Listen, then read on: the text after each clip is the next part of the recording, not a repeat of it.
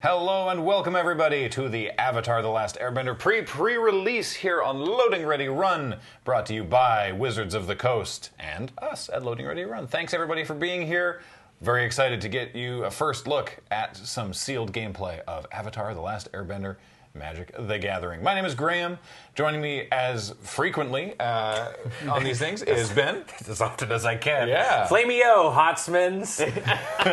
And our special guest for the day, it's Chris Mooney. Hello. Back again. Whee! Back again at the PPR, lead designer for the set. That's right. Happy to be back. We're thrilled to have you back and to be getting all the fun behind the scenes info out of you over the course of the day, which you will see, because we got 5 rounds of live gameplay coming your way today, featuring pre-release sealed decks like that you can build with the pre-release kits at your own pre-release next weekend. For more information, visit that URL, mtg.social/ATLAXLRR.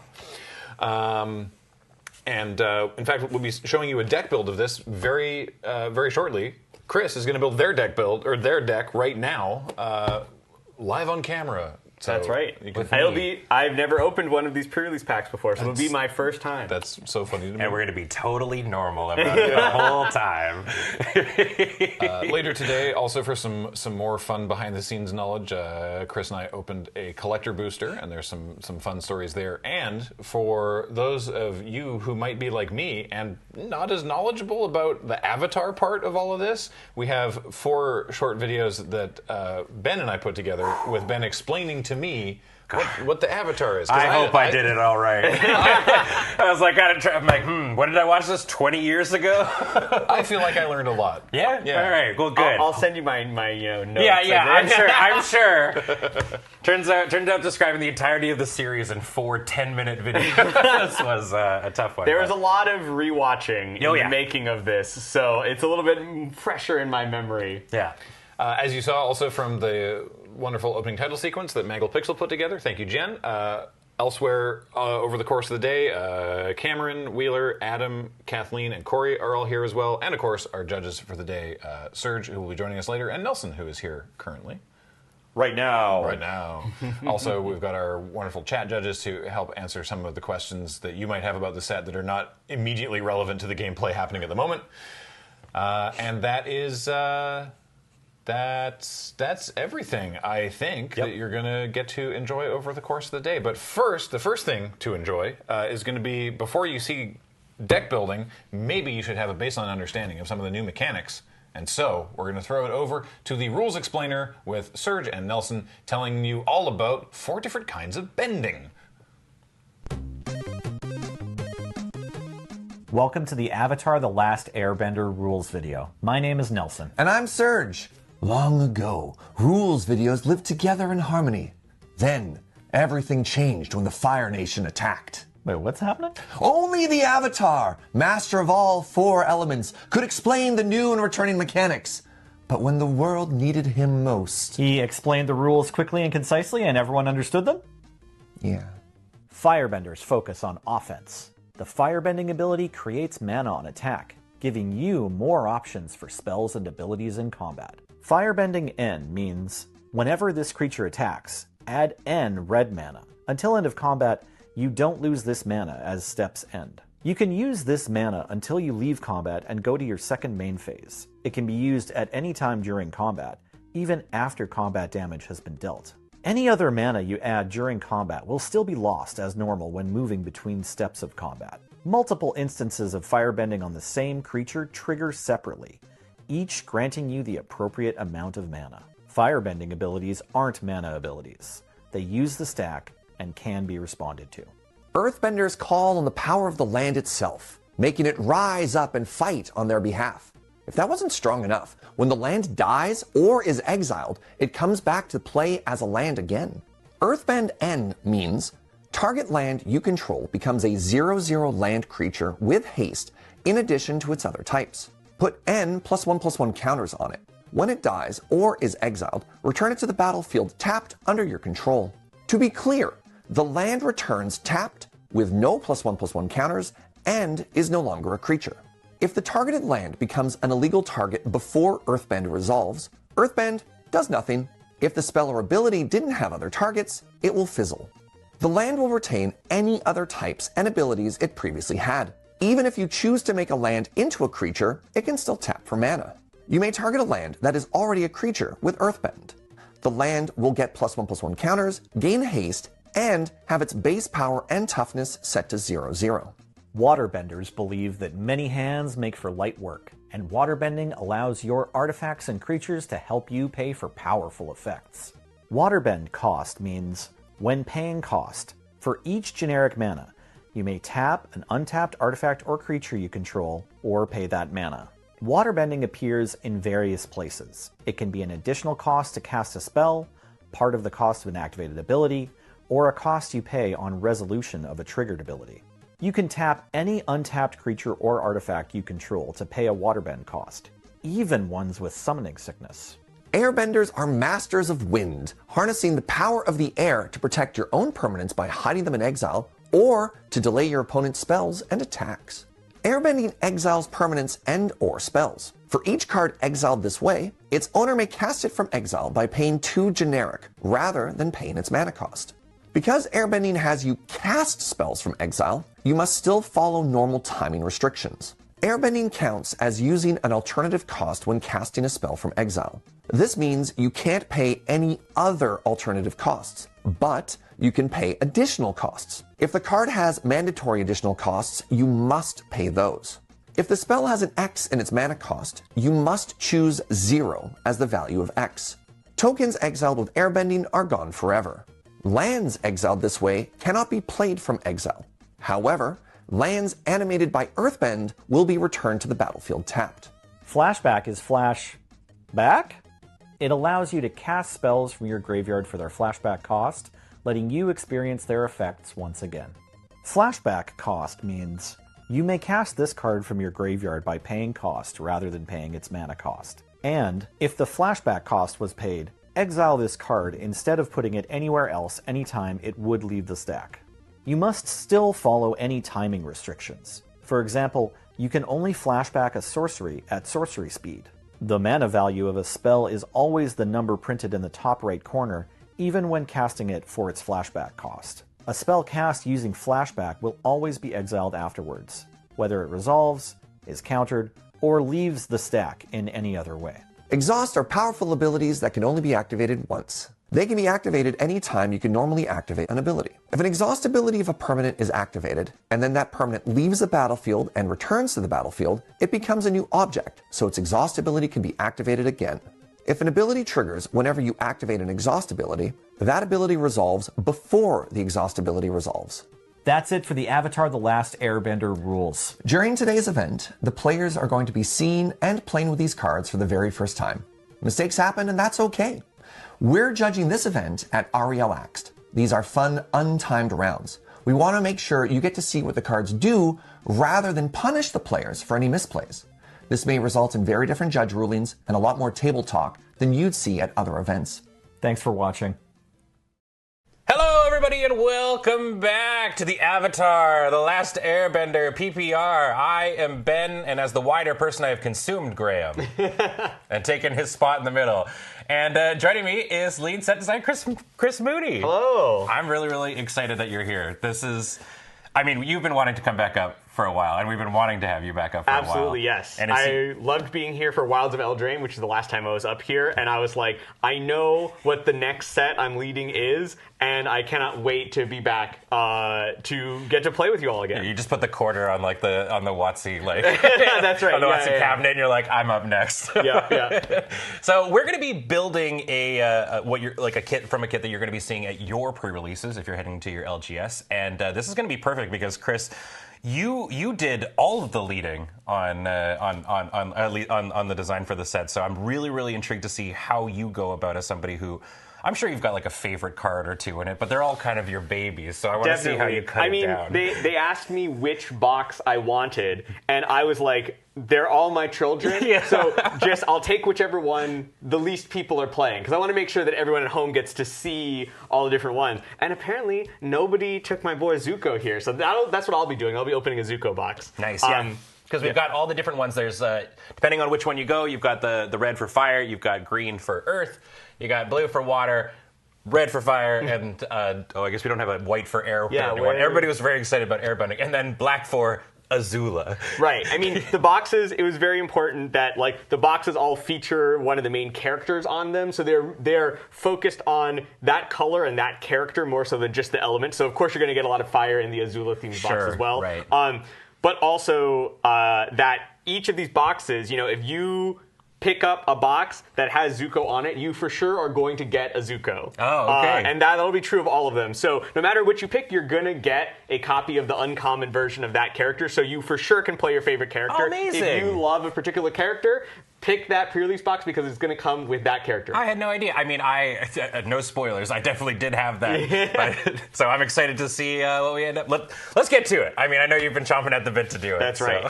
And so, I mean, I always tell people, as much as I was the lead for the set, the vision lead and the set lead, so I had a big hand in the set, but of course there are many, many other people who also are part of making a Magic set come true. Not just the other amazing game designers that I worked with, but also people who oftentimes maybe don't get as much of the spotlight, like our rules team, our editing team, our digital team, the team that does the art and the creative text.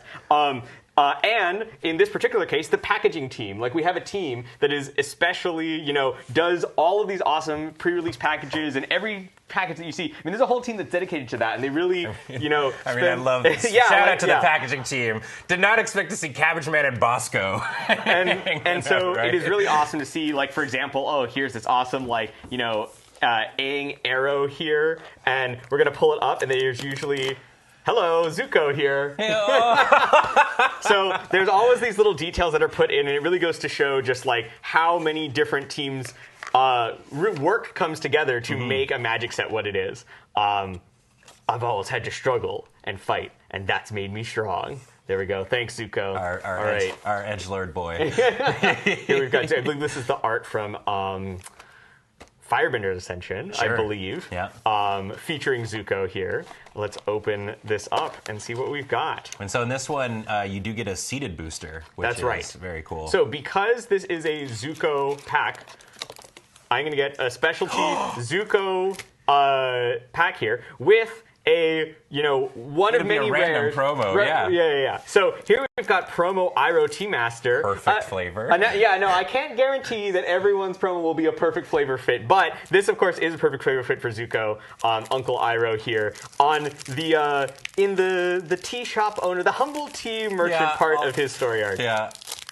And I think that's been sort of, just looking through the set as it's been spoiled and whatnot, my favorite part about this is you're getting to kind of see the adventure that a lot of these characters are going on throughout the entire series based on a lot of rarity, but also just, as they're moving along in the show, which is really, really cool. Each of the characters progresses through different, story beats and a character journey, and we wanted to capture that with the different versions of their character. Yeah. So I just want to show people. So this is a red pack, a red pre-release pack. You're going to get red cards in your red pre-release pack. So if you want to play that color. Especially if you maybe have a new player in your life or someone who's just starting out in Magic, if they love a particular color or a particular character, this will be a great pre-release for them because you're pretty likely to be able to play the color that you selected. And that was important for us in order to make sure the pre-release was accessible. I think that's probably one of the things that people really enjoy in the pre-release thing is being able to align themselves with a faction or a color or anything that's like right. that. So here we've got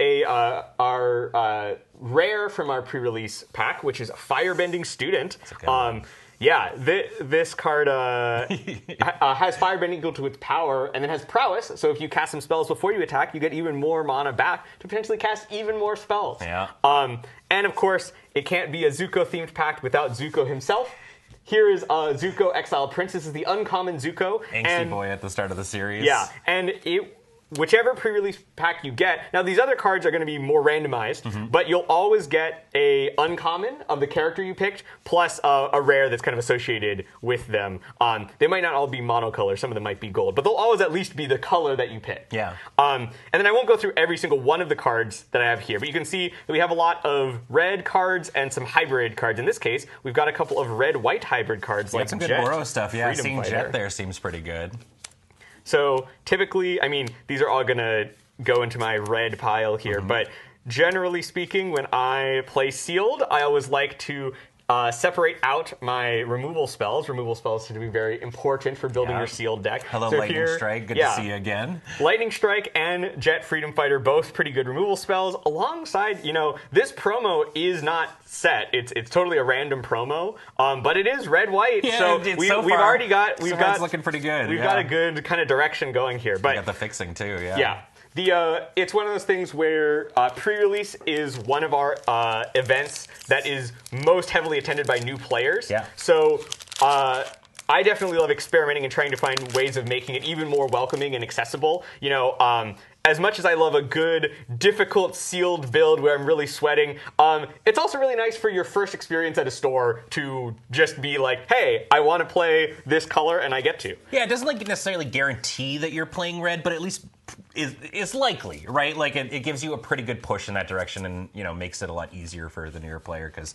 Yeah, a sealed building is, even as somebody who's been playing Magic for so long, good old, we got a good old firebolt there. Yeah, there's a card not from my pre-release pack, but certainly will likely make my deck if I end up being red. I'll just sort out my cards. Yeah, go ahead. But no, it's just like, even as somebody who's been playing Magic for X amount of years, I still sometimes, sealed builds can be real head scratchers. Another jet. A second jet. Yeah, one of the things that we found, and here's our rare from our first pack, which is Sokka. Hey! So maybe a pull into blue a little bit. Yeah. So we'll think about that. Oh. But right, yeah. It is one of the things that we find is that deck building is one of the biggest hurdles for people to get through when first getting into the game. And so even though sealed is approachable in that, hey, it's like you can buy this one box, build a deck out of it. You don't have to worry about trying to collect other cards. Mm-hmm. It's also just a very daunting experience for a lot of people to build their first deck.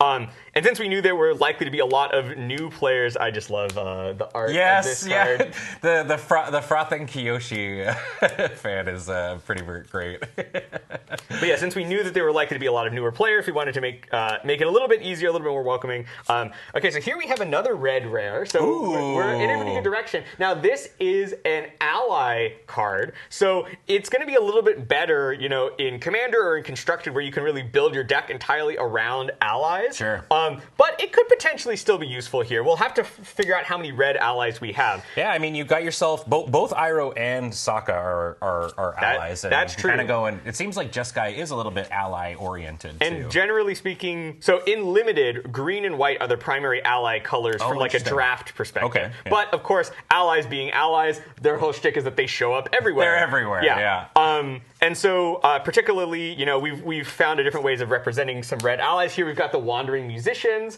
People can remember saying some iconic songs. Yeah. We've also got the Treetop Freedom Fighters. These are Jets, freedom fighters. So there are some allies in red, as there are in every color, but certainly not the primary focus, I would say, for Limited. But we could maybe make it work. It's sealed. We've also got a second rare from this pack, which was Beifong's Bounty Hunters. Mm-hmm. Not really aligned with any of our current directions for colors, but something to keep in mind. Certainly a very powerful card in its own right. Yeah, no, I mean, the cool thing about the ally mechanic, too, is it's just like, everybody likes having extra creature come, whether it's like from a death or from like coming on in and stuff. I know too that the moment you saw one ally printed when they started like opening up spoiler season, every Zendikar fan just started like popping off. You made those people very, very happy. Tokens? Oh, we do. Yes. Here's an ally token with beautiful art. Ooh, we really tried to capture all sorts. That is super pretty. Yeah, we tried to capture all sorts of different allies from different parts of the world, from the different nations, because for us, that was really why allies were in the set to begin with, was to make sure that we were capturing that idea of people from all the nations coming together in order to well, it's like, because I like the, you got the bird clue, but then you've also got like, they're looking the Appa water clue to all the way to shoe. The Iroh sandal leftover was one of my favorite clues. I mean, finding the concepts for the clue cards was really helped to bring that mechanic to life, I would say. Here we have another removal spell of Path to Redemption. Good pacifism. It's fun to be able to find places to put these cool, individual card stories, even on just like simple common designs.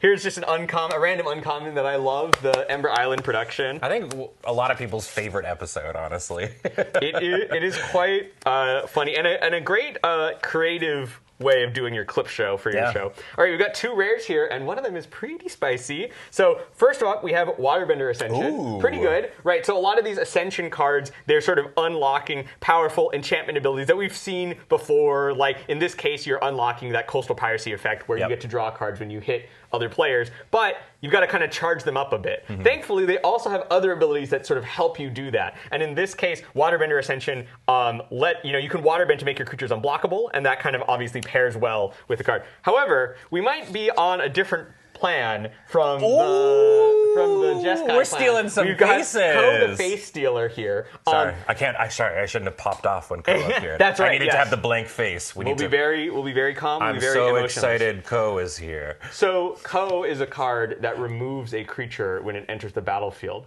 It also does some other interesting things, but in Limited, its primary use is to get rid of another creature, and that in and of itself tends to be a very strong effect.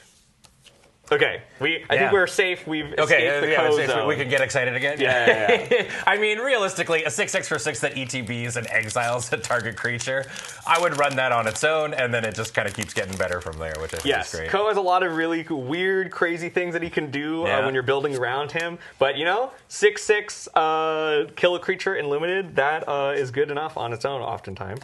So we'll keep going here. Have there been any commons or uncommons that really pop out to you as you're going through here?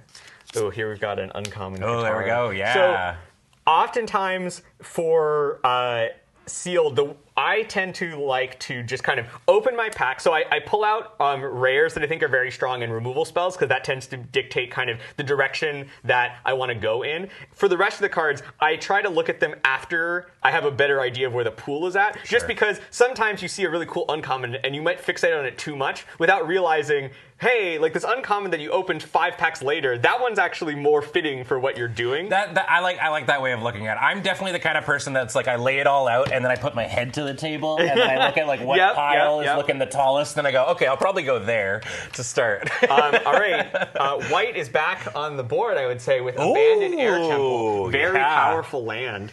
Does that say each? Yes. Oh it my does. gosh. It does indeed. We have a new one. We can say Chris.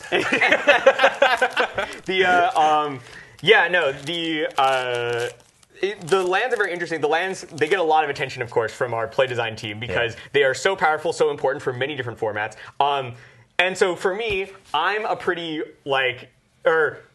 I guess now I would say, I've been playing Magic for a long time. To me, that Gavany Township effect is just a classic effect that in my mind, I was sort of this has got to cost 5 or 6 because Gavany Township is pretty good and it can't tap for a colored mana, right? But I'm just washed. Turns Magic's getting pretty powerful these days. Turns out we've come a long way since Gavany Township. Here's my favorite clue. My absolute favorite clue, which is so our play design team told me that we can up the power level. Many years have passed between Gavany Township and now. Oh, I was going to say too, with the lands as well. While it might not be the flashiest thing in the world, the common 2-color lands in this, I'm actually if you don't, I'm really really into. I love the addition of lands that also later in Limited you can spend a bunch to do a thing, and so being able to draw a card.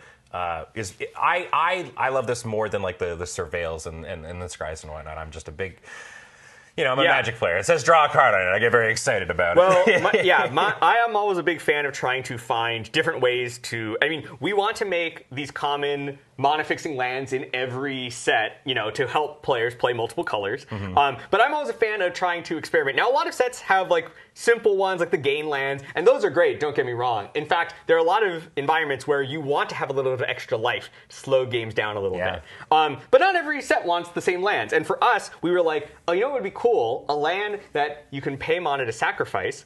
You can use your firebending mana to activate it. If you earthbend the land, you can sack it to draw a card, and your land will come back. And and there's some draw 2 cards matters in the set. So there's all sorts of different ways that you can use them. I'm so glad you're here. I wouldn't have thought about that until somebody did it to me. So yeah, that's so that's cool. really fun. And as someone in chat mentioned, right, like the ping lands, for example, in OTJ, they committed a crime because they targeted an opponent. So there's always fun ways of finding, just adding a little bit of extra texture and spice. Yeah. Now, let's talk about our final rare from our last pack, which is Earthbender Ascension. Ooh. Now, I don't know if we will end up in green, but this is certainly a very powerful card, especially in Limited, where oftentimes, like, if you just start drawing lands, you can run out of steam. Landfall Unlimited, so strong. Yeah, Landfall Unlimited is very strong. And then also, brace yourselves, everyone, emotionally. If you've watched the show, you're no doubt familiar how with could you Leech from do the this Vine. to us? I mean, it was just these two, and actually here I'll show off the other one, which is the Cave of Two Lovers. There were really 2 songs from the show that were just so memorable and emotional. I was just like, I really wanted to make sure that they were both captured here. Yeah. And so we've got these 2 uncommon sagas in addition to our mythic cycle of sagas. Yeah, the breakdown on Cave of Two Lovers is so great too, like from a flavor perspective as well. So happy that it made it all in. All right, so now that I've we opened filled up it all everything, out. Yeah. so what I tend to like to do is I like to go through my, and I'll put the shrine here for a second. I like to go through my packs and kind of just look for what are really removal. So in addition to how big my stacks are, there's also the question of, do I have ways of interacting with my opponent? Because ultimately in Sealed, if people are sorry, let me get untongue-tied. In Sealed, people are most likely to be playing their individually powerful cards because, you have a little bit less ability to draft around specific things. So oftentimes people are playing their strong individual cards, which means you want to make sure that you have ways of interacting with them. So in white, we've got the Path to Redemption we showed earlier, and Airbender's Reversal. It's pretty good, pretty cheap removal spell. In blue, looks like we have our 2 copies of Watery Grasp. So this is a card that can keep an opponent's creature tapped down, and also if you want to pay a very large waterbending cost, you can get rid of it permanently. Let's see in black if we have any removal spells. Surprisingly, it looks like no, which is a little bit, unusual. That is uncommon, but that tends to be why I like to check this, because, my creatures might be great, but if I don't have ways of interacting with my opponents, it might not be a viable path. To be fair, you could steal your opponent's creature's face. That's right. We do have true. Ko as our 1 black removal spell here, and that certainly is a viable option. Now, red, we've got the most cards in red since we opened a red pack itself, and we've got a good number of red removal spells. So that means that we don't necessarily need our second color to be all about removal, but so that's a good spot to be in, but I still like to kind of use that as a guiding force. And then for green, we do have this Allies at Last, which shows Zuko and Katara teaming up in their fateful mission. Affinity for allies, very cool too. Like to see that. Oh, and of course, we've got the Unlucky Cabbage, not a removal spell, just a card that I wanted to point out. Yep. My cabbages.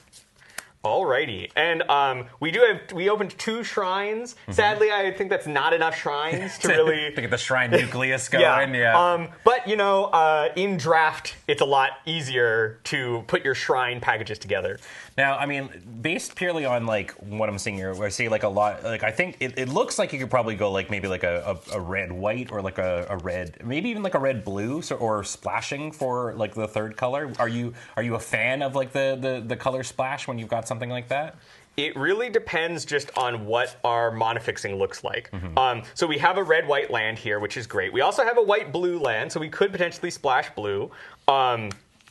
And then we have a couple of colorless cards that allow us to splash Aang's Journey. Lets you go find a basic or a shrine if you would like to kick this card.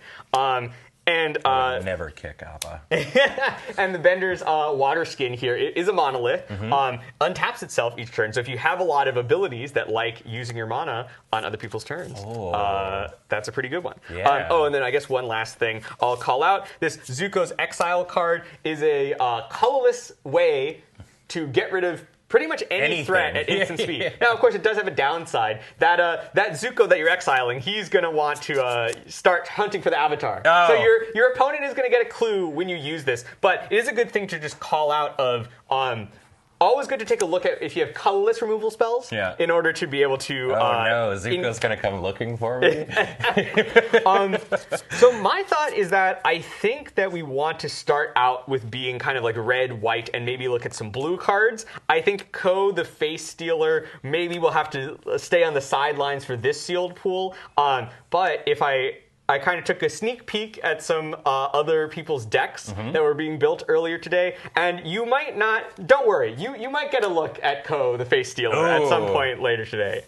So we're looking base red here. Yeah, let's start by laying out all of our red cards. And probably white as well. Okay. And then what I like to do, is a total mess, but we'll get it unmessy in a second here. What I like to do is, separate creatures and non-creatures. The classic. And also by mana value. So here's the thing. We've got our wartime protesters, and they care about allies, which is going to lean us slightly towards wanting to play more of our ally cards as we can. So, for example, the Cave of Two Lovers makes 2 ally tokens on Chapter 1. And so, this card kind of is like if you have ways of utilizing earthbending tends to be a little bit better, or if you have ways of using allies tends to be better. And both wartime protesters and Jet, who just cares about the number of creatures you control, but is good with making the tokens, those go well together. Boros going wide. Name a more iconic combo. Yeah, and I mean, especially too with the airbending temple too that you've got, like a nice wide board seems very spooky. Yes. So this Fire Nation Cadets is another low on the curve firebending card. And if we can, we've already got a few lessons, not too many. If we can find more, that card really unlocks a lot of its potential. So just kind of start putting down some things here for what a white-red deck might look like.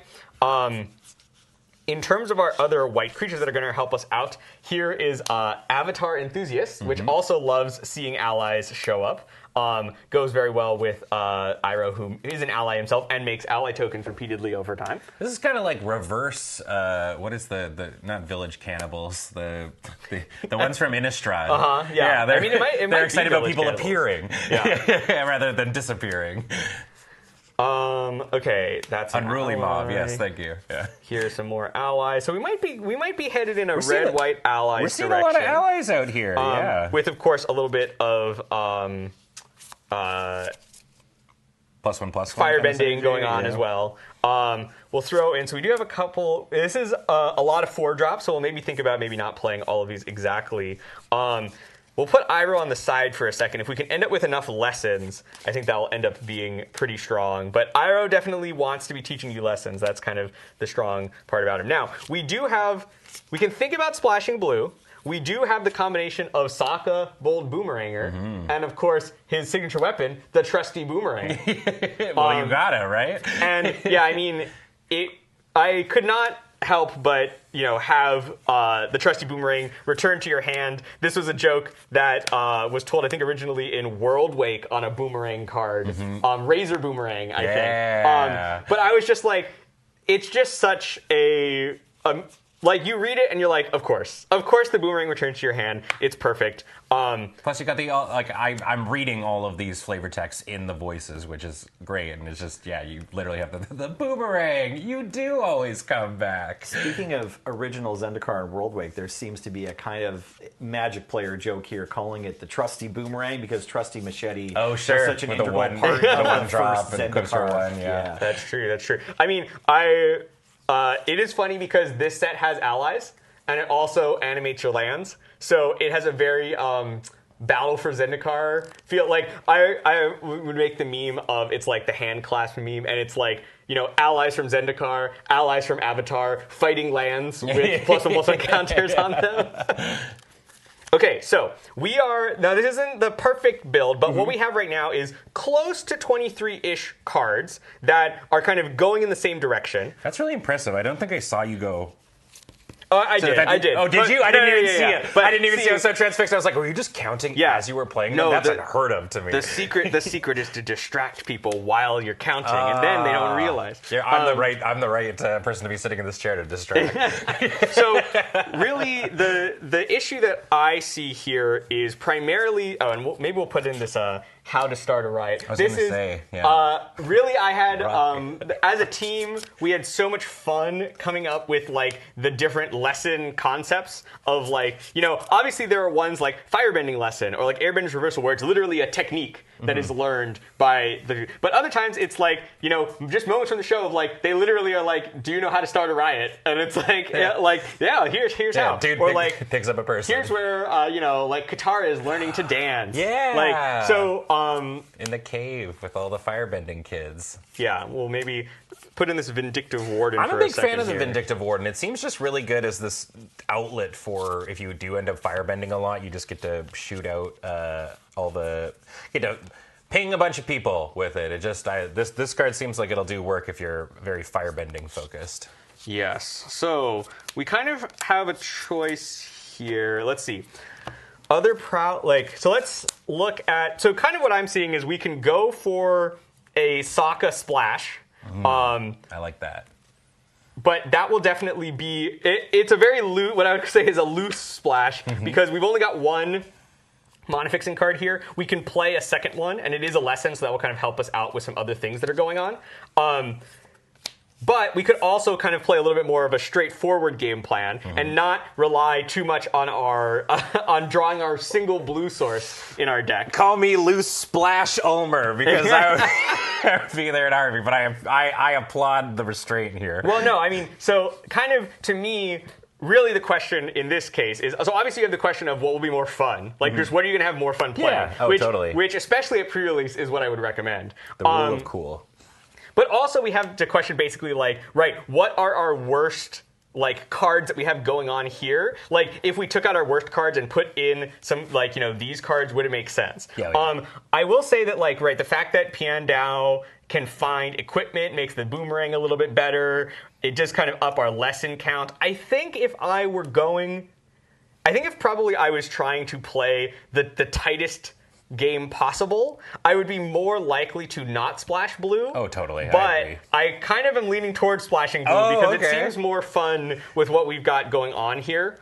Let me just take a quick cut. Now we've got the kind of less interesting part of deck building where you just count to 24 over and over again. Yeah. And then you pull out one card and go, okay, wait, now what does that bring it to? I'm going to make it worse by reminding you have that water bending enchantment. I did. So I did think about waterbending Ascension, and I am of the mind of essentially the reason why I'm leaning away from splashing this card is my mana doesn't look very good, so I don't think I can splash two cards very easily. But the other reason is that this is a card that is a little bit better the earlier you can play it, because you can kind of like power it up quicker. Now it does have a lot of utility late, because waterbending 4 to make something unblockable is a good way of finishing out the game. Now, Sokka also wants to be played early because he gets bigger over time. But if you do cast him late, he's going to allow you to potentially, like, for example, discard some, like, extraneous lands in order to, like, draw into new spells. So, it's honestly... Both of these are cards that you want to cast earlier in the game, which does lead me a little bit away from splashing. I mean, I like what you've got. And I mean, you were saying about, like, Iroh... being like a question mark. 5 lessons seems like a decent chunk too. Yeah. There's also, for what it's worth, it's always worth looking at your shrines as well, because even though the shrines obviously power up with other shrines, some of them, like Southern Air Temple, sometimes like just putting a +1/+1 counter on all of your creatures is valuable enough if you're going wide enough. Yeah, pretty big. All right, let's see. So where are we at right now, card-wise? We're at like 20. We definitely have to make some cuts from this anyway. So that might lead us to potentially not splashing, just because we already have enough cards we've got going on here. Let's count again. I think we're at like 26. 3, 6, 9, 10, 11, 12, 20. 1, 2, 3, 4, 5, 26. Yeah, this is 26 even without splashing. Okay. So I might start out just playing the red-white deck, and then we'll kind of keep these blue cards in our back pocket. The transformative sideboard, a classic. I'm definitely someone who tends to lean a little bit more responsible is maybe what we would call it. I respect it. But I don't, I would encourage you at your pre-release to follow your own heart. Yeah. Like, if you want to play the extra cards, then definitely do that. And if you don't feel bad. It's okay to just stick to 2 colors. Worth noting, winning is also fun. All right, so we do have, it's a little bit more 4-drops than I like. I wonder, maybe we cut this card. Zuko is not an ally, but he just is really able to gather up a lot of cards over time. I think he's going to be strong. We have 5 lessons. It's kind of a thing where these are sort of borderline in that, like, if I'm playing the lessons, this is a good payoff for them. But if I don't get my lessons off, this card gets weaker. So I kind of either want to play both or cut both, you know? Yeah, I mean, I'm looking at these and I like what this does. But like both of these cards seem like they're decent, but like you're running like 2 okay cards to turn on like an exactly, okay card, yeah. right? And so like and the allies seem like a big strong part of your strategy. So like I feel like I would be more tempted here, but also 4-drop central is looking pretty thick here too. So. Yeah, I mean there's also and this is kind of what in my opinion, makes like the lessons kind of interesting to play with. Especially in sealed, you're going to have a lot of like, oh, can I get there? I'm right on the edge. In draft, you can kind of go more into or not into it. So, oh yeah, and just for the record, this Zuko is not an ally because this is Zuko. This is season 1 Zuko. Yeah, this is not he's main villain at the start. Yeah. But it is good to note, right? Like we could. Oh well, this guy is not an ally either. But I think I'm thinking that. Let's kind of lean into the lesson, into the ally direction. That's where I like to, especially since you've got like a bunch of, like if you ended up cutting things, running all the allies, and then you've got the air temple, you've also, if you wanted to, you could run the 4-drop that just, like if you're super wide, and then you also just give everything +1/+1 counters, like that seems pretty good. It makes How to Start a Riot also seem still pretty decent as well. Yeah, it's a trumpet blasts. Yes, trumpet blast. I will continue to endorse the trumpet blasto. Yeah, and it's an instant? Oh, instant speed trumpet blast, even better. I actually want to ask, I know that ahead. you're thinking about playing a deck with lots of lessons, but you have 2 kind of mass pump spells at 3, and whether you're happy with that or if that's more than you like. I often will only include 1 kind of like expensive pump spell. So the thing about fancy footwork is that, this is actually good because I think in general, so here's fancy footwork, and then we'll also put How to Start a Riot here in case people didn't see it earlier. So these 2 cards have kind of very different roles that they fill. How to Start a Riot is sort of a payoff for having a wide board. So you want to be making a lot of creatures, and then the power of this card scales with the number of creatures you control. So if you have 4 creatures in play, you're getting 8 power out of it. And whereas fancy footwork, you just want to have 2 creatures in place. You don't need to go as wide. But the other thing is that fancy footwork untaps the creatures. That's so huge, too. you can cast it on defense to like surprise block in a situation where they like weren't expecting it, and that gives it a little bit more utility, but less explosive potential. Like you're not killing people out of nowhere with it nearly as often. I will say that right now we've got, let's see, Tree Chop Freedom Fighters, Iroh Tea Master, and Kyoshi Warriors, and then also Cave of Two Lovers. So we have not a ton, but 4 different cards that are making multiple bodies. So that is going to help power up some of our cards like Jet Freedom Fighter that cares about how many creatures we control. And so I think I would probably start How to Start a Riot. Yeah. And then we will kind of see how that goes. I mean, honestly, even though I'm the set lead and I played a lot of the set, we're changing things all throughout the process. So I've got a little bit more of experience, I would say, than most people. Yeah. But still, I'm by no means like an expert on this format. So, and I encourage people when you're going to your pre-release, put a deck together, play it, and then if you don't like some of the cards or you think you need to play something different, switch it out between rounds. That experimenting and learning about the format is really a big part of the pre-release experience in my mind. Yeah, I think go wide is always just a good thing. Like, it doesn't require too much synergy. It's just like it getting creatures around to your opponent's life total is going to do really well. And if you have like a bunch of synergies for that, I personally, I think this is the right direction with like you just get a bunch of allies. You got things that distribute 1/1 counters and things that also pump those things and send them in. So yeah, I think this looks really, really good. And I think that there is if we want to, there's a sort of different direction we could try at some point in the future, like in future rounds, either of splashing blue or also of like playing a little bit more of a firebending based strategy that is trying to, use lessons and generate a lot of firebending mana to kill people with like the Vindictive Warden ability and stuff like that. All right, well, you feeling happy with it, Chris? I am. Okay. And I also want to show off that we've got new. So. Ooh. This is the new sleeve for the design team at Wizards. We just got these in like last month or something. Okay. So they're brand new, and I'll be breaking them in here at the pre-release. All right. Well, lucky sleeves. Here we go. Yeah, hopefully. Fingers crossed. Yeah, they're incredibly lucky or cursed. There is no middle ground. All right. Well, we're gonna let Chris sleeve all this up, and we're gonna get to Magic. But before that, we're gonna take a quick little break here as we go into. Oh gosh. All right. It's the first card explainer video. So for those of you who didn't see, Graham knows nothing about Avatar, and I am here to help him as we go through the various sort of cards in the set and come at it from a lore perspective. And then when we come back after that video, it is going to be Graham with his newfound knowledge versus Chris. And I'll still be sitting here. So don't go away. Plenty more Avatar magic for today.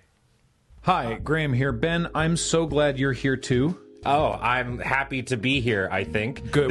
This is like for a work thing. Oh yeah, right? Yeah. Okay. Look, I talked for 3.5 hours about Final Fantasy cards because I felt fairly knowledgeable about that whole thing. It was a good video. Thank you. I have never watched Avatar, and I am None's Avatar. Oh. I am lost. Please explain to me these Magic cards. Okay, well, I mean, I definitely watched it 20 years ago. Oh, God. Great. But it is definitely one of those shows that I've rewatched multiple times over the course of it because it's, I feel like it's a pretty integral piece of Nickelodeon media.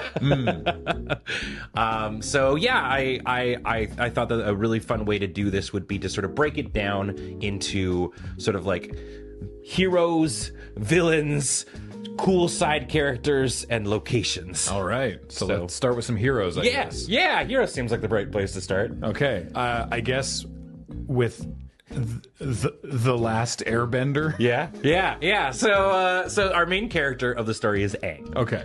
So Aang is the Avatar, and the Avatar in this world is essentially the chosen one, as it were, right? Literal, actual chosen one. But every character who becomes the Avatar when they die, a new person becomes the next Avatar. Okay. And the Avatar's whole sort of dealio is they can bend all the elements. Most benders are only born the ability to bend one element. But the Avatar can do it all. But the Avatar can do it all, and that's illustrated through all the various cards that Aang has in this set. I was going to say, Aang has a fair few cards. The titular card, Aang, the Last Airbender, all right, showcases Aang as he is in like the beginning of the story. Okay, so I'm interpreting, with no knowledge of this, he's only got flying because he has that glider. Yes. Okay. Well, can he just fly? Airbenders can kind of fly. Like, one of the big things that kind of makes Aang unique among the Airbenders was he was sort of one of the first people to invent. He bends air into a ball and sort of like floats on the ball. He looks quite young. He's doing a lot of learning. Yeah, so Aang is the last Airbender because the Airbender Society got genocided. Oh. I'm sure you've heard, and then the Fire Nation attacked. Oh, that's from this. That is from this. Ah. Yeah, so what began the 100-Year War, which is kind of the main thing that's going on in the story, was the Fire Nation attacked. And what kicked it off was them genociding every Airbender. But what happened was Aang, who they discovered was the Avatar. Okay. They were figuring out what he wanted to do, but Aang just wanted to be a kid. So he ran off as kids do, on his magic air bison Appa. Okay. Because the sky bison are animal benders. A lot of bending comes from various animals within the universe. So the sky bisons were the first air benders. So Appa, loyal sky bison. Obviously, people can ride Appa, but Appa also can airbend? Yes, that's how he flies. Oh. Yeah. That makes sense, because I don't see wings. Yeah. Finding out like all the change in his life that's going to happen, Aang runs away. When he does that, he gets into a major storm and gets flung essentially into the ocean. And to protect his body goes into what's called the Avatar state. And he encases himself into a giant iceberg, and which is illustrated on the card Aang's iceberg. I think it's actually what it's called. Straightforward. Yeah. There we go. Okay. And this is actually really important because Aang is found in this iceberg by our two other sort of supporting casts in Team Avatar of the heroes, Katara and Sokka. In this case, we have Katara, Water Tribe's Hope. This is obviously further into the story as things are going along, and she's like kind of perfected becoming like a waterbender and stuff. And so then Sokka, you said, bold boomeranger. Yes. Sokka has boomerang, and that's why, his flavor text is, I'm just a guy with a boomerang, right? But he's kind of the strategist, right? Okay. He's also what I would say is like the show's straight man at times, but also comedic relief kind of character. So the two of them find Aang. Katara is a waterbender. They actually able to like waterbend, and like the iceberg opens, Aang falls out, discovers it's actually been about, I think, 95-ish years that he's been in the iceberg. And so, yeah, the Fire Nation has just run amok and done everything. Oh, okay. And so discovering that Aang is the Avatar, they're like, okay, well, we need to bring balance again back to the world. We got to take Aang on a whirlwind adventure to learn all of the bending, because he only knows how to airbend right now. And so every card moving up is him basically picking up a new thing, like a new bending style. So the first one that he picks up is water bending on Aang, Swift Savior. So you can see now he's got a blue pip on him. And which one does this Aang transform? Aang turns into Aang and La.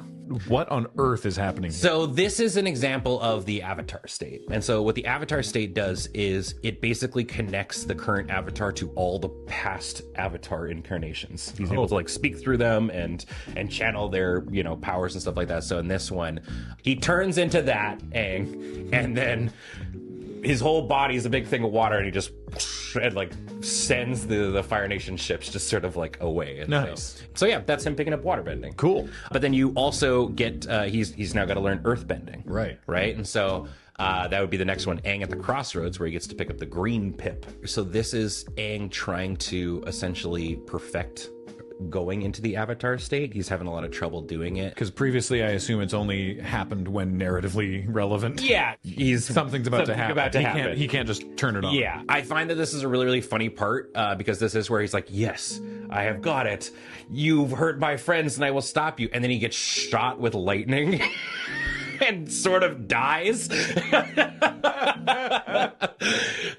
So Is there a lightning bender? Yes. Oh. That's part of firebending. It's a subset of yeah, so firebending? one of the things is a lot of the various forms of bending will have subsets in it, which is great because we're going to be coming up to talk about Toph, who is the other part of the fourth part of Team Avatar. But earth bending has metal bending, fire bending has lightning bending, water bending has a whole bunch of water bending can heal people. It can also there's a subset called blood bending where you can control people. So yeah, there's some pretty wacky things. There's also energy bending, which you find out about much later. Anything is energy. Anything can be bent. Yeah. Okay. So yeah, and then finally you get the ultimate one where it's at the end of the show. Avatar Aang is the titular one. You can see now he picks up his red pip because he's now learned fire bending, and you got a little bit of everything. So he's got all four, and if you do all of them in one turn, then he turns into Avatar mode. Yeah. Aang, Master of the Elements is the name of the card on this one, and it's he's in a big orb, and he's done it all. That's so cool. It's super cool. This is the bow before me, mortals. Yeah. I've attained all the forms, and it's like I know the fire, water, all's pretty scary, but the rock ring is always the thing that I'm like, that's the most dangerous to me. Those are just stones looping around at a really, really fast pace. So yeah, this is sort of like in the penultimate or the ultimate sort of final showdown where he sort of looks like this and is fighting one of the main villains. Cool. I did not realize, actually, literally until we're recording this, that you can track his progress through the series over the course of these cards. Yeah. So I guess we just briefly went over it, but we should talk about the last part of Team Avatar. They do call themselves Team Avatar. In fact, there's a card called Team Avatar. The flavor text you got: despite Sokka's best efforts, Boomerang, Squad, and Fearsome Foursome never caught on. I assume those are suggestions from the show. Yeah. Nice. Yeah. So Team Avatar. And so in the back, you got the last character who we talked about, who actually ends up being Aang's earthbending teacher, which is Toph, and probably the most popular character in the series, I would say. I think most people love Toph. So, and Toph actually, in my opinion, has the best depiction of her journey through the cards. Because you start off with Toph, the blind bandit. This is where they find her. She's in a underground wrestling ring. She is blind, was born that way. And so that's how she earthbends, is she's able to feel the vibrations in the world and stuff. And cool. able to do that. They convince her to sort of join after saving her from her very rich family who doesn't want her doing that kind of stuff. And so she gets the red pip, where she becomes Aang's hard-headed teacher. And she's the one who teaches him all that. And then finally, with her final depiction of Toph, the first metal bender, she's the person who discovers how to do metal bending. Oh, cool. And stuff later on in the series. Yeah, she probably one of the most badass things I've ever seen. Jumps through a door and uses that door then to encase her in metal and then just beats the crap out of everybody in a tank. It's a very, very cool scene. But yeah, that's pretty much that's the main Team Avatar. Nice. It's the four of them journeying together to try and save the world. Sweet. All right. Well, hey, thanks for learning me. Yeah. Please come back shortly to teach me more about this because I'm so lost. Yeah, I love talking about anime. Excellent. Enjoy more PPR. Ben and I will be back later. Hello, everybody, and welcome back to the Avatar: The Last Airbender pre-release, brought to you by Wizards of the Coast, and featuring special guest Chris Mooney. Hello, Chris. Oh, that's me. Yay. And we've got Graham back. I'm here again. I spat him out, and now he's in that chair. Thank you. You're welcome. I had a good nap. And we are about to begin our first game into the format. I'm very, very excited to see what Graham has cooked up and see how our perfect deck build on this side has gone. That's right. Nothing went wrong at all in the drawing of my opening hands. I've got 6 cards just because I feel like it. Yeah. All right, great. Then without further ado, Graham, I think you won the die roll? I did. Then take it away. Let's see some magic. Alrighty. Prepare to face the fury of a forest. Go ahead. All right, I'll draw. That's the extent of the turn. And I'll play a mountain. Pass. A mountain from Wilds of Eldraine. Ooh, very nice. The set that I helped work on. A second forest, and this card seems great. Divide Guide. Ooh, It's Great Divide Guide. The Great Divide Guide. So 2/3, each land and ally, including himself, has tap for 1 mana of any color. It's everybody's favorite episode. That's a pretty good one. Go ahead. Yes, we did try to make sure that every episode was represented, even ones that maybe are not as many people's favorite episodes. Who's ready to cross this here canyon? Yeah. All right, I'll play my Plains from Tarkir Dragonstorm, another set that I worked on. Nice. Oh, I like Dandy's suggestion of Chromatic Man turn. Very strong. It's the Chromatic Man turn. Interesting. Well, I will go ahead and cast Firebending Student. Oh. So it's got a prowess and firebending equal to its power. So this is how it's going to be for everybody. Everyone's going to have a rare on turn 2 that they draw. That's clearly how the format works, yeah. Another forest. And yeah, we'll go casting a 4-drop. Why not? Yeah. It's Suki, Kiyoshi Warrior. Ooh, you got it. So these are not counters, but I'll use this just to represent Suki's power for reference. Sure. So she's a 2/4 because Power equals number of creatures. Yeah. And then whenever Suki attacks, I make a ally that is also attacking. So you got it. alrighty. Hey, that's my thing. Go ahead. That's your thing. Suki. I'm afraid now. All right. We'll play Streets of New Capenna Plains. I also worked on that. I see how you picked your lands. Yeah, this is I'll go ahead and pass. the hits of Chris Mooney over here. Well, I was scrolling through your land collection and I was like, oh, you got some pretty nice sets here. Maybe I'll pick them out. Passing the turn. Chris I don't over love here that. portraying a seagull. Mine. Sure. Let's do some of this thing that is the thing that these colors do. 3 mana for Toph the Blind Bandit. Ooh. So Toph enters, and I would like to earthbend this forest. I now control 4 creatures. Whoa. The land, it attack. Whoa. And I'm going to go to combat, please. I've nothing before combat. Great. I would like to attack with these 2. The Chromatic Mantern can stay home. So Suki makes a 1/1 ally. There you go. Ta-da. Check out these tokens. They're so Yeah, good. very nice. That's the Freedom Fighter ally token. Oh, right, and I'm going to grab another one of these because Toph's power is the number of lands I control, which is 4. All right, we've got the variable power team. Yeah. All right, well, Uh-oh. I do indeed have a spell to cast here. I've got Airbender's Reversal. So I'm going to choose the mode that is Destroy Target Attacking Creature. Will destroy Suki. That's reasonable. Sorry, Judge Nelly here real quick. Toph cares about how many +1/+1 counters you have on lands, I think. Oh, I'm sorry. Equal to the number of +1/+1 counters on lands. Thank you, Nelson. interesting. So this is actually 2 because I Yes. have a total of 2 counters on lands. Got it. Okay. So Suki's Suki's dying. dead. All right, now my Firebending student's Prowess trigger Oh no! will make it a 2/3, and it will step in front of the Earthbended land. Curses! All right. So the Earthbended land will die, but thanks to Earthbending, it will come back to the battlefield. I'm going to take 1 damage from the ally token, but my Firebending student has, with the help of a friendly Airbender, been able to stave off the attack. Reasonable. All right. All right. That's it. Go ahead. Let's draw. We will play another mountain. I probably shouldn't have attacked with that land. So let's see. Okay, so Toph, until you can get another land Yeah. Earthbended. A 0/3 she's and a 2/3. She's been cut off from the Earth. you Yeah. know? Ooh. I guess this is the thing where in the show there are moments where they catch Toph in a metal or wooden container in which she does not have access to Earth, so she cannot Earthbend. Or she's like on Appa's back in the sky. Right, Can't yeah, do she doesn't like anything. flying because she relies on the Earth. Okay, let's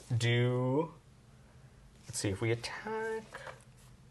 You got 2/3 toughness guys, so that's not really going to do very much. So instead, let's just cast the Wandering Musicians. Oh, nice. So it's a 2/5, and whenever it attacks, creatures I control get +1/+0 until end of turn. Sounds good.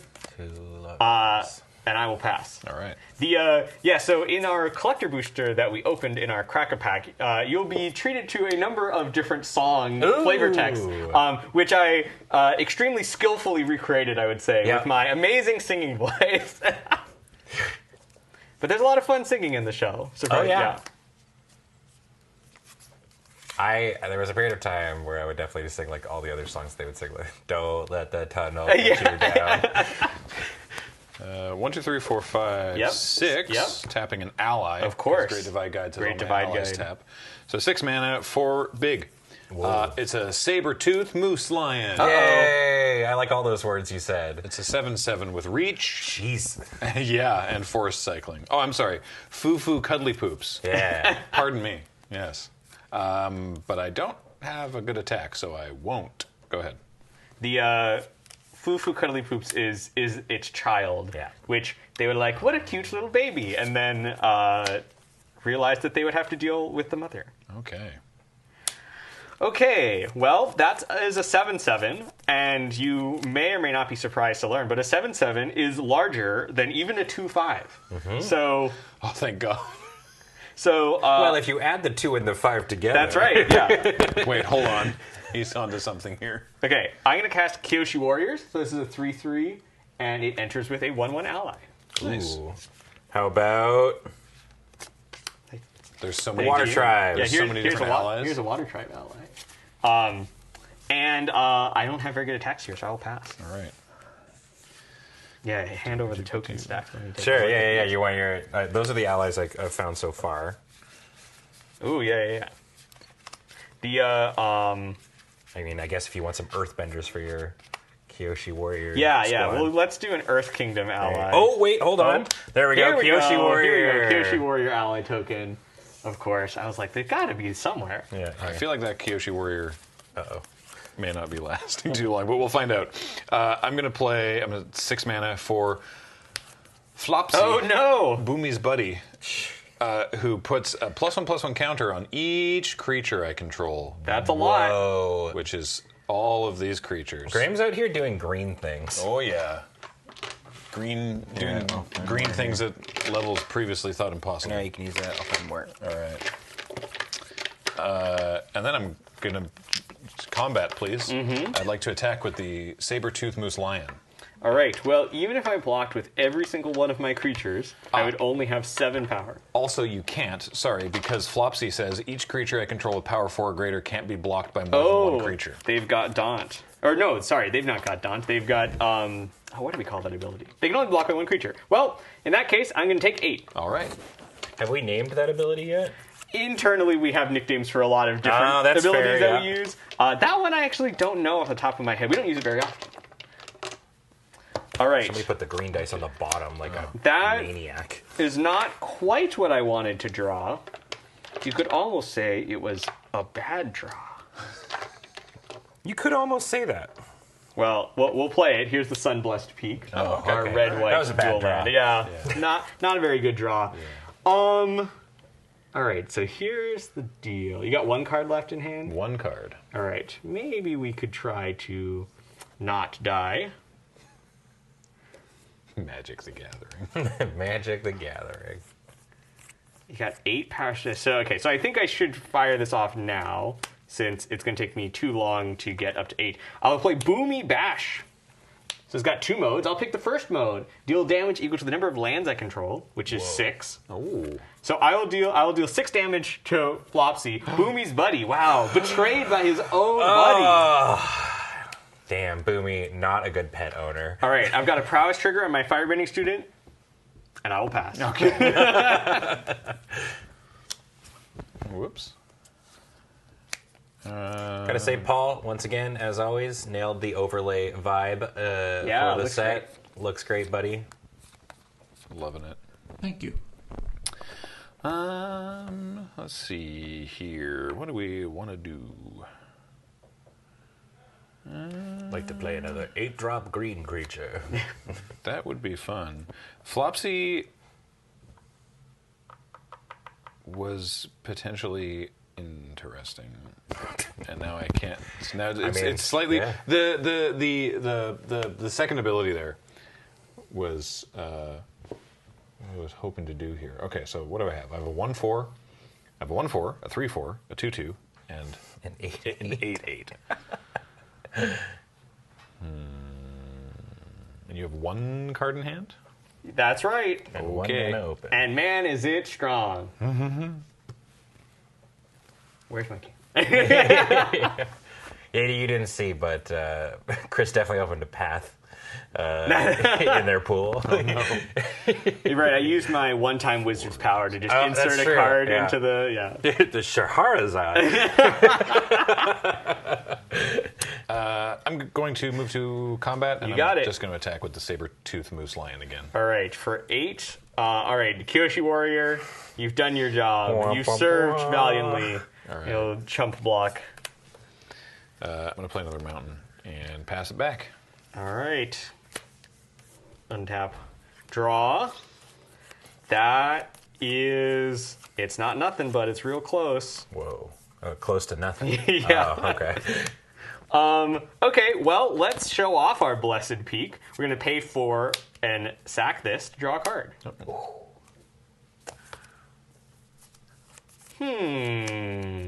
Interesting. Oh, land. All right, I think we'll pass. Okie dokie.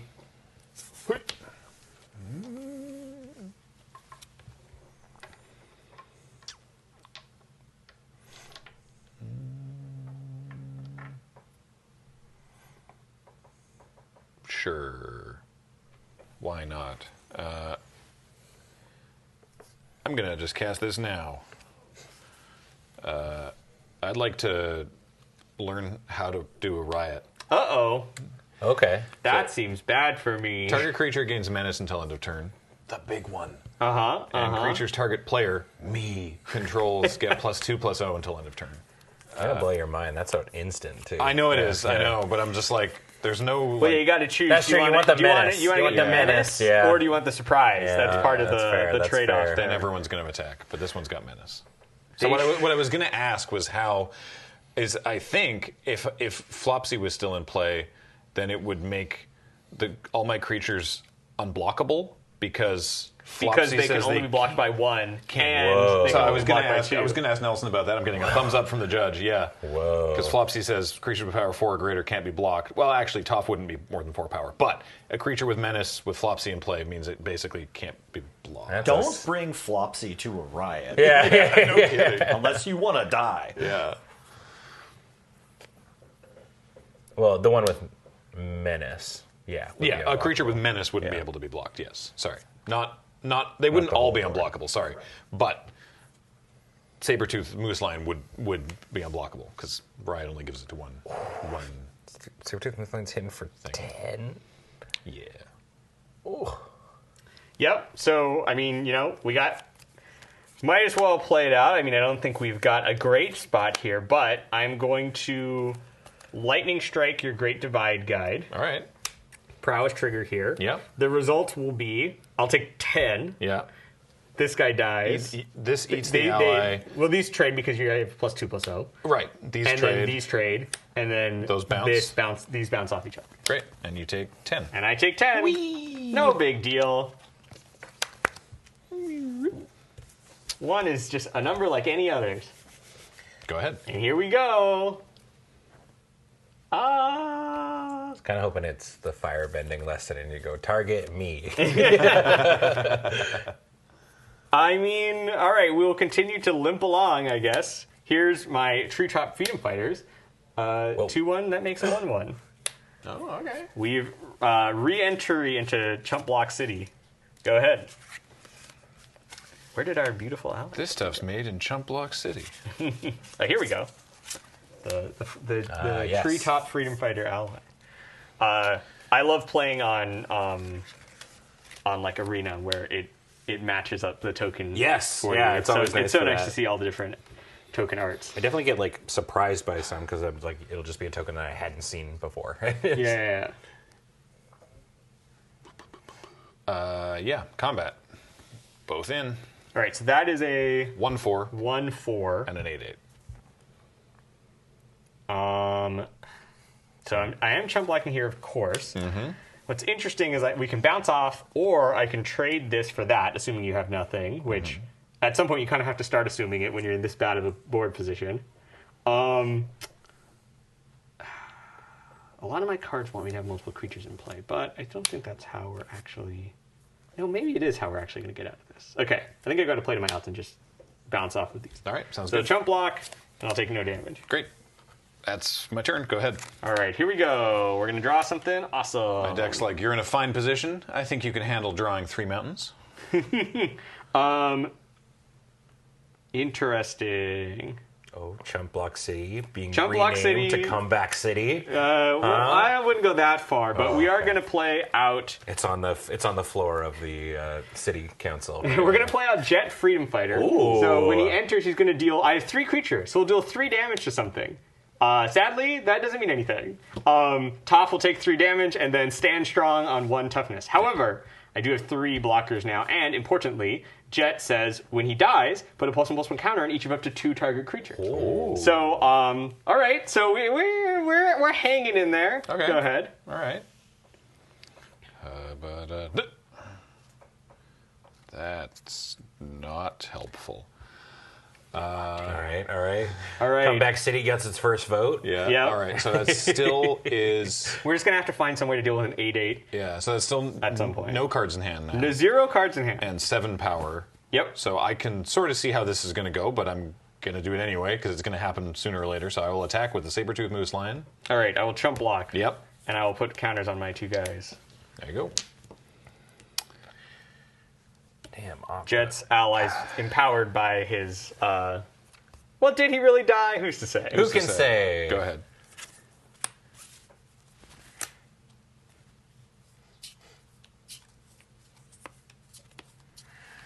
Okay.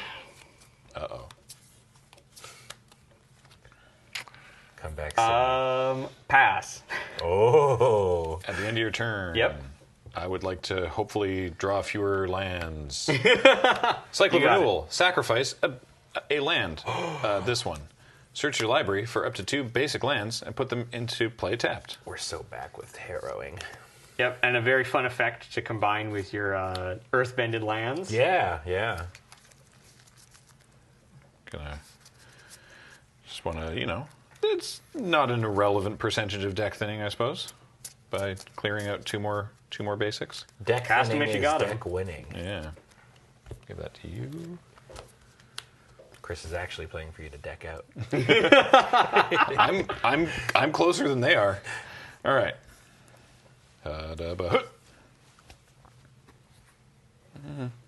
Oh, okay. All right. What's your total power? I've got there? a You've got 6. 3/2 and a 3/6. Okay. 6 total power, 1 card in hand. Yep. I will block with my 3/1. Okay. I have no effects before damage. Great. Cool. right. All right. It's time for a post-combat Borcupine. Ooh, the Borcupine. The Borcupine. Go ahead. All right. Before your turn's out, I will cast my Firebending Lesson Kicked. So I'll deal 5 damage to the Saber-Tooth Moose Lion. Oh, no. We got the lion. All right, it's happening. All right. Comeback City. Now, okay, so we're that was step 1 of the plan. It's Okay. complete. Now, step 2, I must draw literally anything or I die on the spot. Yep. That's not anything. All right, good game. Comeback City crumbling around. Filibustered into eternity. That's the classic Jet experience. It's about as structurally sound as a city built on rock and roll. All right, now I'm going to make a swap or two here. Oh yeah, Taking I'm a just, detour to sideboard just taking City. a quick perusal through my deck and seeing the other cards I could have drawn that would have been good, and there's some stuff in here. Yeah, there was definitely a lot of lands over on Graham's side, but helps drop your 7 drawers, 6 drop, 7/7. Yep. So seems decent in there. Sorry, Ben, could you just reset your, check your mic? Yeah. Like, it's just giving me some I'm a big fan funky of noises. any time that the set includes that, like the Moose Lion, the cycle of big creature that land cycles. Yes, that's so. Just for everyone who's tracking from the deck building at home, I'm swapping out my Firebending Student for my Vindictive Warden, which is just. I think that against Graham's deck, having a little bit of face damage, allowing me to potentially get in those last points if you assemble a wide board is going to be, or a powerful board, I should say. It's good at blocking my little guys. Yes, more and more sets are going to be using that moving forward. It was something that we started doing a while ago, and It's been happening for a couple of years now. yes, I'm a and big fan. Yes, it's become just kind of a mainstay of our sets. It's something that really helps. Not only to help people like mana fix when they kind of have awkward hands and whatnot, but also to make sure that there are enough like large cards to play that aren't just rares. Like having a expensive creature that can help end the game, but also helps smooth out your draws early game is a really useful tool for us for limited game play.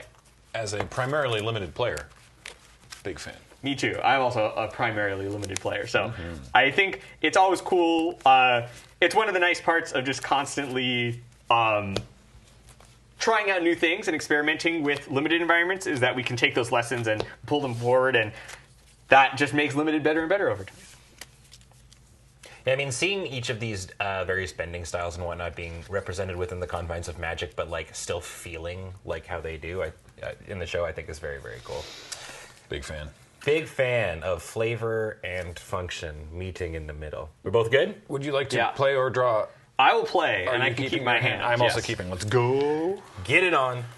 All right, here's my Sunblessed Peak to start off. Good start. Here's a forest. Go for it. We will play a mountain from Avatar, in fact, and we'll play Jong Jong's Deserters, Ooh. which will put a counter on itself. Oh, So it is a 2/3. Go ahead. sweet.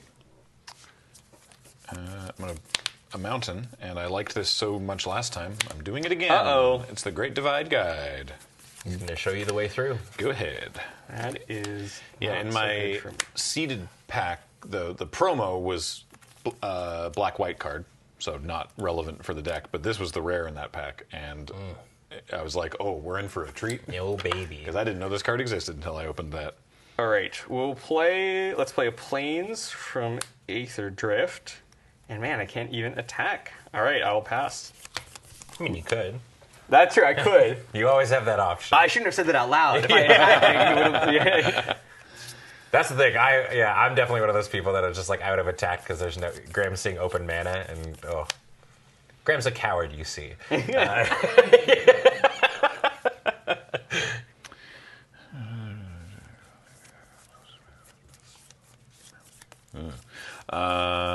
Let's see. What do I want to do here? I guess I do the same thing that I did before. Which, actually, that's a better blocker. Or does it matter? No, yeah, sure, we'll do it like this. I'm going to play Toph. Here's Toph the Blind Bandit, and I'm going to animate this land. So, 2 counters there. Toph is at 2 power. So a 2/2 and a 2/3. And that's a turn. Go for it. Don't know why I said it like that. That's a turn. Coward in Italian.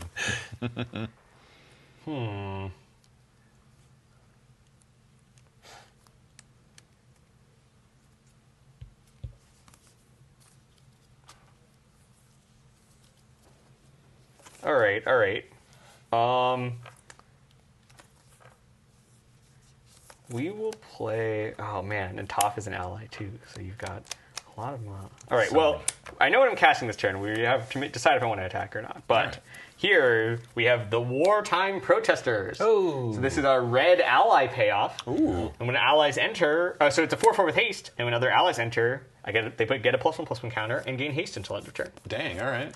Put a +1/+1 counter on the ally. Yes. Oh, that's really cool. All right. Yeah. Sweet. But now here is the conundrum. Do I want to trade off my Wartime Protesters hasty attack with your Toph? Because I may or may not have other allies in my hand that I would play on future turns. I heard someone smart and handsome say during the last game that your deck likes having a lot of creatures in It's play. true. I do have a lot of things that reward me having creatures in play. It's just a challenge because Toph is essentially a mana creature right now. And so Graham can have 6 mana next turn, and there's some potential that trading my great creature for Graham not being able to cast a 6-drop on his turn would be pretty powerful. We did see a lot of strong 6-drops from Graham in the last game. I think I would like to offer this trade. So here's a 4/4 with haste attacking. That card seems really good. If you have any number of other allies, I think I just start getting buried under value. So I think this is fine. So All yes, right. I will indeed double block. I will kill Toph, That's what I figured. Yeah.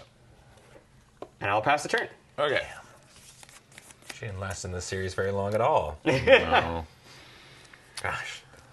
Wartime Protesters would have been sweet, but if Graham played like even just that 7/7 on his turn, I just wouldn't be able to attack on my following turn, even with my haste. I feel what you're saying, right? Yeah. But instead, I'm going to tap all my mana for Earth Rumble Wrestlers. Ooh, you got it. 3/4 reach, and then they get it's not landfall, but half of it is. They get +1/+0 and trample as long as you control a land creature or a land entered the battlefield under your control this turn. So currently they're a 4/4 with trample because I have a land creature. And reach. And if your land dies, it comes back, so it'll still landfall. have the ability until the end of it. Turn, Yeah. Cool. Oh. All right, go ahead. All right, 2/3 holding down here, but we've got a pretty exciting follow-up with Master Pian Dao. Oh, yeah. So he's a 4/4 with first strike. Whenever he attacks, I look at the top 4 cards of my library for an ally, equipment, or lesson. It's on attacks? Yeah. Oh, it's not an ETV. Whoa. So it would have been awesome with the wartime protesters, but I was very afraid, and maybe I shouldn't have been. But Graham didn't play a land last turn. I did notice that. So still can't attack. We'll hope that Piandao sticks around for another turn and pass it back. I gotta say, I was like, ooh, man, that attack is like a kind of risky one, but Graham missing the land drop there, I was like, oh no. Chris is a genius. Never doubt Chris. Smartest person around. Really hoping for a land there. Ooh. Oh boy. Are the wrestlers an ally? No, they are a human warrior performer. Ooh. Who cannot block or cannot attack into a 4-power first striker. So Also, so happy you gave the boulder his own card. Oh, yeah, of course. I mean, it is fun working on these because, I mean, for us, we spend, years working on these. So, of course, we have a lot of time to think of everything. Yeah. But fans will always come and they'll be like, are you going to have a card for the cabbage man or the boulder? Yeah, you got to go there like the mimetic list. Don't worry. Yeah. For other properties that we work with, there's potentially hundreds of characters. Yeah. So it can be difficult to get all of them. For Avatar, though, Avatar is pretty, it's 3 seasons, 61 episodes, so it wasn't too hard to get all of the fan favorites into the set. I popped off at Combustion Man. I was like, I did not see Sparky Boom Man getting his own card, and I was like, whoa. And he's super cool, too. Yeah, Combustion Man is cool. I've got to pass the turn. Ooh. All right, well, I've got sympathy, but also I'm down a game, so we'll take what we can get. Reasonable. Well, I'll level with you. I've only got lands in my hand. However, one of them is going to become a problem, and it's going to be the Abandoned Air Temple. So, this card enters untapped because I control a basic land. And I will begin the Gavany Townshipping. Oh boy. Yeah. All right, so we'll pay 4 mana. Okay. Tap it to put a +1/+1 counter on each creature I control. Oh boy. This has been my first Chris No kidding. card of the set. All right. All right, Piandao, the 5/5 first striker, will attack in. Okay. And his attack trigger will happen unless anything's happened in pre-combat. So I'll look at my top 4 cards for an ally, lesson, or equipment. And wouldn't you know, he found an ally to you and to me and to everyone. It's Iroh, the Tea Master. Oh no. It's going to make Your food. opponent gain control of target permanent you control, and when you do, you make an ally, and you put a counter on that token for each permanent you own that your opponent controls. Yeah, Chris Yeah, can he give you loves food. giving. He's a very giving person. He'll love to donate his permanents to various people. But that'll be something for next turn. For this turn, we've got Master Piandao attacking in for 5. For this turn, I'll take 5. Ooh. And I'll pass it back. Commander player is very excited to see a new one of the group hug card, too. At the end of your turn, I'd like to renewal, and I will sacrifice that. Interesting. Okay. And go. Yeah, don't forget, you forward. can sacrifice your Earthbended Forest. Yes. And you would still get to keep it around. But I don't want to. Fair. Whoa. You turned the forest into 2 mountains. Yeah, I forgot. I have a card that cares about mountains in the deck. Oh. Yeah. Chris knows what it was. okay. I do not. Okay. Yeah, so we did. We put in a couple of monocolor rewards into the set, partially because the the show has so much of that firebending is red, waterbending is blue. There's already that kind of really strong connection between the colors and the elements. So we thought it would be fun to make sure that we were supporting some monocolor decks. So the hybrid cards and the rewards for all of your lands being of a certain type kind of was our way of pushing people towards, hey, if you want to play a monocolor deck, there might be some reasons to make that strong. And then, of course, we have kind of the counter pressure of the shrines and the allies that are 5-color decks, or, you don't need to be 5 colors to play allies, but they push you towards having more of a variety of different colors. Yeah. Dang it. Uh-oh. Yeah, I know. I didn't draw another land, and I really needed to draw one more land. So I guess we're going to do a slightly different other thing than I had planned on doing, but it's not ideal. But I guess we'll do it anyway. So 5 mana. I'm going to play Boomy Bash. Boomy Bash. If I had a 5th land, then That's I'd true. be killing Master Piandao, but instead I will simply blow up the Air Temple. The Air Temple has been abandoned, you might Whoa, say. Boomy, you gotta chill. And that's actually one of the things that, some people have asked, why does that blow up non-basic lands? For exactly this reason. There are some powerful non-basic lands. You got to be able to get rid of them. Yeah. So that thing's a 2. Is a 3/4. 3/4.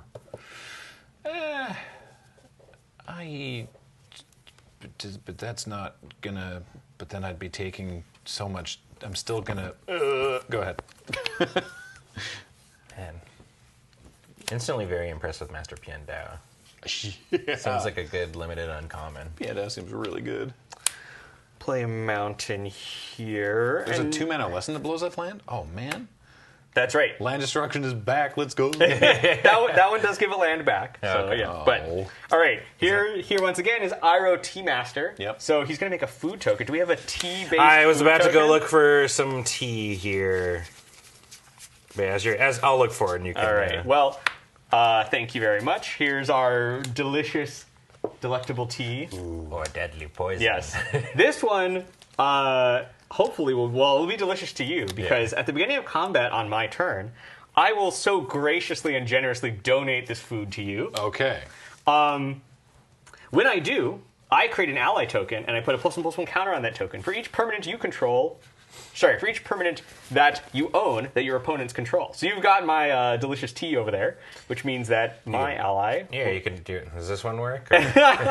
So this is Oh, not that one. Okay, right. By far my favorite card on the bonus sheet, which you mostly find in collector boosters, is the Dark That's Depths. amazing. The Dark Depths that is, it was like, look, it's literally ice. You take ice counters off and you get an avatar out. Yeah, It's such a great match. Yeah. So, but I was like, we can't do it unless we specifically can make this Aang Merit Lage token. Yeah. And I'm thrilled by the fact that it actually happened. All right, so Iroh has given away some delicious tea and made a friend. What could be more Iroh? Now Iroh's friend, Master Piandao, will attack. Let's see, you've got a 4/4 and a 2/3. Yep. So yeah, I guess this attack doesn't make sense. Yeah. So we'll just come in for 5 with first strike, trigger Piandao's ability, 1, 2, 3. I do have a question actually 4. that someone in chat And hey, look, brought it's the up. Avatar Enthusiast. Ooh. I certainly am one. Which is, so you gave me the food. You don't get this back if something happens to Iroh. Nope. This is mine forever. That's now. yours. Enjoy. If I had 2 mana, which I don't because I've only got the 1, would I have been able to sacrifice this before Iroh's trigger so that your ally wouldn't get the counter? So it looks like it's all one ability resolving. It has a reflexive trigger. It says when you do. Oh. So okay, you may have target opponent gain control of target permanent you or control. When you do, you create an ally. So because it says when you do, it does create a second trigger that would give you time to respond. Oh. So if you donate the tea to someone who's got open mana available, then you will not get your +1/+1 counter. You could always donate a different one of your permanents, if you so choose. Neat. Or do something, or maybe in Commander, you make a deal with them. You're like, hey, don't sack my tea. And I want to attack you with my ally. Enjoy it. Yeah, You don't need to scarf it down. It's hot. I'm taking 5, by All right. the way. Yeah. Oh, yeah, sure. Yeah. 5 from Piandao. Not blocking that. And I will tap 3 to cast the Avatar Enthusiast that we drew off of Piandao. Oh boy. So whenever another ally, well, I put it on there earlier, but I took it off with Iroh. Got it. Okay. So whenever another ally you control enters, you put a counter on this. So Keep getting bigger. Nice. and I'll pass it back. Alrighty. Gosh, between Iroh and Piandao, and then you've got the Zhang Deserters, you're just kind of assembling the White Lotus. That's on right, your yeah, side White of the Lotus board. team. I mean, I wish I had the card. I think it's called Assemble the White Lotus, Gather the White Lotus, Yes. maybe. Yeah. That's the Plains payoff, where you make an ally token for each Plains you control. Oof. That one is quite strong. All right, let's try this. I'm going to play the Borcupine. Mm-hmm. And then Pig. I'm going to roll the dice on this and hope that it works out. I'm going to cast Solstice Revelations. Solstice Revelation. So I exile from the top of my library until I exile a non-land card, and I can cast it for free if its mana value is less than 4. Right. So you get, so Number just you mountains I stop control. on the first non-land you hit. Yeah. If it costs 4 or less, you get it for free. And if- Otherwise, it goes to your hand. Yeah. And then it has flashback for big. Great. All right, you get a free 2/1, and hey, love that. that's some more mana that It's you a can mana use. dork. Yeah. Raucous Audience. It taps for 1, but if I control a creature with power 4 or greater, which I do, it taps for... Get another green +1/+1 green counter for instead. the Borcupine. Oh, yeah, right. And the Borcupine gets a counter because I cast a non-creature spell. Bigger than Bor 4. Big Borger than before. Okay, that's better. It's still scary over there, but it's going. It's going. Go ahead. All right, we'll untap. We'll draw for turn. All right, you're at 10. I am at 10. Don't worry about it. Don't worry. I'm a little worried about it. Okay, let's see.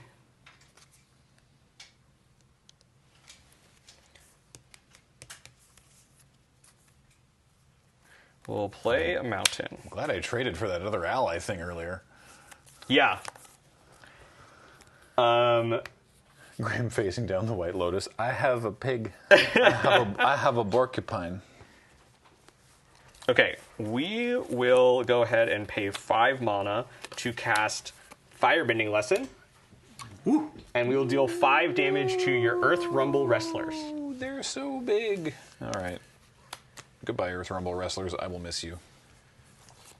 Okay. I will go to combat. They're going to combat. At the beginning of combat, I will donate to you my beautiful mountainside estate. Wait, no, you've got a thing that scales on mountains. I'll donate to you my beautiful plains. Fair. Oh. Still tapped, I assume? Yes, it's still Yep. tapped. Okay. When I do, I create an ally token, and I'll put 2 counters on it, because you control my plains and my tea. Yeah. That will trigger the Avatar Enthusiast, which will also get a +1/+1 counter. Thank you for sharing the tea with me. Of course, of course. That's what Iroh Tea Master is all about. And we will go to combat. So I will. We're going to attack him with Piandao for sure. We'll attack with our 3/4 now as well. Yikes. And this is a 3/3, Yeah, so we yeah, could 3/3, trade it yeah. off with the Borcupine. I think that would be okay with me. So we'll attack in with these 3 creatures. Oh boy. All right. Well, you have a combat trigger first, or an attacks trigger first. That's right, I sure do. 1, 2, 3, 4, and we... yes,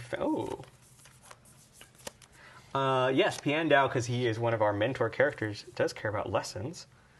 Ally, equipment, or lesson. Wow. So I will go ahead and get How to Start a Riot. Uh-oh. Uh-oh. Now, I cannot cast it right now, Yeah. but we saw that card in the last game. That's good to know about. Yeah. It sure is. The surprise factor has definitely been diminished. Chris, But, yeah, Chris put up on the cork board hey, would you like to learn how to start a riot? And you can grab like one of those new things, and so everybody's aware that this class is now open. You should sign up for it. It's pretty good. Oh boy. Graham walking to work past that sign on a telephone post. All of the numbers are taken. It's like, oh no! Now I won't know. Yeesh. So that's lethal right there. So I got to block something. I'm just trying to figure out. No, I guess it'd be better to trade. by the way, because I know people have been asking, or just generally mentioning the hat. This hat is from the Avatar concert series. That's a concert series that tours around. It was in Seattle several months ago. But they go around, they play the music from the show. It's a great time. Very emotional, honestly. I didn't expect how emotional it was going to be. There's a little sing-along bit at the end as well. So it was a great show. Highly recommend. And if you want this hat, that is where I got this hat from. So. Oh, and not to show even more, but there's also going to be a bunch of Magic and Avatar merch at Box Lunch.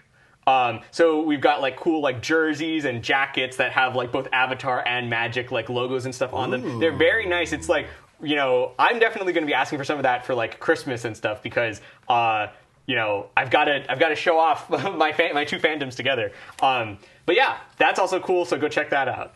Whew. There's the coolest thing that they had. Yeah, I'm gonna have to. They had a D20 that was clear and had a little Aang and Appa frozen inside of the D20. I was like, I need to. It's so cool. Okay. All right. Trade deal. Yeah, I'm gonna trade. Yep. Okay. I accept your trade proposal. Plus 3 is 8, so you take 8 damage. Sure do. And Avatar Enthusiast, not so enthusiastic anymore. Graham, not a fan of the Avatar. And I will pass. All right. Let's see what I can do here. What does this do? Destroy all opponents' creatures. Amazing. That would be pretty sweet. Unfortunately, that's not what I have. Just double checking, should Graham be at 1 or 2? Was it 9 damage? 8. 5 plus 3. Yeah. Oh, my bad. Yeah. Yep. Should just be 8. All right. Green. And 4 others. Whoa, 6. It's Flopsy. There he is. Flopsy's Right. back. Counter here. We're out of the big ones. Counter here. Wait. Big one. Sure. Oh, sure. There we go. Great. There you go. We're good. Okay. And your land gets 1 too. The land. One more for the land. Great. So let's see here. If I do that, I go to 5, and then the allies that Iroh makes don't get haste, do they? They do not. Okay.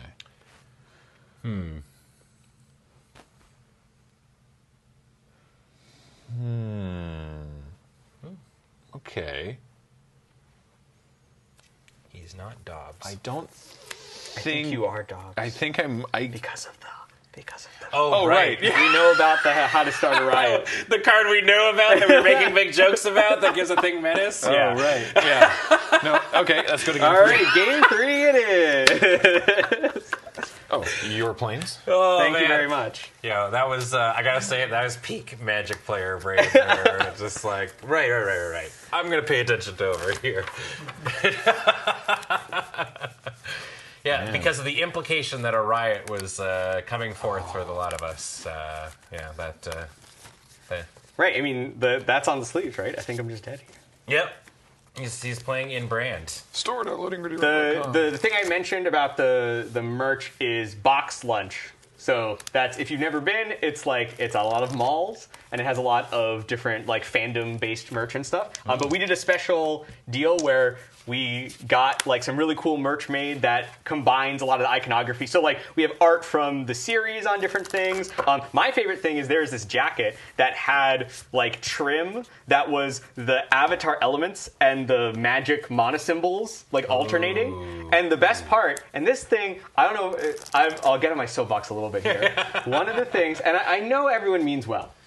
I know. But one thing that does always bother me is that sometimes when people make magic merch, they don't get the Wooburg colors right, in the right order. Oh, sure. And what I loved about this merch is I saw that not only was Wooburg in the right order, but the Avatar symbols were in the Avatar cycle order, which if you're a fan, you know water, earth, fire, air is like the canonical order that they go in. So just seeing the fact that enough attention to detail was paid to get that kind of thing right got me very excited for like, hey, this feels like it was really made by some cool fans over at Boxland. Nice.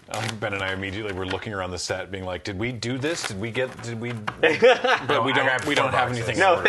thankfully your basic land station here is all in the correct order. Yeah. Oh, yeah. I mean, People keep we are asking us. civilized in this. Of course, yeah. We have standards. It's actually a thing where, right, I mean, internally, our database and stuff is sorted in Wooburg order, of course, but when we're working on the sets, I actually have to force myself to not start from the top, because what happens is it's like, oh, we keep reading all the white cards first, and then when we get to green, we've read so many cards, we start to get a little bit tired. So I'm always like, okay, let's start at black this time, just to mix it up so that we're seeing things in different orders, and you want your brain to be working in making sure that it's checking all the different angles. You should just have like a big wheel that you spin at the start of each I get set. like 5 basics and I shuffle it up and I do it. To do it. Yeah. Also, by the way, a good tip for if you are if you like to DM like D&D, and if you're an improvisational DM like me where you like to make up characters kind of on the spot, I always just have some like magic basics or like cards where I'm like, oh, and they're a white-green character. Like, what would a white-green character who is the town guard, like, what would their personality be like? And I kind of use that to inform my like NPC generation. That's so cool. That's a fun way to do nice it. tip if you need that kind of like helpful prompt when you're improvising a character. Color pie is really useful. I'd like to be on the play, and also I've mulligan because I would like to be on the play with more than one land. You got it. I will keep my hand. This is awkward, but I gotta keep it, so I'll put this one back. That's right. The top card's going to bring it all together for you. I think so. I agree with you. Great. Let's do it. Get it on. Mountain. That's it. Go ahead. I will also play a mountain. Ooh, seems easy. All right. Now, if this is a forest, Nice. it all came together. Look at that. Raucous audience. Go ahead. Oh, yeah. Okay, Incredible, by the way, the art. I'm going to firebending lesson in your Raucous audience. But yes, no, the art is excellent. Even though that wrestling episode is really only one episode of the show, it left such a big impact. It is. It's huge, yeah. right? And I mean, it is the introduction of a major character. So, all right, here's Zhang Zhang's deserters, and they'll pump themselves up. Go Oh ahead. boy. you guys got this. We got this, guys. Gonna rip it.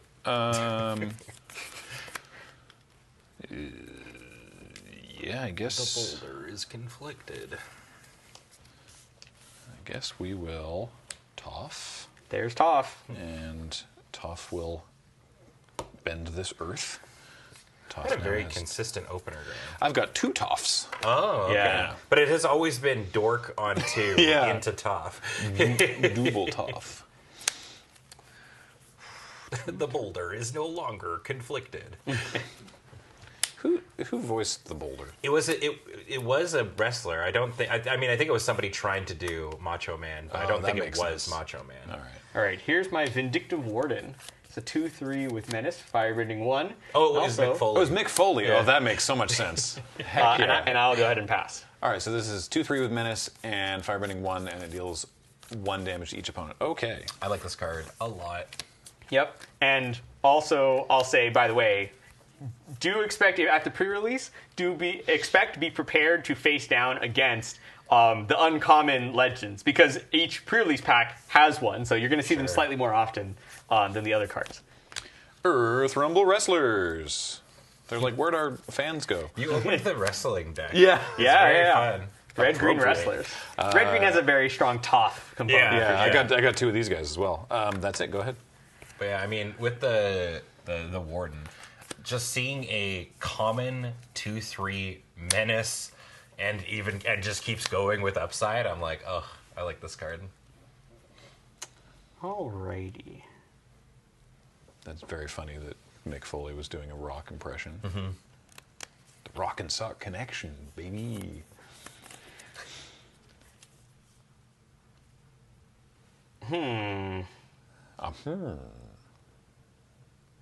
Man, it's so tough given all the scary things I've seen from your deck previously. Yeah. You do have big. But I had an extra cool card in my hand last game that you didn't get to see because it didn't make sense for me to cast it at the time. But hopefully, this game I might draw it. I don't have it currently, but hopefully. all right. Well, I'm going to send your Earth Rumble wrestlers on a path to redemption. So sorry, I guess. Let me put that here. So it is a pacifism, so they can't attack or block. Oh. Also, eventually I could pay 5 mana to exile them and make an ally. You know, they come join our side. All right. I'll also play another copy of Zhang Zhang's Deserters, and I'm going to boy. put the counter on this one. Oh no. So it is a 3/4 Yeah. and a 2/3 Menace. Yeah. We'll attack in with both of these. Yeah. Yep. I do. Oh, so you firebend. I do Firebend 1, but spoilers, I won't be using the mana this turn, but I in the future, take 5. Yeah, I take 5. go ahead. All right. Let's see here. That's probably better. Yeah, Graham got a good new bear. Yeah. Oh, yeah. Very good new bear. Oh, yeah. Those are New Bosco, just a bear. those are both annoying, but I feel like the Warden is more scary. I mean, a 3/4 is I can't block You it. don't gotta right worry now, about but it. I'm It'll be gonna fine. no, I'm gonna kill the Warden. Ah. Boomy Bash, 4 He damage. figured it out. Yeah.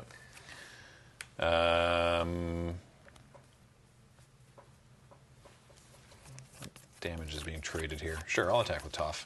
I'll take 2. All right, go ahead. Draw for turn. Let me take a look at this. This is activate only during your turn. Got it. Okay. Play my Sorcery. mountain. I'll attack for... Not sorcery. Oh, it's just your turn. because so you can firebend it. Yeah. I'll attack for 4. I take 4. All right, take 4, and then I'll just go ahead and do this on my turn. All right, so this gets Exile your exiled? guy, and I will get an ally token. Let's see. They're from the Earth Kingdom. We'll get an Earth Kingdom ally right. token. I have Well, if I find cards. Get it. All right. Thank you. Oh no, this is a Sun Warrior. Oh, that's true. That's Fire Nation. Fire Nation. Yeah. I mean, you got. Is there one for the Earth Nation? Yeah, we had it earlier. The Porcupine. Like there's the. Porcupine. That one. Yeah. There we go. All right. Here's our Earth Kingdom ally token. I'd like to go to combat. Yep. I would like to attack you with Toph. All right. I will take 2. Great. Go ahead. All right. You got a 2/2 and a 2/2. A 2/2 and a 2/2. And you got 2 mana open as well. 2/2s with 2 mana up. 2/2/2/2. With tuna. Play a Plains. Well, now I just want a sandwich. Yeah, me too. Although I had a big brunch. A big breakfast. All right. Well, sadly, the 2/2s will succeed here, so I will go ahead and pass. That's a good sign. Love that for me. I will untap. Here's what we got going on over here. Yeah. Interesting. Cards of Magic the Gathering. I don't know if anyone else out there is from Hawaii like me, but 2/2 in Hawaii is grandma or like auntie. Like, so every time I hear people talking a lot about 2/2s, I'm just thinking about a bunch of grandmas from Hawaii hanging out. I'm passing the turn. All grandmas are bears. All right, I'll draw. Okay. In addition to their other In types. addition to other types, yeah. Okay. Well, it is a spell. And you gotta love to see that. Do I got to love to see it? I might not. Contractually, yes. Okay. All right. Here is the Cave of Two Lovers. Wow, I love to see it. All right, Chapter 1. I will create 2 1/1 ally tokens. Two lovers. I'm going to say 2 lovers. Yes, 2 lovers forbidden from one another. And I guess I should have thought about how I was going to attack before, but it still doesn't make that much sense. I will play a mountain, and I'll pass. So chapter 2 is you search your library for a mountain or cave. Or a cave. Love it. There's one cave. I was going to say, in the set. is the secret tunnel the only The cave? secret tunnel Okay. is the only cave in the Okay. set, yeah. And then chapter 3 is Earthbend 3. Yeah. So, for anyone out there who isn't super into the lore of the show, this is the story of Oma and Shu. They were 2 lovers who were forbidden from one another, and a mountain divides their a war divided divides their their people, people. and a mountain divided them apart. But then, as you can see in the art piece there, they learned how to earthbend from the badger moles. The badger moles taught them to earthbend, so they're the first, or mythologically speaking, one of the first earthbenders. So they earthbended a bunch of tunnels so they could see each other between, through the mountain. And that tunnel had to be secret, naturally, in order to keep it, from all of their warring people. Exactly. And so that's where the secret tunnel comes from. I'd like to destroy that enchantment. No! What? It's a beautiful love story. Oh there. my gosh, Graham hates love. That's right. Oh no. Porcupine gets a counter. I realized after you sacrificed it that I could have destroyed that pacifism, and that maybe would have been much better, but we're here now, so All right. Graham out here. He's the Fire Nation tanks on the outside shooting. That's right. That only could have been funnier if the explanation for the lore was longer. Yeah. I was like, well, And now it's too funny to not do. Yeah. All right. Who likes Zhao? Oh no, never mind. Sorry. Yeah, I got to counter the porcupine. Yeah. Because Zhao is here. Nobody likes Zhao. Ruthless Admiral. So 3/4, firebending 2, and whenever I sacrifice another permanent, creatures I control get +1/+0 until end of turn. This deck doesn't do a lot of that. But Is Topps just the amount of counters on lands, or is it on Yeah, all your lands. creatures? lands. Oh, okay. Cool. Zhao. Truly the actual villain of Go ahead. Season 1. Season 1, yeah. The real bad guy.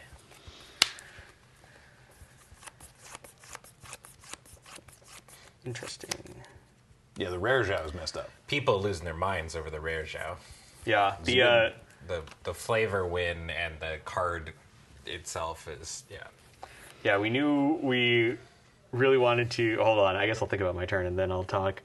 You've got okay. I mean, really, at least as far as I can see, you've got nothing to do with your firebending or your sacrifice yet.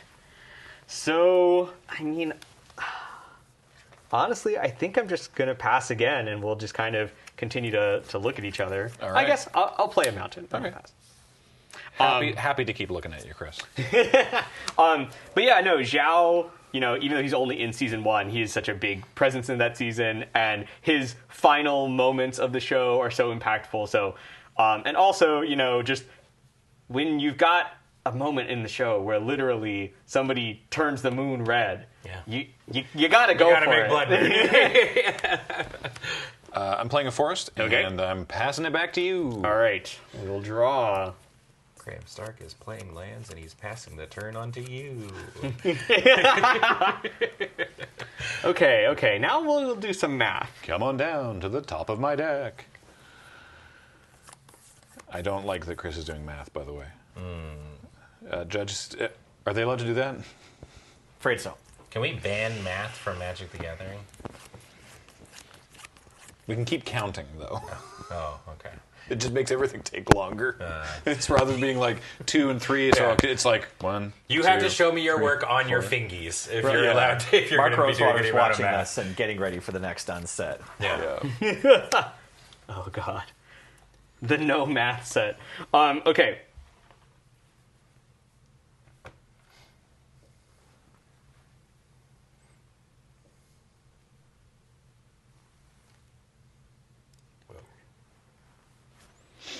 Oh no. The fact that the pointer finger is the Yeah. red mana symbol That's right. is No, extra red- intimidating. Red to be is honest. the color of pointing. No, I've said this before, but the colors match up with the fingers. It's a. Sorry, I'll do this when it's not. Okay. I think we're gonna go for it. Yeah, riot. So we're gonna start by casting Boomy Bash, and we're gonna bash in Zhao. For This is the first bash that I approve of. Everyone else has been flavor sadness, but It's like the 5th bash of the match. yeah, I know, right? But this one, this is somebody All right. Boomy would bash. and then Are we going to start a riot? it's time to start a riot. yeah, riot. So riot. the creatures will get +2/+0, and I will give this one Menace. Okay. And so we'll attack in. These are all 3/1s. This is a 3/2, and this is a 5/4 with Menace. Huh. Okay. They're all big. Any blocks here will be a trade. Gross. Okay. Well, no. Okay. You can double Okay. block here. Yeah. No. This is okay.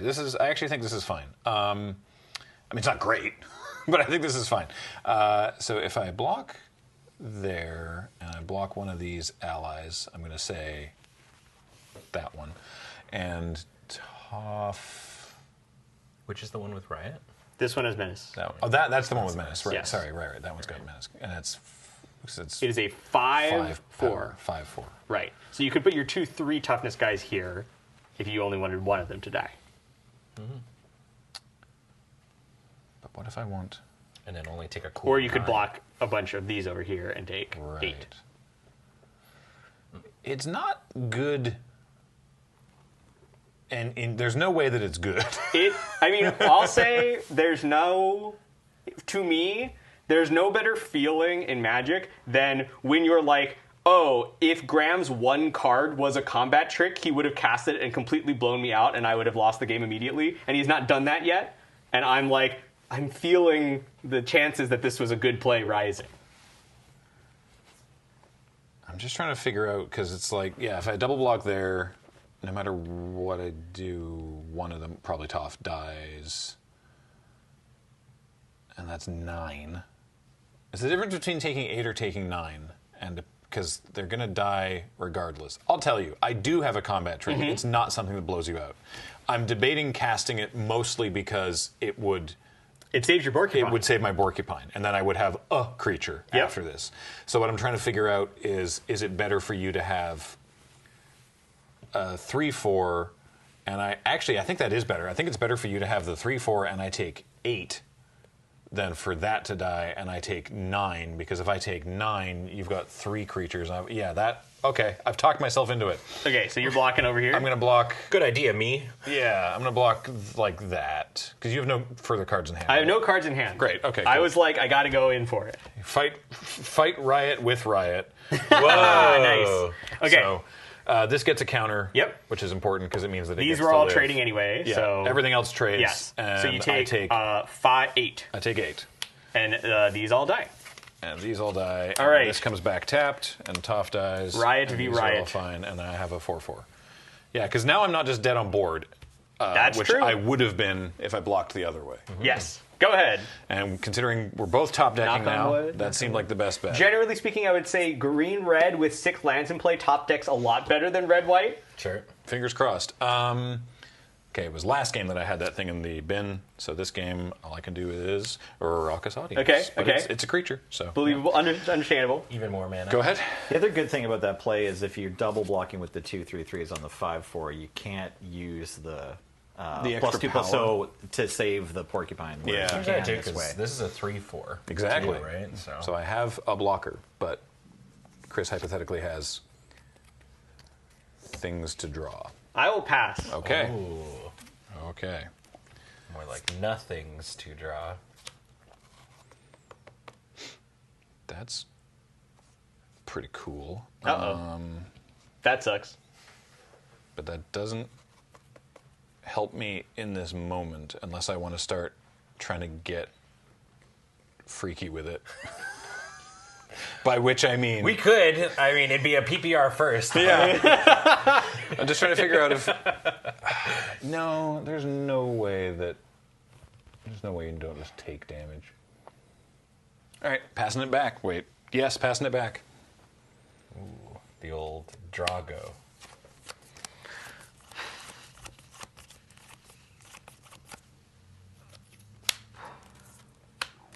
Here's my Wandering Musicians. Ah. And I'll pass it back. It's so big. Don't let the They're real card tough. get you down. Okay. Draw. Don't let your draws Okay. turn your smile into a frown. Wrestles. Okay. All right. Wrestlemans. Wrestleman. So they're just a 3/4. Yep. With reach. But 3/4 they're just a with reach, 3/4 because yes. I don't have a land creature and a land did not enter this turn. Yep. But is blocker, so go ahead. All right. We got a lot of great draws. A lot of great draws in the deck. I'm sure Yeah. we're going to see one right now. Not too bad. Not too bad. Okay. You got a 3/4, a 2/1, and a 4/4. Yup. You got 2 red over there. Oh, plus potentially more mana. I have 2 red and 2 green currently. Because this is 4 power, so the Raucous Audience taps for green rather than green.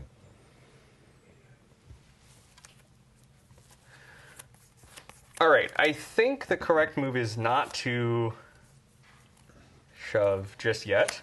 Instead, we will call on our friends, the Kyoshi Warriors, for backup. Oh boy.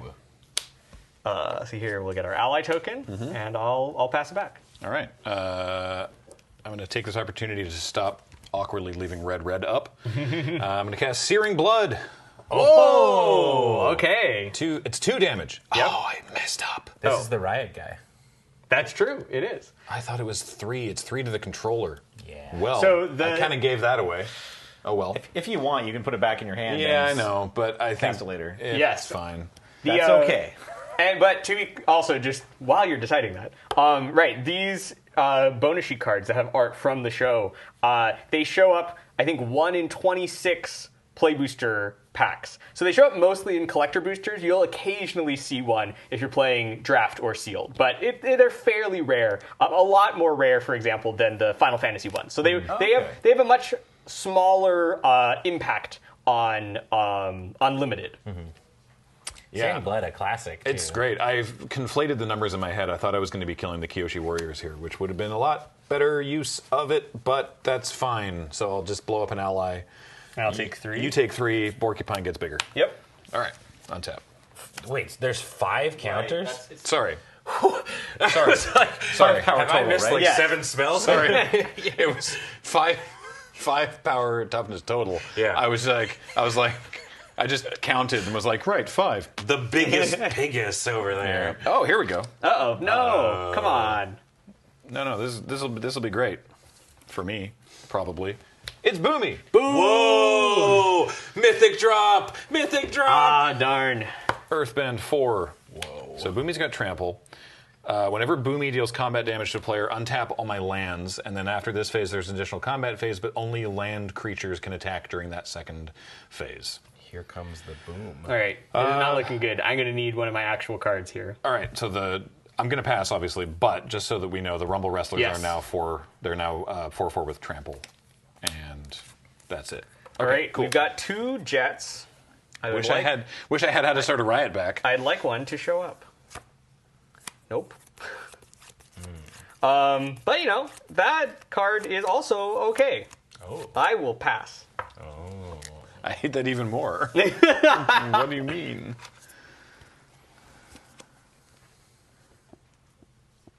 Oh, that's fresh. Okay.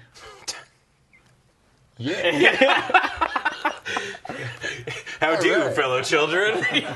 Fresh and dope. Hey, cool. What's the best? So you got something good that you're not casting yet. I'm still at 3. By the way, I've seen a lot of people online talking about how Boomy, his ability, the first part of his ability where he untaps all your lands, is like the feast half of Sword of Feast and Famine, because he serves you a feast. Yeah, he And does. I just like to say that I take credit for a lot of things. I cannot take credit for that one. I had absolutely no idea about that whatsoever. I had not thought about that one single time until I read it online. You just So- oopsied into being a genius, and now you just say, yes, it does. It sure does. Wink. Oh, I totally forgot. Sorry. I was just was reminded that I was supposed to play my cards facing me. Oh, that's fine. I don't forgot mind. to do that. All right, I'm gonna tap Raucous Audience Yep. for 2. Does it make more sense to do? I think it makes more sense to do that, so I'm gonna do that instead. All right, I'm gonna do 1, 2, 3, 4, 5 for a Badger Mole. Very good. So when this enters Earthbend 2, creatures with a +1/+1 counter on them have trample. Oh, biggest, So biggest. I'm actually just going to put 2 more counters on this same forest because you can do that. You can. 6/6 land. Yeah. But I'm at 3, so like I still have to be really cautious. Yep.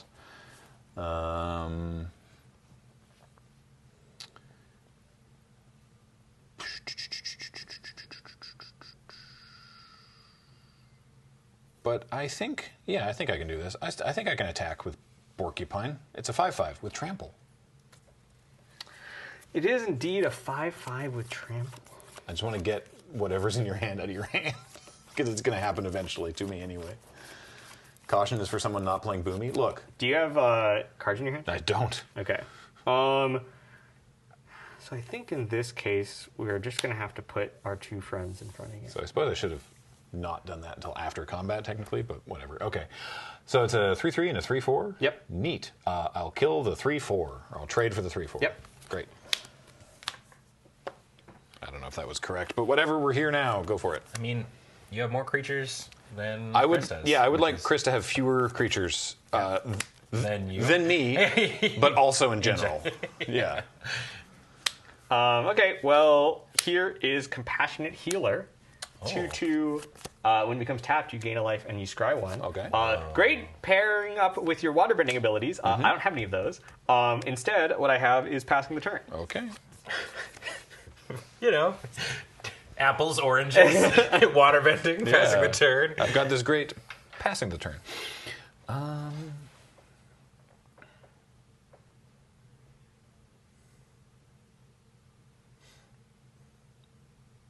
Yeah, I don't know. Fair. Sure, let's give it a shot. Whoa. All the tramplers are in. We're coming.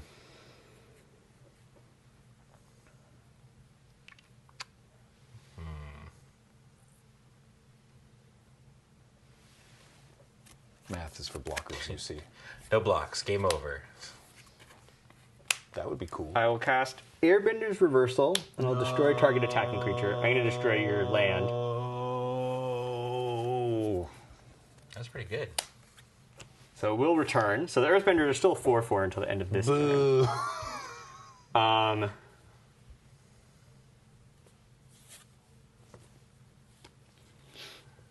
think still aren't great over here. But we're not dead, but I do kind of need my stuff in play. It's the weakness of my deck. I will block like this, so I will take 5 damage, and these will bounce off each other. Yeah. So Boomy has a trigger. I untap all my lands. Mm-hmm. Okay, go ahead. Whoa. You do also have a second combat. Yes, but only but only my lands can attack. And that would have been really cool if you hadn't killed a 6/6 trampling land. Yeah, that would have been cool. Yeah. It's not very cool of you. Okay. Are you familiar with Azula? Ooh. Only insofar as what Ben's told me. Upcoming. Well, she's got this neat trick. It's called Lightning Strike. Oh, we don't even need to go to attacks. That's cool. I was dead on board. Shazam! Hell yeah. Good stuff. Good games. Good games. Thank you. Yeah, those were 3. We stumbled a little bit in some of the early games, but this game was very back and forth. These were great games, yeah. Lands. I mean, Lands. Flopsy. There we go. starting a riot, Yeah. pretty good so far. Starting a riot is very impressed with strong. it, yeah, and we have so much more Avatar so magic much. coming your way. In fact, up next, we've got... Teach All me right. more about Azula. Well, yes, up next I'm going to be teaching Graham more about the villains of the Avatar series, and then after that we have...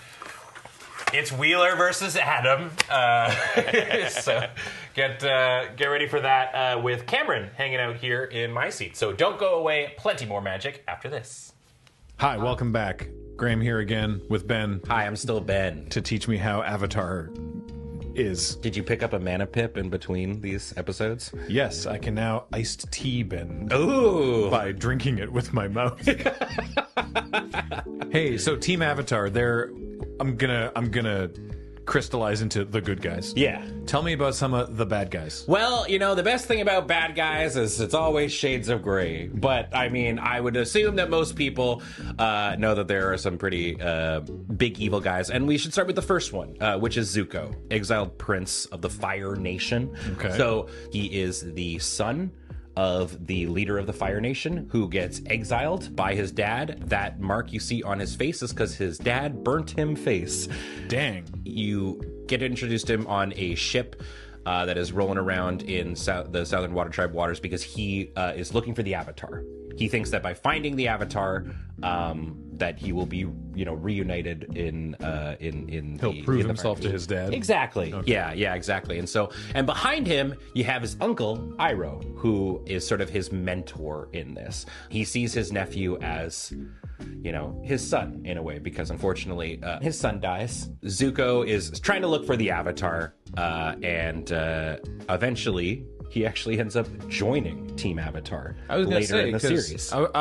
I'm again, what I know of the show is basically just through picking up stuff from other people, and I would have thought Uncle in a vacuum, I would have thought Uncle Iroh was a good guy. So he is a good guy. He doesn't necessarily try to destroy things or anything like that. He's just there to make sure that Zuko's okay. So Zuko's like early in the series is like the bad guy, yeah, and then gets sort of won over or redeemed in some way. Yeah, which you get to actually sort of see in Zuko Conflicted, where you sort of see him very unsuccessful getting the Avatar, and he's not really down with sort of what things are going on. So yeah, this is sort of him right before he ends up fighting the secondary villain of the story, who, in my understanding, has an entire sealed deck named after her, because you've got the 4 elements, and then black, the sealed kits, are Azula, and she kind of becomes probably, I would say, the most popular villain in this story. Azula is Zuko's sister, the star child of the family. So you get to see her at the start of this. This is also known as Azula on the Hunt. Okay. So she has picked up the search for the Avatar because Zuko can't do it. Zuko is red and black. Mm-hmm. Which I guess is that's the tension there. Yeah, he's just chaos right now. He's not quite sure what he believes in, and him and Uncle Iroh end up actually getting just completely cast out of Fire Nation. Okay. Stuff. So they're Azula on the run. Can firebend, but is mechanically black for magic because of the I assume the ambition. Yeah, exactly. Yeah, she's evil to the core. She's had a very tough upbringing in that, like, because she was the younger one, stuff she was looked over for a lot of things. Also, classism and sexism a little bit still remain in that sort of world. So that's sort of where she comes from. She's looking for the Avatar, and then her first kind of main thing she gets, which is Azula, Cunning Usurper. She starts a coup that takes over the main Earth King capital. She successfully infiltrates and takes over the Earth Kingdom. And then eventually, she actually becomes the Fire Lord, and Fire Lord Azula, where she gets a full Grixis coloring. And she's an incredibly talented bender. And it's illustrated in the fact that she's got these blue flames and stuff. She's very, very good at what she do.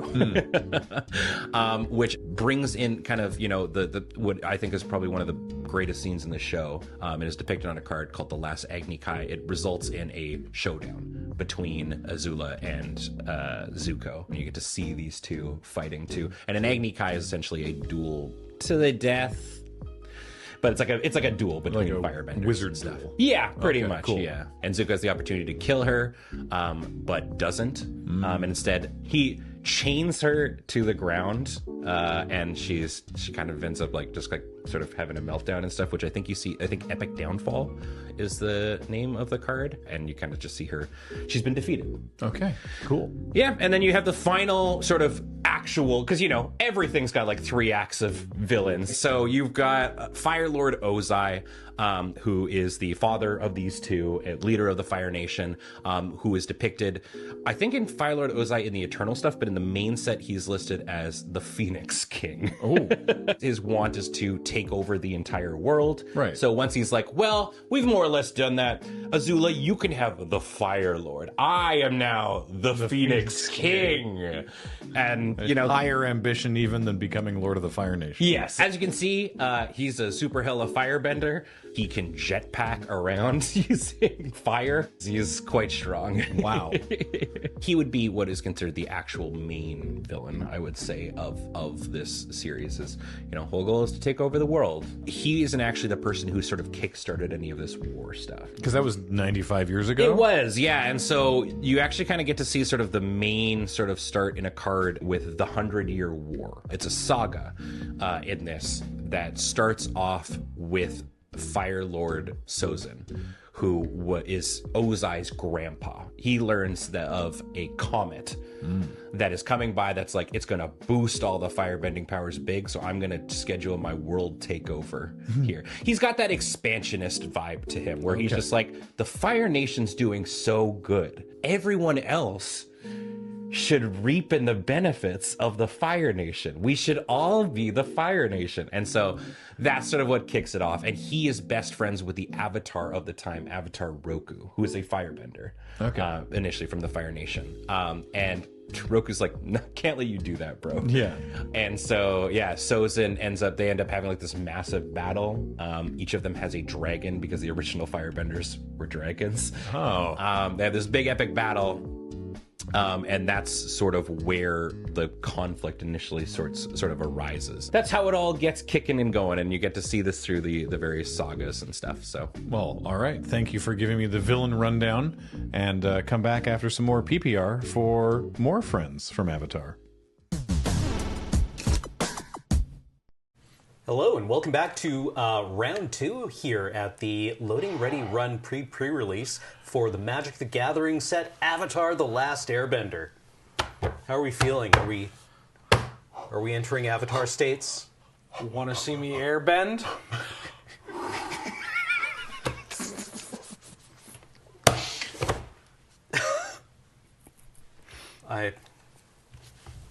Hello. Hi. Yeah, hi. I'm Cameron. I'm going to be the table friend here. On my left is Ben Wheeler. Yeah, very good. Very good. Yeah. Okay, I'm a professional here. To my right Yeah. is Adam Savadan. Hello. Both of you have open sealed pools. How are you feeling about them? It's definitely got some cards. Okay. I don't know. I like my cards. I don't know anything about this setting. Nothing. Zero. You're about to learn. Yeah. Yeah. I knew about Aang. Okay. Okay, great. Nice. Yeah. I watched this air live as a child. Oh, yeah? Yeah, I would like take my dinner and sit in front of the television. My favorite part of bro. Avatar: The Last Airbender is mountain. Mountain. The mountains are cool. Yeah, no, they are. Okay.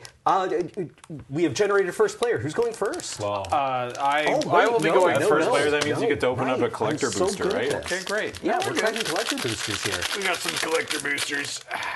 Sick. All right. That's so sick, dude. We ready? Yeah, I'm ready. Wait, Born hold on. ready. I got to do it the other way. Okay. I have Callous Inspector. There we go. 1 mana, 1/1. When it dies, deals 1 damage to you and create a clue. This card's pretty cool. I actually, like the yeah. watermark on these on the foils. They're quite nice. Yeah. Water Tribe Captain. This one's pretty good.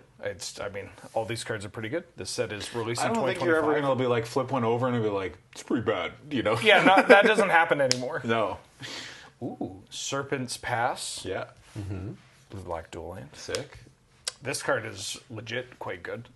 Ember Island Production. Yeah, 5 mana sorcery. You make a token that's a copy of a creature you control, except it's not legendary and it's a 4/4.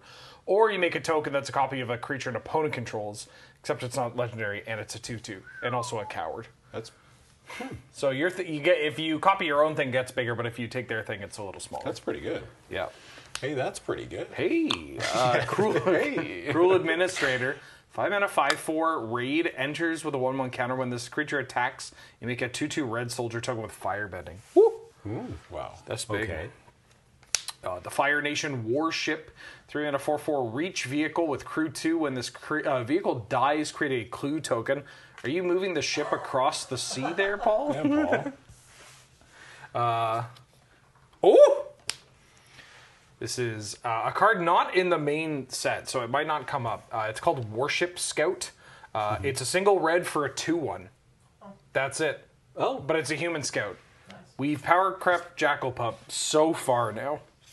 But I did want a foil version of this. Ooh, it's not going to show up too. There's a Frantic Search, also from wow. last. I think it's called Avatar Eternal. It's a product that's released with this. It's got some reprints and they're very cool. I like that art, whatever that thing is. So that's Momo. You're going to learn after this match. Momo is like Yeah. a bat lemur. Oh. Lemur bat. You'll see. You'll see. Okay. This is Crashing Wave. Blue sorcery is an additional cost to cast a spell. Waterbend X. Tap up X creatures, then distribute 3 stun. Oh my god, this card's good. Can I add this to my deck? No. Oh. Oh. Forest. It's pretty forest. There's a look at in the water. There's a face in the It's water. a turtle. You can add that one if you want. Okay. Sick. Ooh! Now I love the moon. Yeah. Everybody knows this. Yeah. I've got the moon. The moon.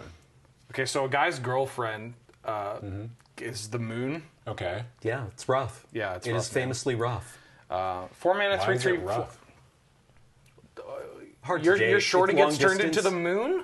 Oh, like they got turned into the moon. They weren't Yeah. like they started dating. Like he's like hitting on the moon. He's like, "What's up, girl?" You know. Yeah. It's not like I have a normal partner, like Yeah. a person, and then they get turned into the moon. But there's like a loyalty there, so you don't want to stop dating. Right? Well, I mean, She moved away for work. Is this like a Reddit? Am I the jerk? No, thread? Like, no, where it's no, like, no, hey, no. me, 23, my partner got turned into the moon, and I broke up with them. no. Am I? Well, I don't know. I mean, a real yearner like me, Yeah. just falls in love with the moon. Okay. Yeah, That's fair. like this is the kind of thing that could turn a man into Leonard Cohen. Ooh. Turn a man into Leonard Cohen. This is Waterbender's Restoration. 2 mana blue instant lesson. As an additional cost to cast a spell, Waterbend X, then exile X target creatures you control. Return those creatures to the battlefield under their owner's control at the beginning of next sunset. That card is quite good. That art's cool. Yeah. It Great. does kind of look like slime hands. She's like, how did I get the slime on my hand? She's slime bending. Yeah. okay. Konnichiwa, Any Mina Slimes. Great Divide Guide. This card's That's the quite Dragon Warrior crossover. the 2 mana 2/3 ally that makes all my lands add mana, that it adds mana. I mean, this card's just really good. Oh, Training Grounds. It's Training Grounds. I don't know Guitar's what Training. Grounds is. It was from Rise of the Eldrazi? Yes. Activated abilities cost 2 less to activate, but it can't reduce it to 0. This card's very powerful in casual formats. Ooh, speaking of, Redirect Lightning. This card's quite good. 1 red instant lesson. Additional cost to cast a spell, pay 5 life or 2 generic mana. Okay. Change the target of target spell or ability with a single target. Nice Doomblade. It'd be a shame if you killed your own thing. Nice terror. Nice, haha, nice terror, idiot. Looks like you were idiot bending. Should have stormed to 21. Time for you to idiot bend a million. Yeah. This card's pretty good. This card's pretty good. Yeah. I Usually imagine- redirect stuff is pretty good, right? Depending on the format you're playing it in. I mean, I'll pay 5 life in any format if it means that I get a 2 for 1. But like, especially Commander, where this card is like going to be hot stuff. What you got, Adam? I don't know. I'll be your Hot stuff. I'll be your lore guide. Hot stuff. Plop. Hot stuff. Hot stuff. So what do I gotta go from? Oops, shit. Do I want to go from this side? It's like flipping over. Let me see. Yo, don't look at that. Don't look at that. All right, didn't flip look the at card. it. Flip the Okay. card. I got ostrich horse. Yep. This card's good. Cool, man. Well, wait, it's 3 mana. Well, it's still pretty good, actually. 3 Hold on. mana, 3/1. When it enters, you mill 3, and then you put a land from among them into your hand. If you don't, you get a plus. So it's a 3 mana 4/2. 3 mana 4/2. Draw a card. Cool, man. Yeah. Or a 3/1. And draw it's a an card. ostrich horse. Yeah, that It's part's for my great. bird deck. Yep. Or your horse deck. Yeah. Merchant of many hats. What's going on over here? Cool. It's a hat merchant. And then it's a 2 mana 2/2 that you can return for this card from your graveyard to your hand for 3 mana. The merchant that just does a bunch of things. Character that's everywhere. Yada yada. Red green land that you can Part of that cycle, I guess. Yeah. And then Buzzard Wasp Colony. 4 mana 2/2. That's not looking good. It's got flying. When this creature enters, you may sacrifice an artifact or creature if you do draw a card. Cool. Whenever another creature you control dies, if it had counters on it, put its counters on this creature. That's pretty cool. That's cool. Destined Confrontation. Are these the 2 main characters? No. They're the two, like, inheritors of the Fire Nation. They fight. They're family. Okay. Yeah. It's pretty important. Like in Fast and Furious, Familia. Each player chooses any number of creatures they control with total power 4 or less. Oh, we've seen this effect before, right? Yeah. And then My Jaded Edge. 2 mana, 1/3 with prowess, the usual. Yeah. What exhaust is like normal exhaust, right? Yeah, Not you can, exert. Yeah. Or is it like the same idea? Yeah, you just pay this cost. You can do it only once. Yeah. So you just Oh, so like I pay 3 mana and that's the exhaust. Yeah. Okay. I don't have to like tap it or anything. No. No. Double strike counter. You. Yeah, that's going to kill people. Yeah, that's going to kill you. Holy, you just die. Komodo Rhino. 4 mana, 3/2 with trample. That's it? Sometimes it's all you need. Where's the catch? Wait, it's 4 mana 3/2? Yeah. With trample? With trample. Like, that's it. Oh, 5/2. Oh, it's a 5/2? Oh, yeah, it's a 5. Yeah, that's a Cobble Brute, bad. but bigger. Well, Cobble Brute got an upgrade. Yeah, damn. Blow up for Cobble Brute. Okay. Yeah, I remember Cobble Brute in high school. This is them now. They're a Rhino. Cloud Shift. Oh, I know this card. Everyone Art's loves Cloud cool. Shift. Yeah. Why is that the moon girlfriend or is that a cloud? That's not the moon. That's not the moon. No, that would be a cloud. Thing? That is a cloud, yep. Clouds are made I'm just checking. Clouds are made of water and air, so between the two of us, we ought to be able to bend them into any shape we want. Sick. Okay. I like the bison. That's Appa. And then we got a Loyal Fire Sage. 3 mana, 3/3 with Firebending 1, and you can pay 5 to create a 1/1 white ally creature token. That card's pretty good. That's pretty good. Yeah. Not in this limited format, but pretty good. Yeah. Swamp. That card's pretty good. Top 5 basic lands for sure. Yeah, for sure. top 5, top 5, top No, 5. no particular order. Top 5. Highly playable. Japan loves it. Avatar Destiny. I had this in my sealed pool. It's a 4 mana enchantment. You enchant a creature you control. Target creature gets +1/+1 for each creature card in your graveyard, and is an avatar in addition to its other types.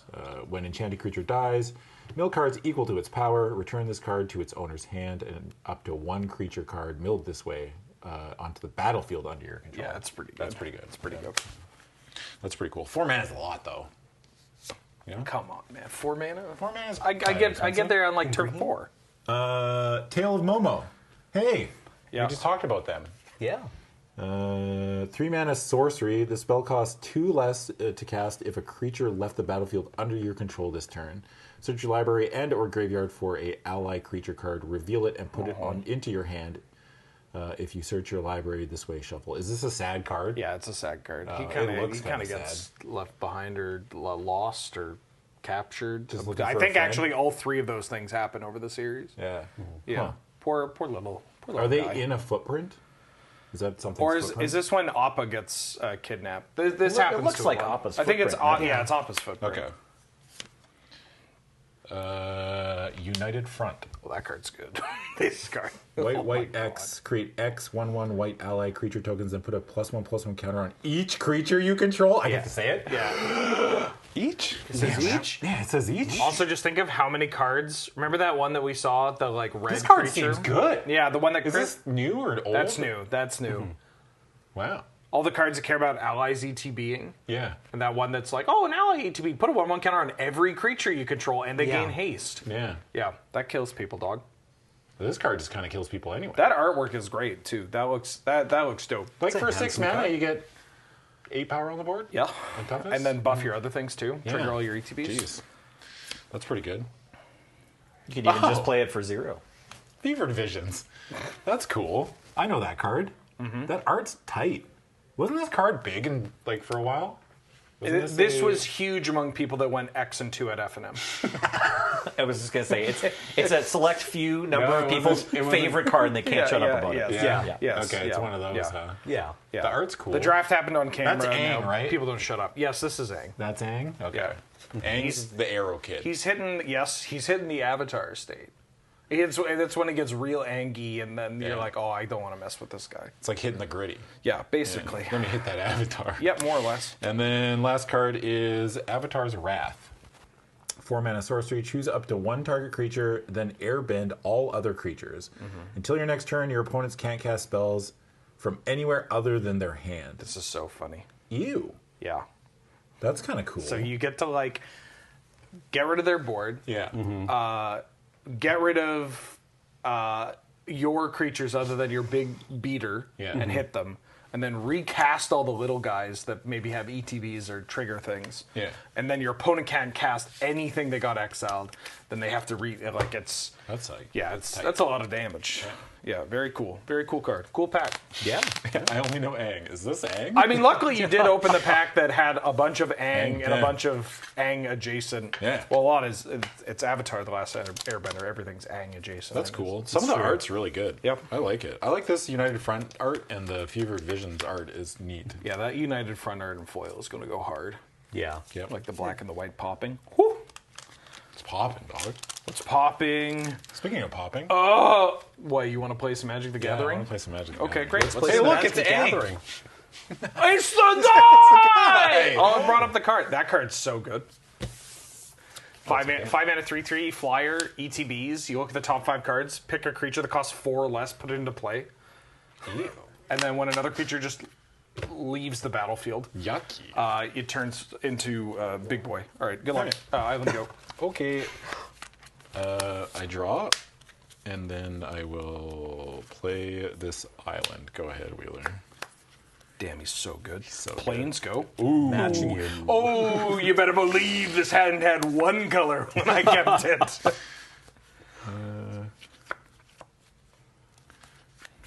I'm going to play this Realm of Ko. Oh, that's a good one. It's a land that will enter tapped unless I control a basic land, which I do. And I can tap it for a swamp, or for a black mana, I shouldn't say swamp. And then I can pay 3 and a black and tap it, and I create a 1/1 colorless spirit creature that can't block. That's pretty good. Yeah. And then But also can't the spirit can't be blocked or block, right? It can't Yeah, it block can't and block block. by non-spirits. Yeah, Yeah, yeah. It's in the spirit realm. I'm going to cast Aang's Journey. Oh, yep. So I'm going to go, I'm not kicking it, so I'm going to go get a basic land. Get a basic land card, put it in your hand, because it's if it was kicked, you get to get a basic land or a shrine card. Yeah. And you get to gain 2 life. 2 life. They should just always have this. I mean, This it might kind get a of little cards. awkward if you're at Edge of Eternities and you're going on Aang's Journey. But like, They should always have Aang in every Petition to set. put Aang's Journey in every set. We've got the weirdest contract. Me ordering any new Magic set. Can I get a side of Aang? yeah. Some garlic Aangoli? The Viacom rep hearing this, like, no, he's got a point. put Aang in everything. So I'm going to grab a Plains. Yeah. And you can go ahead, really. That goes to my hand. Yeah. 3. I'm going to play Iguana Parrot. Oh. A 2/2 Flying Vigilance Prowess. Parrot with what? With a lizard dog. Lizard. There's no dog. It's Lizard Bird Pirate. Go ahead. Lizard Bird Pirate. Yep. These things are annoying. Is pirate a relevant creature type? Occasionally. Occasionally. Occasionally. I'm going to tap 3 mana. I don't have to answer your question. I'm going to cast Katara, Bending Prodigy. It's a 3 mana 2/3. At the beginning of my end step, if Katara is tapped, put a +1/+1 counter on her, and then Waterbend 6, I get to draw a card. She's pretty good. Also pretty important in the story. Yeah. Go ahead. She's kind of one of the main... She's kind of a big deal. It's kind of a big deal. Kind of a big deal, actually. I'm going to cast Teo, Spirited Glider, a 4-mana 1/4 flying legendary human pilot ally. Whenever one or more creatures I control with flying attack, I draw a card, then discard a card. When I discard a non-land card this way, I put a 1/1 counter on target creature. Ew. I don't think I can be... Am I going to be able to beat that right now? Or are you just going to attack? I'm going to attack. Yeah. Teo's going to trigger. I'm going to draw. I am going to...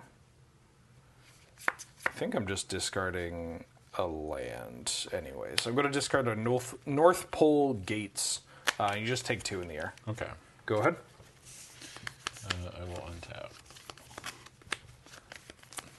Draw. And you have a 2/1 and a 1/4. 2/2 and a 1/4. 2/2 and a 1/4. 2/2 and a 1/4.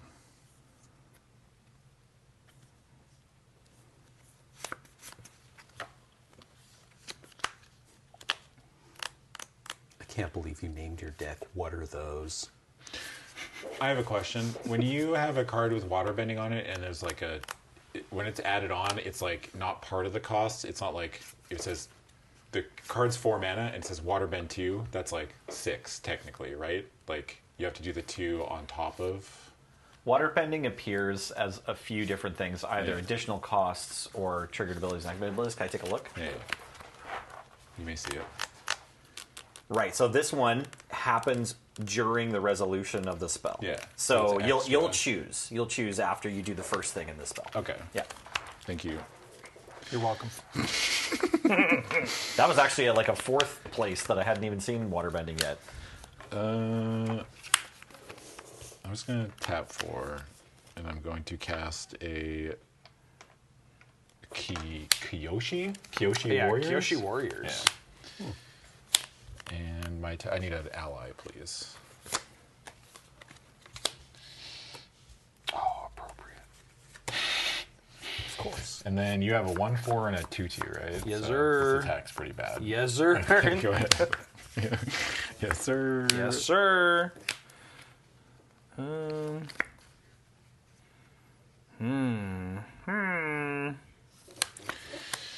Yeah, I'll draw another land. I'm going to cast Abandon Attachments. Oh, yeah. I'm going to discard a card and draw 2 cards. Okay. 1, 2. This has a prowess trigger. Oh, shoot. I'm done. Yep. I'm done. My bird's pretty big. Let's go. And I've seen some pretty big birds. I just saw a bird, horse, ostrich, bird horse. It's true. Yep. Chocobo jockey. I'm going to go to combat. Yeah. Don't ever say that again. I'm going to attack with these 2. Teo's going to trigger. Yeah. I'm going to draw a card, and I'm going to discard. I want to discard a bird. Maybe. No, that bird lets me draw a card. I'm going to discard a...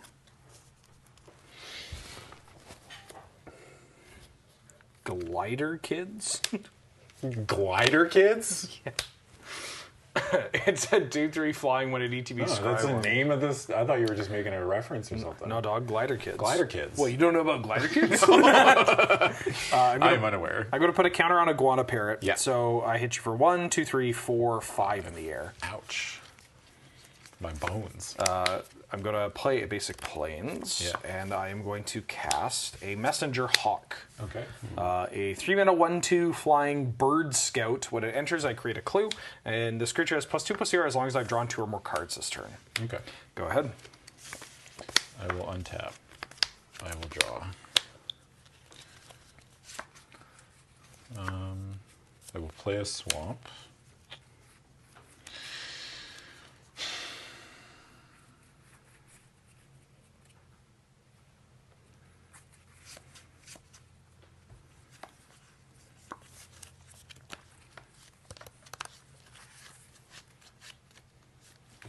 So you now have a 3/3 and a 1/2? 3/3 Flying Vigilance, 1/2 on block. 3/3 flying vigilance, huh? Prowess. Prowess. Yeah, and I have a gut Prowess, shot by in the my way. hand, so careful. Oh, sick. That's so tight. Got a gut shot, huh? For me, the only gut shot was when Appa got kidnapped. I wish I knew what you were talking about. It's okay. There's like so badly. No, it's all right. It's all right. All right. It's just it's sad when a big animal Gets is sad. kidnapped, yeah, You ever see an elephant cry? That sucks, Yeah, man. that's Yeah, true. no, it's brutal. Or like Emotionally a cow devastating. chase its calf, or the calf chase the mom Yeah. when it's like getting taken away or something. You know? Yeah. Okay, this just got Yeah. Sorry, my No, bad. it's okay. My bad, It's my okay. bad, my bad. It's okay. We can talk about that. I'm going to.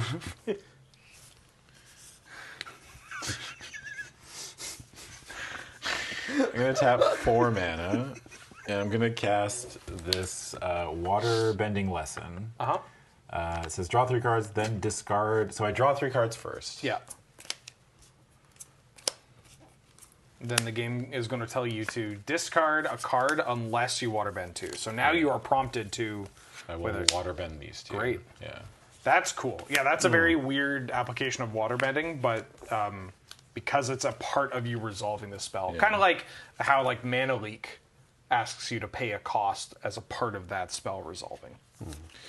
And then I guess you got a bunch of flyers, so I will swing in for 3 with this Warriors. Bro's hitting me with the Kyoshi Warriors? Yeah. Dip, dog. I take 3. Go ahead, Wheeler. Untap.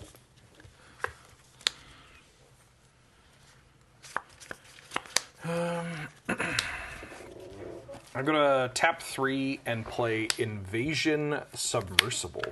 Oh yeah. I got a counter here. Sorry. When this comes into play, I can return up to one other target non-land permanent to its owner's hand. I'm going to bounce your Katara. Okay. Then it has Exhaust, Waterbend 3. This vehicle becomes an artifact creature, put 3 counters on it. This also has a prowess trigger. I am going to go to combat. Whoop, you didn't see that. I didn't see it actually, honestly. Thank you. Combat. Yeah. I'm going to attack with these. Teo is going to trigger. I'm going to discard a... I'm going to discard a... I'm going to discard a Path to Redemption. So I've discarded a land card. Yeah. It's going to put a counter on one of my creatures. I'll put it on the Messenger Hawk. Okay. So you are taking... You're at 15. Can I kill you? 1, 2, 3, 4 on the Iguana Parrot. Yeah. 5, 6, 7, 8, 9. Nope, just take 9. Okay. I'm then going to play a land, and then I'm going to waterbend with 1, 2, and 3, exhausting this to make it a 3/3 creature. Okay. And then I'm going to pass. Okay. I will untap. I will draw. I don't think that saves me.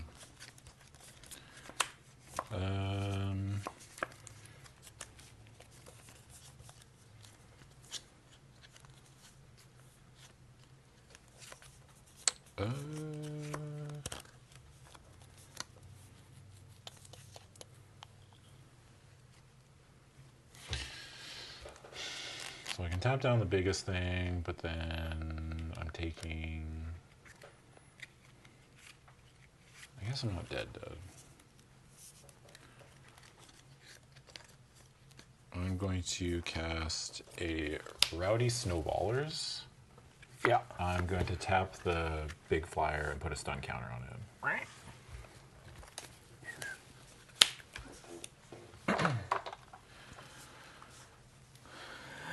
Bead. The bead represents being stunned. And then... This card is so good. Yes. The snowballers? Snowballers. Yeah. I'll tap 2, and then I will cast a Forecasting Fortune Teller. Yeah. And I will get a clue token. Okay. Yeah, go ahead, Wheeler.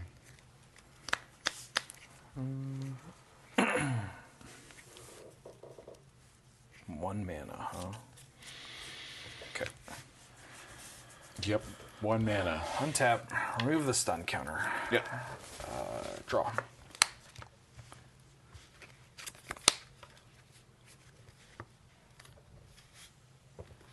I'm gonna crack this clue.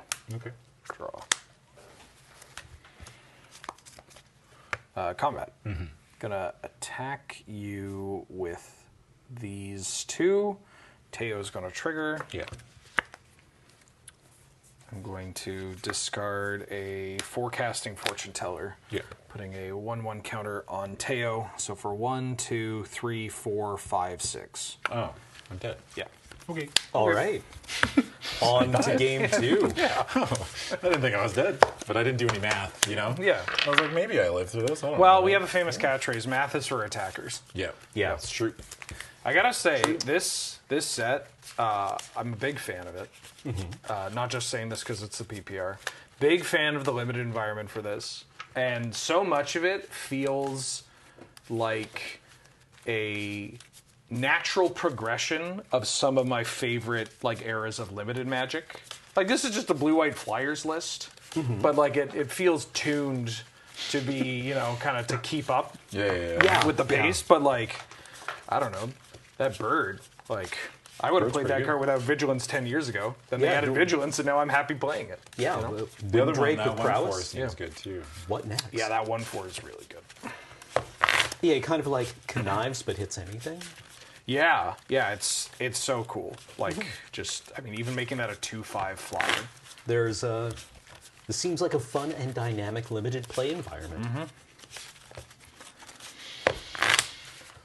Any sideboard decisions from either players? I'm good. I'm vibing, man. All right. I'm good. I think my deck's pretty all right. All right. Also, sleeves. Ben Wheeler using sleeves. Yeah, I know. I have a transforming card in here. And I'm not a big checklist guy. Reasonable. I'm going to mulligan this. I'll keep this. But I do want to talk. This is a card that Adam had that I also have. The Rowdy Snowballers. It's a 3-mana 2/2. The ETB Stunna thing. Yeah. Which we've seen on like Frostlinks and Waterweave Trappers and stuff. But the fact that it's a ally is huge. Ally, by the way. Ally, by the way. Yeah, it's an ally. It's so good with airbending too. You just get to keep like walking stuff down. It's so cool. Yeah, you airbend it and then you just keep snowballing.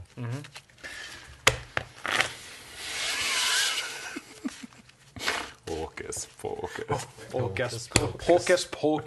I've got pizza on your focus. Let's play some Magic. All right. Yeah. Yeah, I'll keep. Okay. I gotta put a card on the bottom. Yep. Dog. Yeah, I know, right? It's the worst part. I'll put that one.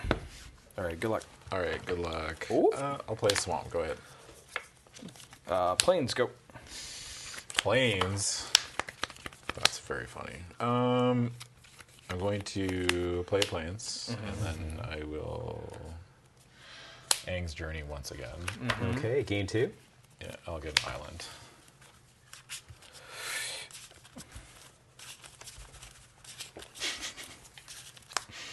I know. Just kidding, this card stinks, dog. Yeah, it's like I search your library for a basic land card and give it to your opponent. Here you go. Damn. Thin's your deck. All right, I didn't draw what I needed, but I did draw a pretty good 2-drop. South Pole Voyager. 2-mana 2/2. Whenever this creature or another ally I control enters, I gain 1 life, and if it's the second time this ability has resolved this turn, I draw a card. So I'm going to gain 1, and then I'll pass the turn. Nice. That's cool. I'll play this island.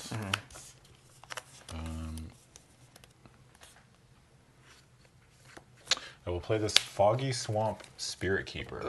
3-mana 2/4 lifelink. Whenever you draw your second card each turn, create a 1/1 colorless spirit creature token with this token can't block or be blocked by non-spirit creatures. That one's pretty good. Go ahead. Yeah. Well, I didn't draw my land. I'm going to play a Path to Redemption on your Foggy Swamps. And then it's a pacifism effect, but I can pay 5 to sack it, exile the enchanted creature, and I get a 1/1 ally. Okay. I'll hit you for 2 and pass. Okay. Got you right I where still I get want this you. effect though, right? Yes, unfortunately.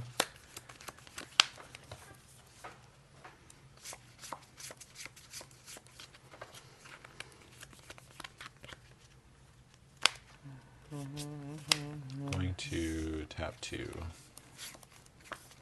Gonna play this Forecasting Fortune Teller. Yeah.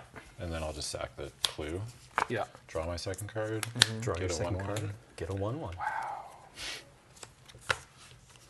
Go ahead, Wheeler. Yeah.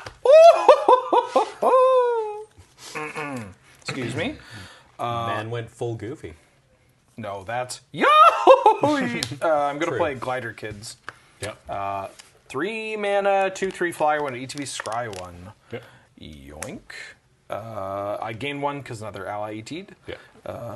And then I will pass the turn. Okay.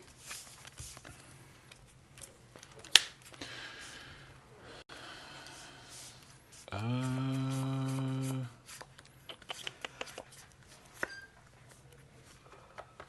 I'm gonna play this island.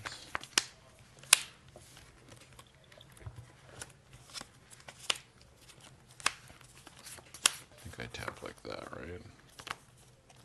Sure. I'm going to play this first time flyer. That card's so good.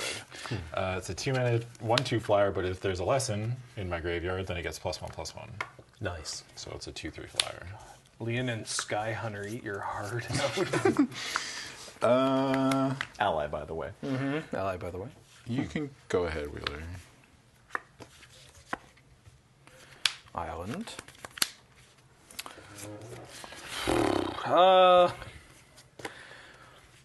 Your first time flyer is a powerful ally, but what if it falls to my watery grasp?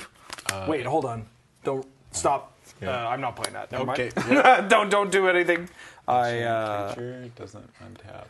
No, I said don't do. I'm just trying to read it. No, I know that's the So it has to problem. be tapped. It has to be tapped Yes, already. it Is has- that the idea? yeah. Okay. Yeah. Yeah. I got you. Besides, I could just keep up mana. I'm going to attack. With a 2/3 flyer. 2/3 flyer. Yeah, I'll block with a 2/3 flyer. Damage? Yeah. Okay.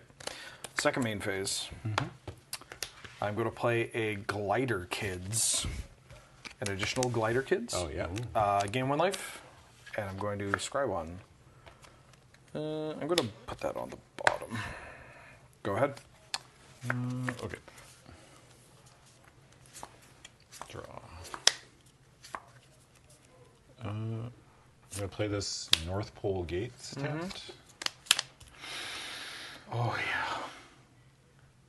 I like when blue and white is represented through ice. Let's do It's this good. now. It's real good. I'm gonna cast Ozai's Cruelty. Uh-huh. It deals 2 damage to you, and you discard 2 cards. Brother. Okay. Thinking.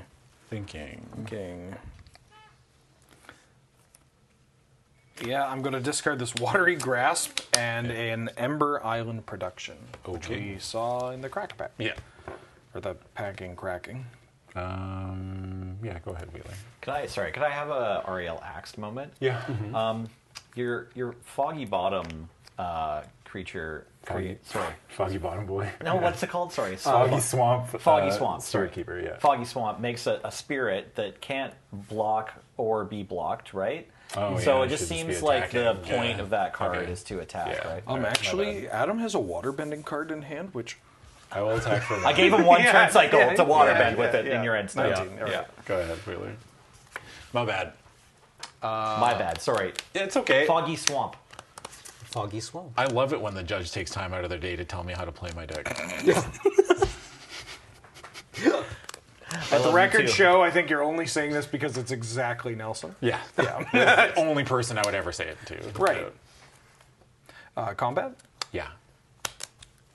They're just 2/3 still, right? Currently, yes. I'll block 1. Okay, take 2. Yeah. Currently. Yes. Currently. I think you made Adam lose life I instead of did. me. I'm going to play a My land, bad. and I'm going to play Geyser Leaper. Yeah. 4/3 flying, waterbend for 4, draw a card, then discard a card. Okay. And I'm going to gain a life. Okay. Go ahead. I swear to God, this deck can make more than one ally a turn. Play a swamp. Oh, no. Oh, right, you have like a big bug. Yeah. You've got a big bug. I'm gonna cast the Face Stealer. When it enters, I exile up to 1 target creature. I'm gonna tail the 5/4, the 4/3 flyer. Yeah. Whenever another non-token creature dies, you may exile it. I can pay 1 life and choose a creature card exiled with Ko. Ko has all activated and triggered abilities of the last chosen card. Okay. No, so you can waterbend Co. Yeah. But it doesn't get flying, right? Yeah. It just like gets the water bending. Yeah, it's just a simple get my best creature off the board, and then you also can maybe do something and also mucks my. Yeah. I will attack for 1. 20. Yeah, go ahead. Go ahead. Go ahead. Go ahead. Combat. Yeah. I'll block 1. Okay. Take 2. You are going to die. Yeah.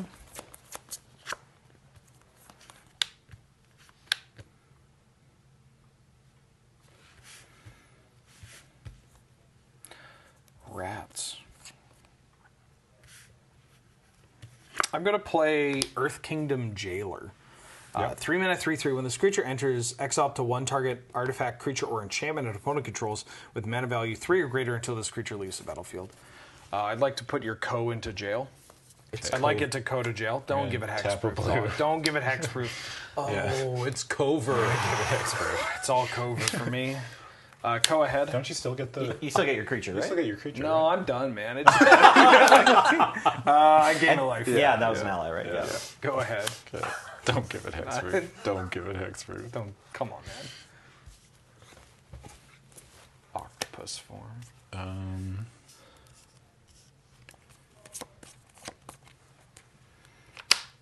I will go to combat.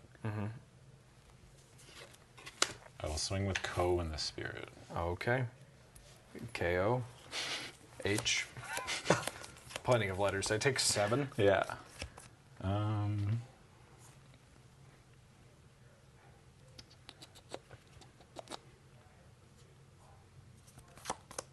This doesn't say like sorcery speed. Like, can I do this whenever I want? You can do whatever you want. Why'd you say that? I don't know. I felt like I was dealing like a secret, you know. You can do it whenever you want. You can do whatever you want. Hocus pocus. There's pizza on my focus. Go ahead, we I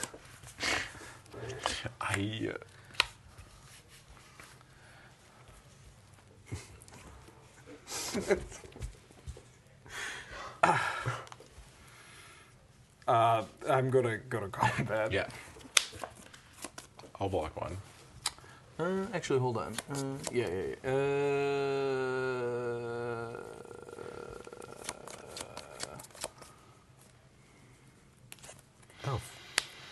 I'll attack with these 3. So a 2/3 flyer and then a 1/3. Yeah, 2/3 flyer, 2/3 flyer, 3/3. Oh, 3? It's a 3. This is a 3/3. Jeez. Yeah. Oh, baby. Yeah.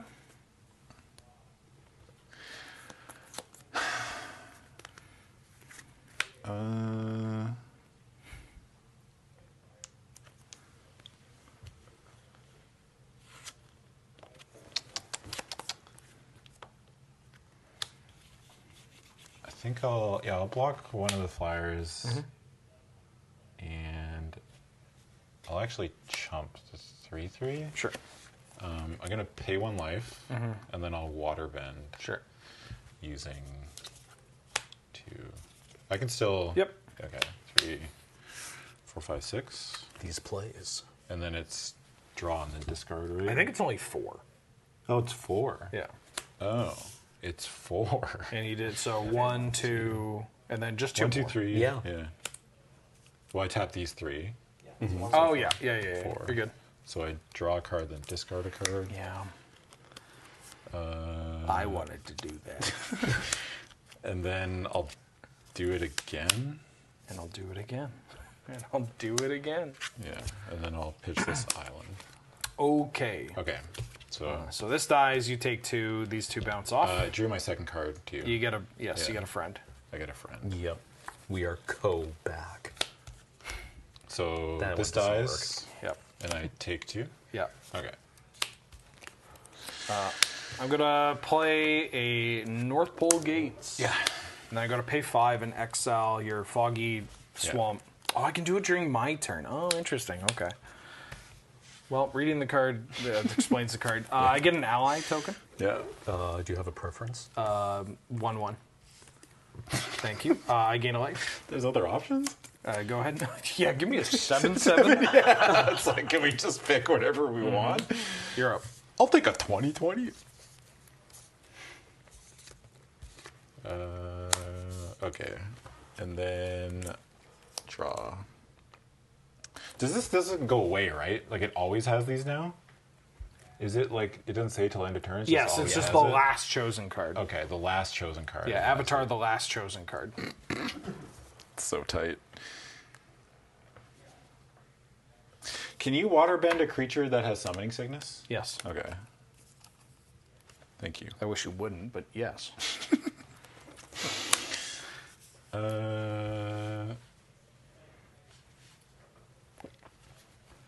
Problem is like my attack's kind of awkward. A little bit. Couldn't be me. I'm actually just going to attack for 2. Okay. In the air with my 2 spirits. I take 2? Yeah. And then I will... One day, I will learn how to do this correctly. That's okay. I believe. I'm going to cast Katara. That one's pretty good. Yeah.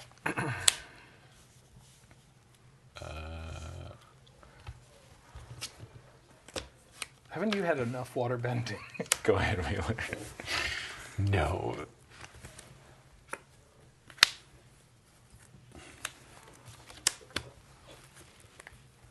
I'm gonna crack the North Pole gates and draw a card. Play an island. Combat. Yeah. I'll block 1. Okay. Yeah. Take 2. Yeah. Go. End step. I'll waterbend. It's just drawing a card. Your end step. Yeah, it's just drawing a card. It's so good. Oh, that's pretty cool. I wish I could draw my Katara. So I could waterbend like the best of them. Draw step.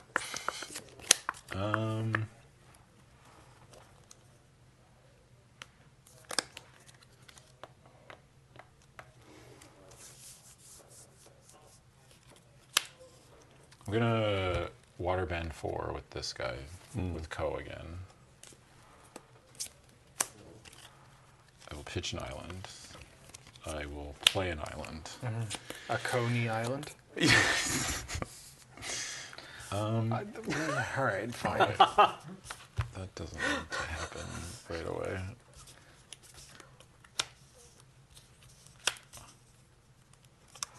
I did that wrong. Can I take that? Can I do this a little bit differently? Yeah, sure. I wanted to waterbend with this. Okay. That's fine. Yeah. And then that means I get an extra. I'll let you do this, but I get to draw an extra card. Okay. Okay. Okay. Okay. I keep forgetting that waterbending's like convoke plus Improvise. Yeah. It's pretty good.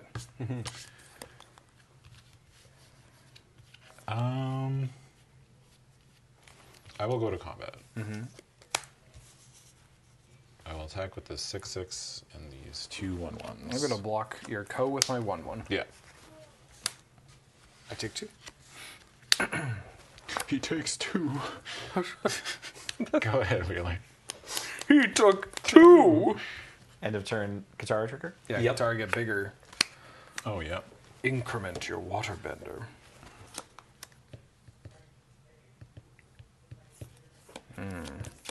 That's bad. Could we throw Ko up on the card reader again? We're just getting several questions about how it works exactly. Well, they should probably pay attention. Yep. That's it. I don't know what to tell you. Combat? Yeah. Wait, before combat. Okay. Okay. Okay. Okay, Kona. Brother. I'm going to flash in Ty Lee. It's a 3-mana 2/1 with flash and prowess, and when Ty Lee enters, tap up the 1 target creature. It doesn't untap during its controller's untap step for as long as I control Ty Lee. Brother, no. I'll tap one of the flyers. A child. Yeah. I'll play an island pass. Okay. That card's pretty good. Oh, wait. Thank God for Caracas. Wait, hold on. Okay, yeah, I'll just... Too many cards to untap. Draw step.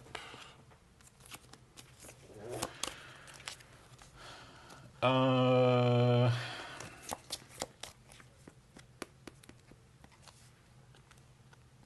will go to combat. I will attack with Co plus the 2 1/1s.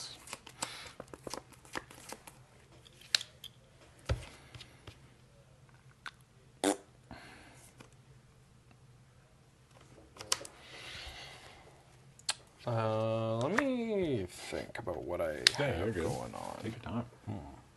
Don't rush yourself. Usually I'll just adhere to the better Magic player in the room, and it's almost always everybody else. You know? I'll block with my South Pole Voyager. Okay. I have no effects. It dies. Would you like to exile it with Co? Sure. Okay. Well, I guess you don't exile it with Co. Yeah, it just gets It exiled. just gets exiled. Yeah. Yeah. I mean, it is technically exiled through Co's effects, but it's in exile. I don't know. I'm the kind of guy that when a Banishing Light hits the table, I like putting it in the exile zone, not under the Banishing Light. Oh, Yeah. Lost too many Dark Confidants to O-Rings. A lot. I lost a lot of good. I'm going to play a Bombs. Kyoshi Warriors. No, I wish you wouldn't. Oh, I wish you wouldn't. I wish you wouldn't, Adam. And I guess 1, 2, 3, 4.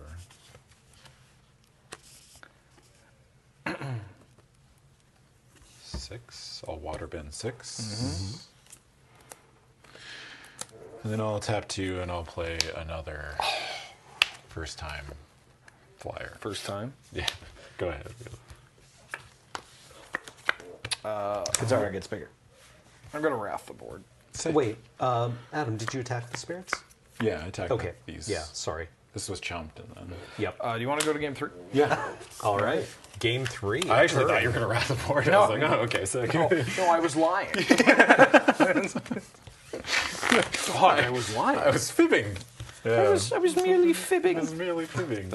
Actually, hold on. Let's. You know what? I will sideboard. Okay. Okay. Okay.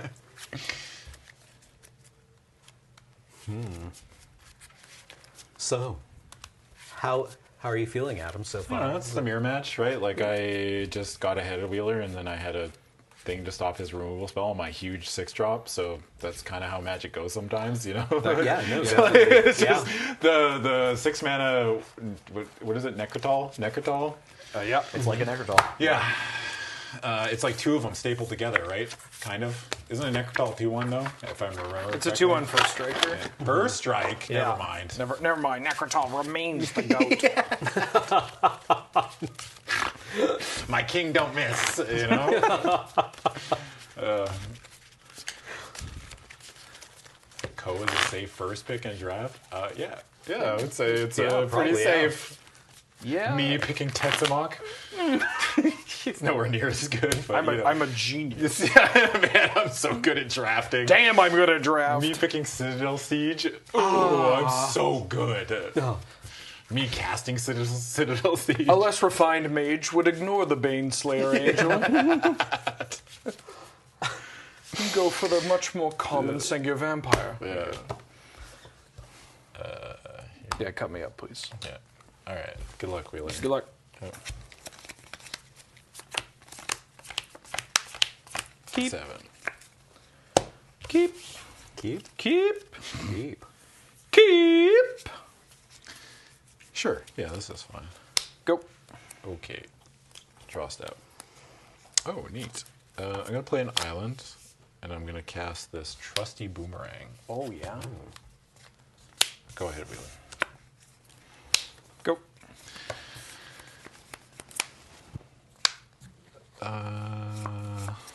I'll play a swamp.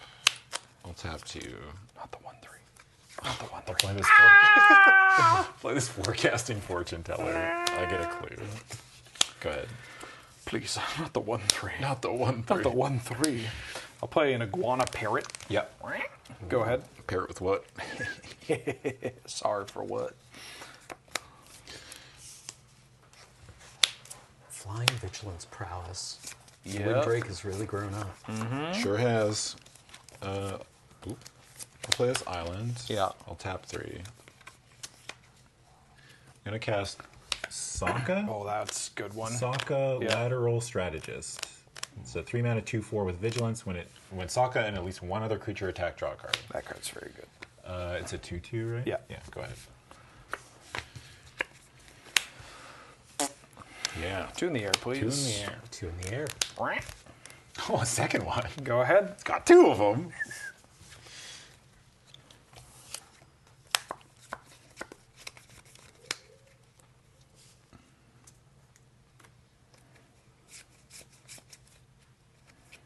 Okay, I'm gonna play this tap land. And then I'm gonna tap 3, and I'm gonna play this Rowdy Snowballers on that bird. And then I'll go to combat. I will attack with 2 creatures. You get I to will draw a a card. Yeah. I'm going to block your 1/3 and take 2. Uh-oh. Where did these cards? I think these were on the top of my library, I think. God, I ended up with extra cards. You just drew 3 cards. I by think accident? I drew 3 cards by accident. This is the card I drew. No, those 2 are the islands, right? Oh, yeah, they're the islands. Yeah. I would have just drawn 2 lands in a row. Yeah. Thank Yeah, you. yeah, yeah. Okay, never mind. We're good. We're good. We're good. We're good. We're good. We're good. Yeah, we're good. Yeah. Okay. We're good. Yeah, we're good. we're good. We're so good. We're so good, dude. And you just block this thing? Yeah. I Okay. took 2. Go ahead, Wheeler. This is no longer stunned. No longer stunned.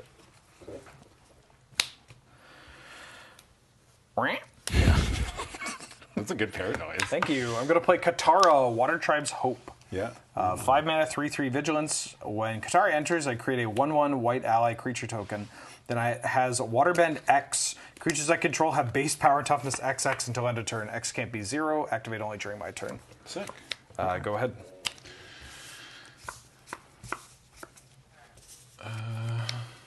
Draw. I will play this swamp.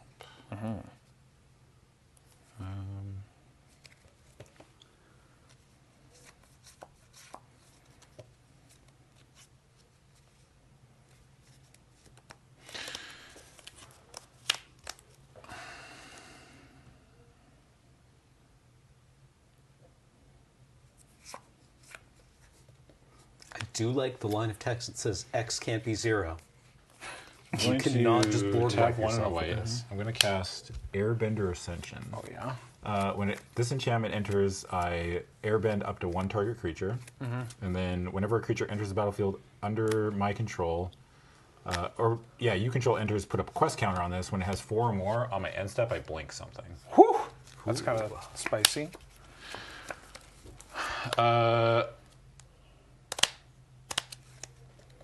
Yeah, I guess I'll airbend. Oh, no. That's a bad idea.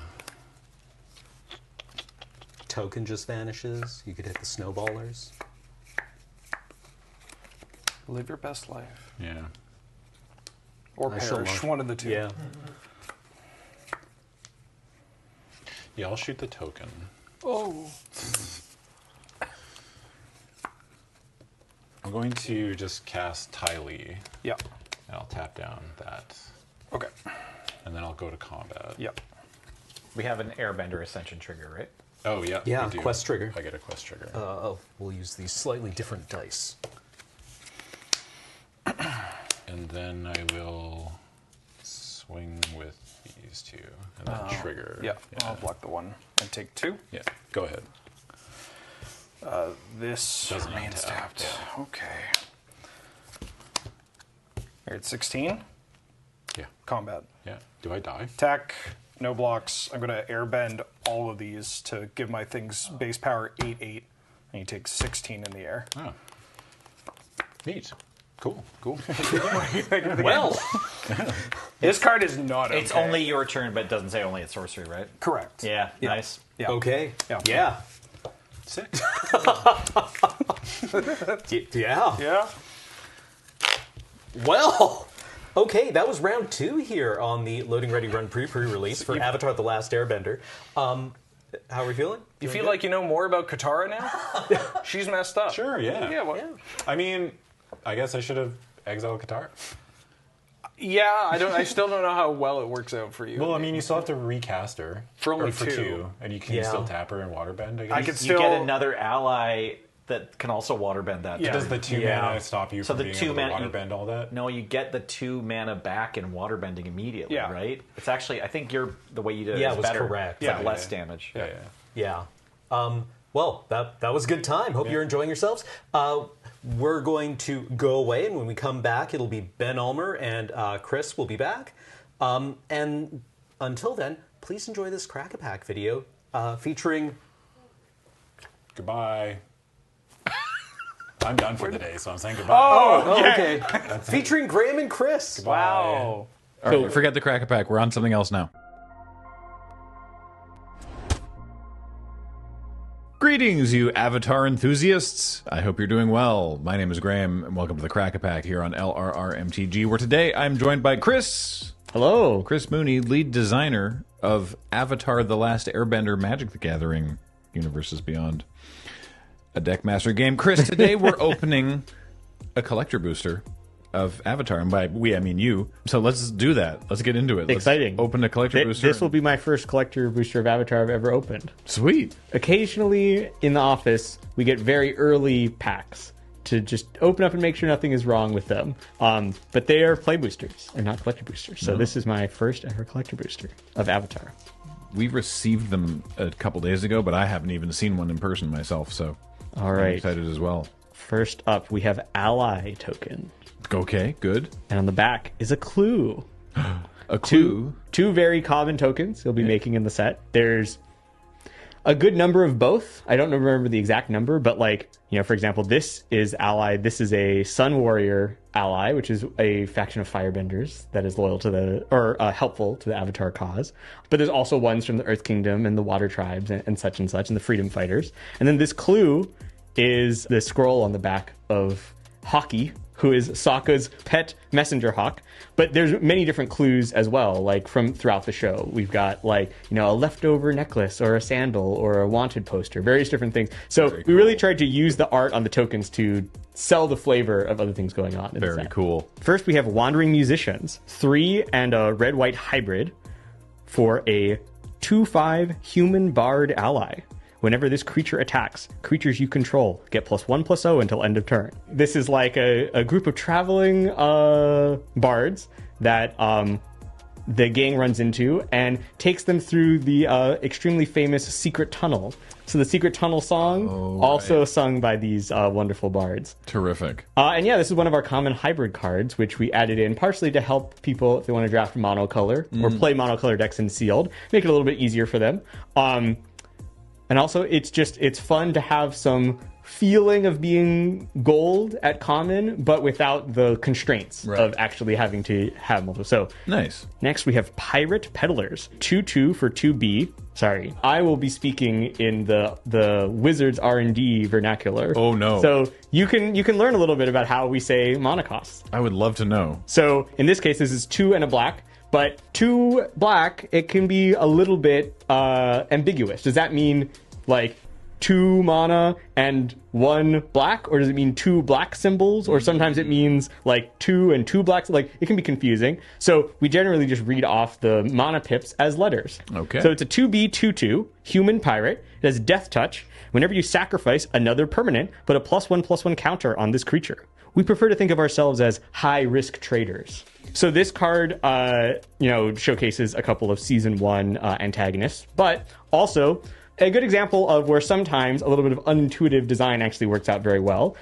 You might not always want to have Death Touch on your creature that's getting very large. It might seem a little bit redundant, perhaps. But what's usually the downfall of these types of creatures that grow over time is if you draw them too late in the game, they don't really do very much. So the ability for this card to have Death Touch allows it to still be a threatening creature even if you haven't yet set up all of your stuff. Excellent. Foggy Swamp Hunters. This is a 3B 3/4 human ranger ally. As long as you've drawn 2 or more cards this turn, this creature has lifelink and menace. Foggy Swamp Hunters here, what I'll point out on this card is that they've got the waterbending watermark. Or we actually didn't refer to them as watermarks internally because it was confusing because there's 4 elements. So does that one have the watermark? No, it has the fire mark. Right. No, that's not what I meant. Yes. Yeah. But so these elemental marks is what we called them, at least while we were working on them. We decided that we wanted to put them kind of not just on cards that used the mechanic, but just on anything that had the right vibe. I was going to say, because this does not have waterbending. Right.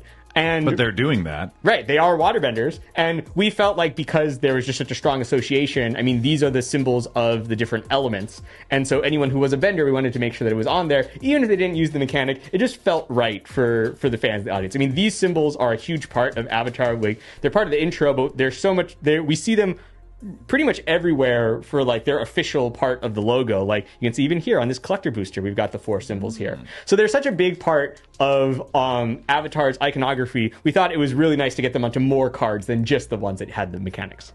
That's super cool. Aang, the Last Airbender. 3 dub, so dub stands for W, which is the white mana symbol. 3 dub. 3/2. Legendary creature, human avatar ally. He's got flying. When he enters, you airbend up to 1 other target, non-land permanent. And if you don't know what airbending does, you exile it, and while it's exiled, its owner may cast it for 2, rather than its mana cost. Whenever you cast a lesson spell, he gains lifelink until end of turn. So Aang here, our kind of headliner, uncommon for white.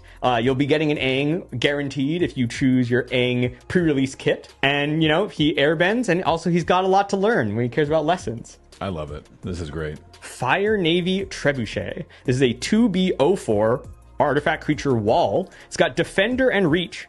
Whenever you attack, create a 2/1 colorless construct artifact creature token with flying named Ballistic Boulder that's tapped and attacking. Sacrifice that token at the beginning of the next end step. The trebuchets would be destructive enough even without the fire. So the fun part about this card is that it reuses a token last seen in Lord of the Rings. Black really wanted to have a little token that it could make each turn to sacrifice. We were like, hey, what if we dip back in and pull out Ballistic Boulder from the archives? So that not only was a fun callback to Lord of the Rings, but also there's another character in the show famously named the Boulder. So not only do we have the Boulder, but we also have this Boulder as well. Perfect. Oh, I love that. I love getting to, go deep into the archives and be like, oh wait, this thing, that's great. Now we have a Long Fang Grand Secretariat. Generally, when we're typing stuff out or when we're communicating, we will say H for hybrid because it's a bit of a mouthful to say B/G or whatever. So he costs 1 HH. He's a black-green hybrid card. He costs 1 HH. For 1. You don't even specify the colors when you say it. Oftentimes we do not because we'll just know we'll be talking about a specific card. If we do need to specify the colors though, usually we will say, 1 HH black green to indicate what the hybrid is. We could say 1 black green hybrid, black green hybrid. Pretty much no matter what you do, it's pretty bad no matter what. So, I don't like that mouthfeel at all. He's a 1 HH 2/3, legendary creature human advisor.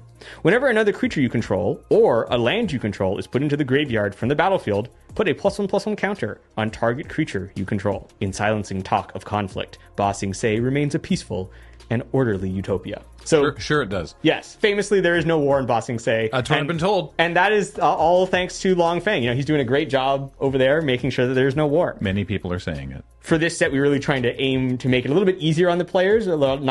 We expect a lot of new players to maybe start playing with this set. So these hybrid legends hopefully will help with that. I do like hybrid cards. Acrobatic Leap. Dub instant. Target creature gets +1/+3 and gains flying until end of turn. Untap it. Once Aang and the Blue Spirit were under attack, it was unclear which one was rescuing the other. This is just a good example of how Jumpstart for this set has a lot of new cards in it. So it's not just, cards from the main set, but has a lot of new cards, both new designs, totally new designs, and reprints from older Magic. The goal for Jumpstart is to be the perfect jumping on point for a lot of players, maybe their first or second time ever playing Magic. So you'll see a lot of cards a little bit on the simpler side to help, just get that classic core gameplay of Magic to those players. Nice. Similarly, we've got Zuko's Offense.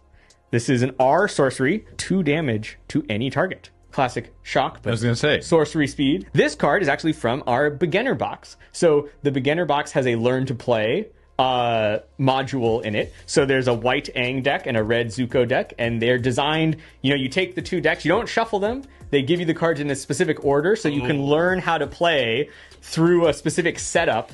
And then after you're done playing, you can shuffle them in with other Jumpstart packs to create your own decks. The old 8th edition do not shuffle, learn how to play. So we did this with Foundations. We're doing it again here. A great way to teach someone the rules for the first time. And then also, the cards are all totally playable in a normal Jumpstart context as well. Sweet. Suspicious Bookcase. This is a reprint.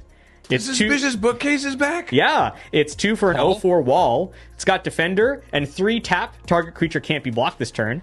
Buried beneath the sands of an unforgiving desert, a vast library of knowledge stores mysterious books in its massive halls. We used to have a dedicated Suspicious Bookcase button for our overlay because whenever it would be cast.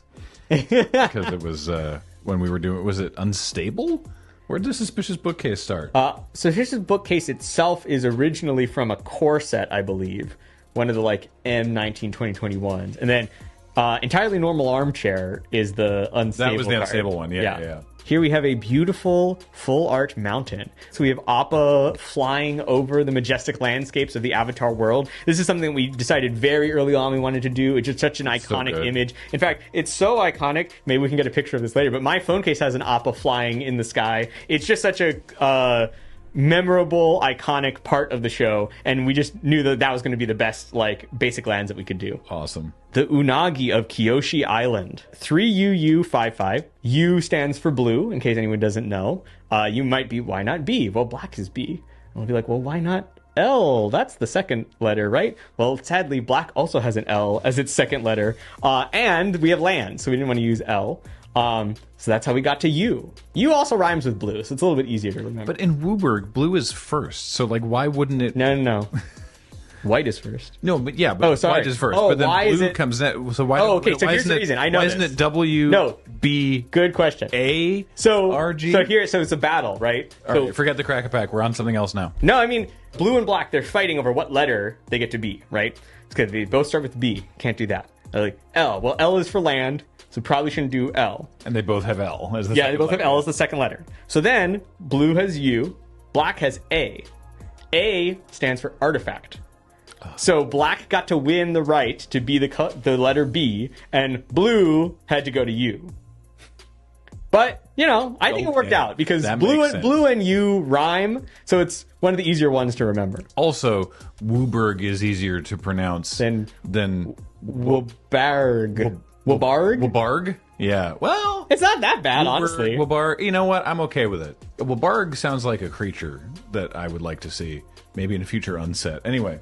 Yeah. We just gotta change what artifacts are called, and then we'll be all good. The Unagi of Kyoshi Island is a 3 UU55 legendary creature serpent. Flash. Ward. Waterbend 4. So this is one of the few cards, maybe the only card, that is asking somebody else to do the bending rather than bending itself. Defensive waterbending. Yeah. And then, of course, the spicy text, the juicy text. Whenever an opponent draws their second card each turn, you draw 2 cards. Ooh.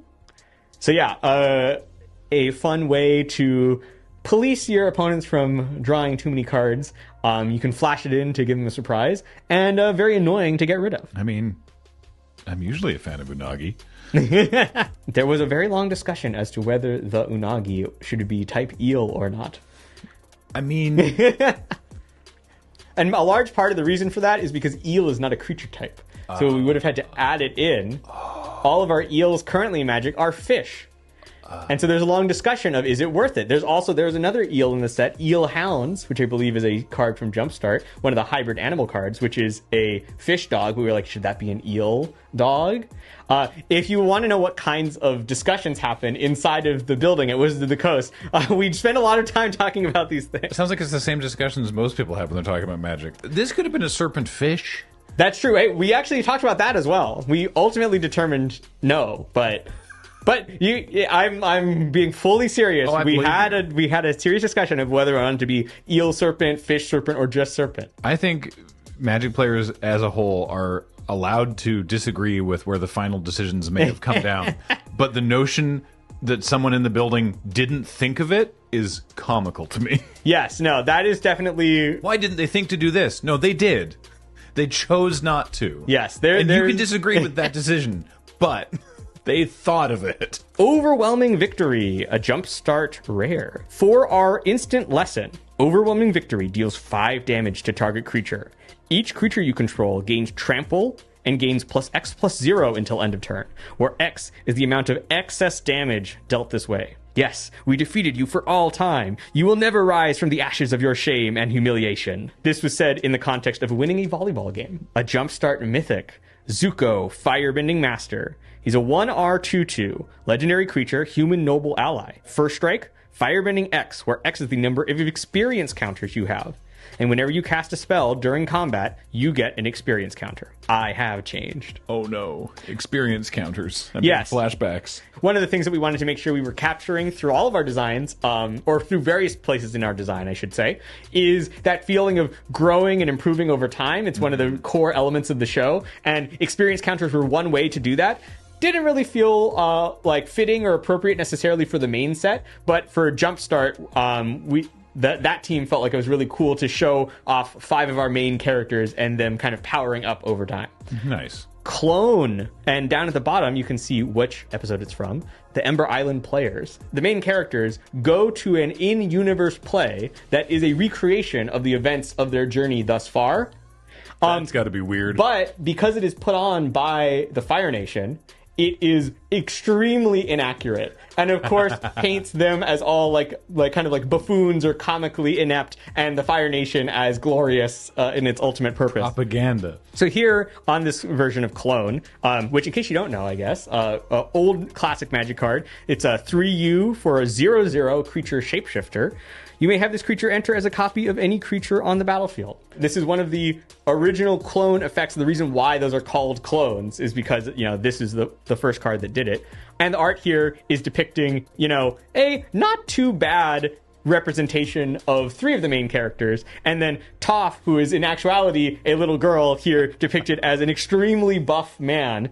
Not only is it just funny just in the context of the show, and also funny because Toph absolutely loves this depiction of herself, but also because in the creation of the show, this is my Avatar nerd coming out, but in the creation of the show, originally the plan was to have the Earthbender character be a kind of muscular man, and they developed the character of Toph kind of separately, realized this character is way more interesting and exciting. Like, we really want to do this character instead. So as the character kind of went in that direction, they let go of that idea of the Earthbender being this kind of buff guy. And so this is not only funny in the context of the show, but also for like a kind of meta reason of like, this was almost what Toph would have been like in that alternate reality. That's very clever. I like that a lot. And now our final card of our Collector Booster Pack, Elemental Teachings. It's 4G for an instant lesson.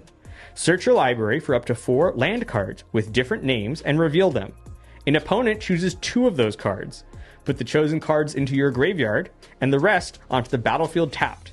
Then shuffle. Understanding the others, the other elements, and the other nations will help you become whole. So here we have, Iroh's departing some wisdom onto Zuko, and number 4 is very important in Avatar, and that really made us think of, is there something fun to do in the kind of gifts ungiven space? This is a type of card that we've made a lot of throughout the years. We have done a land-based gifts ungiven before, Realms Uncharted, but that put the lands into your hand, which is cool enough, but we thought that, hey, there's another level here that's interesting to try with lands because of getting to put them straight into play. By default, most lands don't do that much when they enter, but it's not that hard for them to do quite a lot. So this is a fun design of like just giving another tool to the players to figure out awesome stuff to do, and was fun to test out for us in Commander especially. Sweet. All right, one final thing. In the magical world where you are drafting a collector booster, what is your first pick here?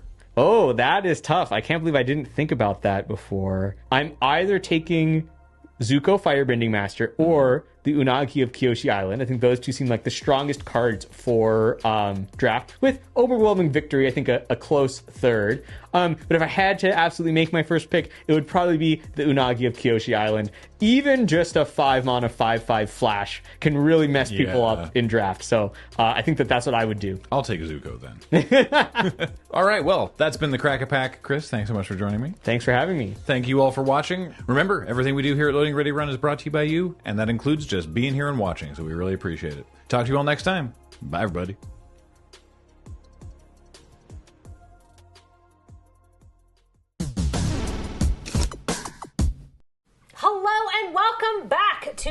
Avatar pre-release here on the Loading Ready Run Mega Entertainment Network. Today, we are playing the brand new Avatar: The Last Airbender Magic Set. Before it comes out, you get to see the sick plays, so then you can take them to your own pre-release and then dazzle everyone with your incredible magic skills. Yeah, you can go, okay, I won't do what they did. Well, I mean, some of this is more of like a learning thing where you could be like, yes, I could model the behavior of Ben Ulmer, who is a nice person and is fun to play with and has a good attitude to the game. That's true. I've made some terrible mistakes that I'm not going to do. Yeah, there we go. I'll take that. Yeah. Or I can model the behavior of Chris Mooney, our wonderful guest here from Wizards of the Coast, who's all of the things that Ben is, but also might be...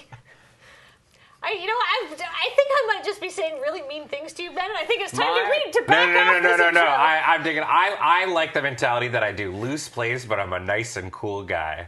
My big lesson from round 1 was if your opponent's at 3 life, try to top deck Lightning Strike. That's a good strategy. Right? Yeah, I think that's something that really we can all apply to our home games. Yeah. Take that to your pre-releases. A winning strategy too is winning the die roll, which you did. That's right.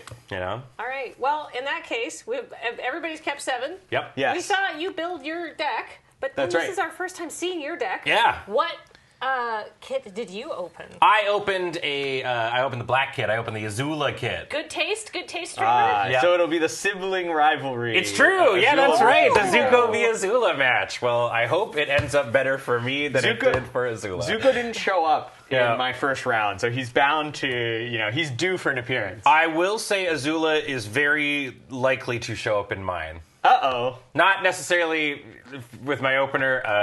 That is true. I remember. I'll let the game play out and we'll see. Well, we'll find out what happens. There may be more than one Azulas in the mix here. Yeah. All right, let's take it away on the gameplay. Chris, please go ahead.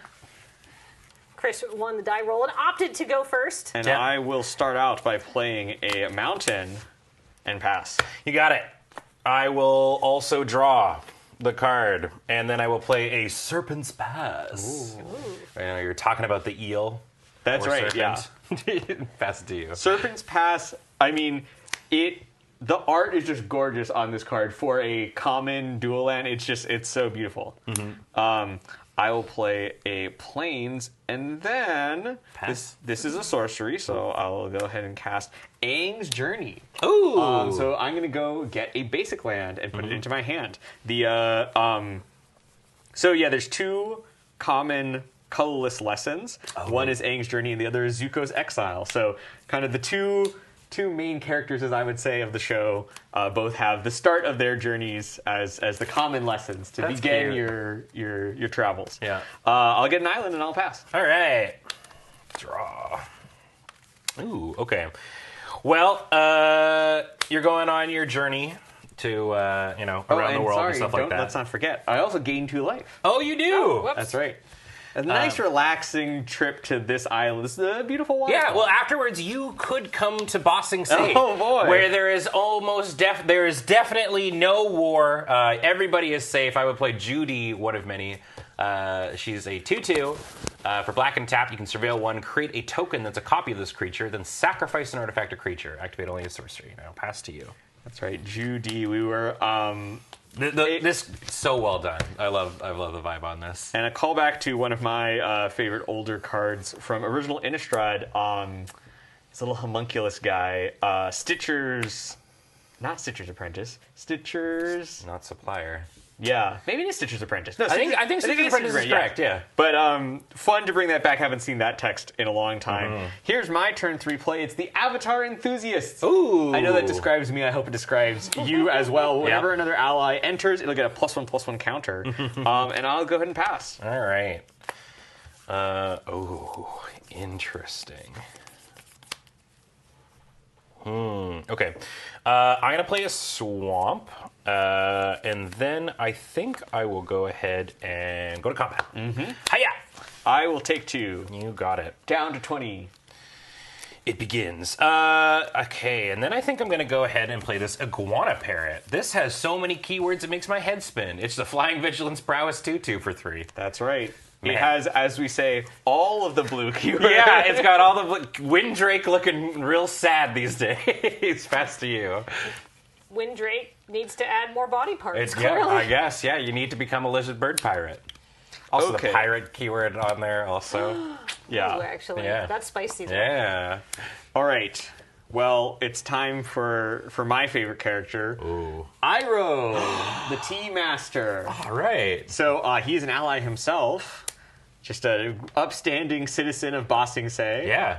Enter's going to put a counter on Avatar Enthusiast. He's also going to make a food token. Do we have a tea-themed food token? Possibly. We'll see if we can find one. But what will happen is I'm going to donate this tea to you. For me? Congratulations, my friend. Thank you. I love nothing more than to share tea with my wonderful friends. Here, you can have some fire flakes. Oh, great. Yeah, I'm down I'll with that swap it too. for tea if I They're can spicy. find some. But yes, as a result of that, Iroh, when I do, I'm going to create a 1/1 white ally creature token, and I'm going to put a +1/+1 counter on it for each permanent that I own, but my opponents control. That is 1 right now. So this ally will get 1 +1/+1 counter. But the Avatar enthusiasts are going to get excited because another ally has shown up. Getting big. Yeah, they are popping off, and now they're going to go into the red zone. So the Avatar enthusiast will attack for 4. You got it. I will take 4.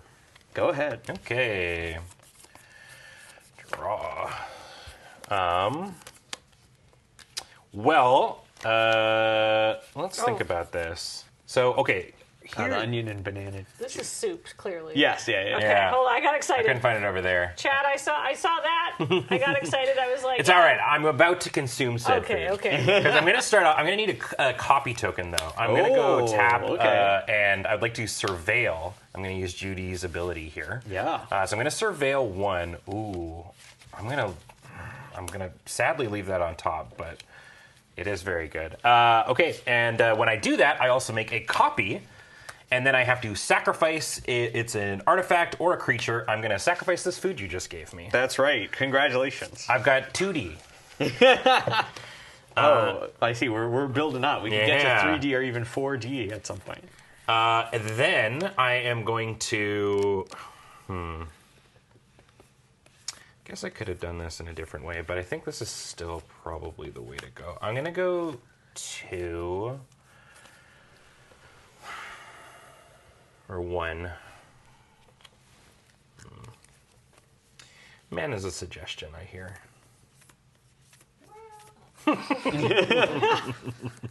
Yeah. If you didn't hear that, chat, that was Serge making a. I would like to cast Deadly Precision. Yeah. I'm gonna sacrifice this nudie, and I would like Crazy. I'm gonna destroy. The Avatar enthusiasts have been destroyed. Prowess trigger on the bird. Yeah. I'm gonna go hiya, I'll take 3. and I will pass it back. That's a lot. Okay. Untap. Draw. All right. Well, an odd set of circumstances I've found myself in. Yeah, I'm making do with 3 mana over here. I don't know if you noticed that I missed a land drop. I did notice that, and that's sort of part of the interesting decisions I've got going on here. All right, so Oh no, do we have land destruction? no. Oh gosh. I will play the Abandoned Air Temple. Oh, I wish I had land destruction. And then what I will do is I am going to cast the Path to Redemption on your bird. My bird! So he's a pirate now, but I believe in him. You know, pirates aren't inherently bad guys. Well, he can become an ally. Okay, all right. But you get an ally, don't you? Later. Not yet. Not Well, yet. yeah, in a second that will happen because okay. we're going to go to combat. I hate the interaction that's about to take place So here. Iroh is going to donate the Path of Redemption Yeah. to Ben. So that's pretty sick. When you've got 5 mana, you can get an ally token for yourself. Oh, but that's amazing. in the meantime, That's so good. in the meantime, I will make my own ally. Yeah. And it will have 1 counter on it because you control one of my things. Yep. And then Iroh and his 2/2 ally friend are going to attack in for 4 damage. You got it. I will take 4.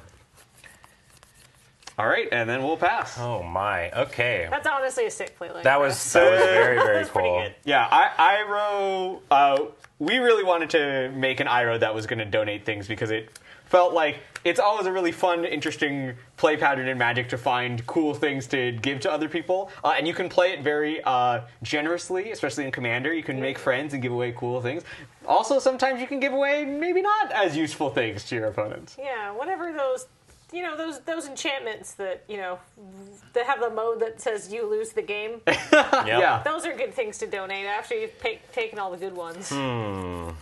Well, all right. I'm sick of you, old man, giving me all these nice things. So I'm gonna exile your Iroh All right, here. Iroh has been epically downfall. Prowess trigger over here, and I'm going to activate GD.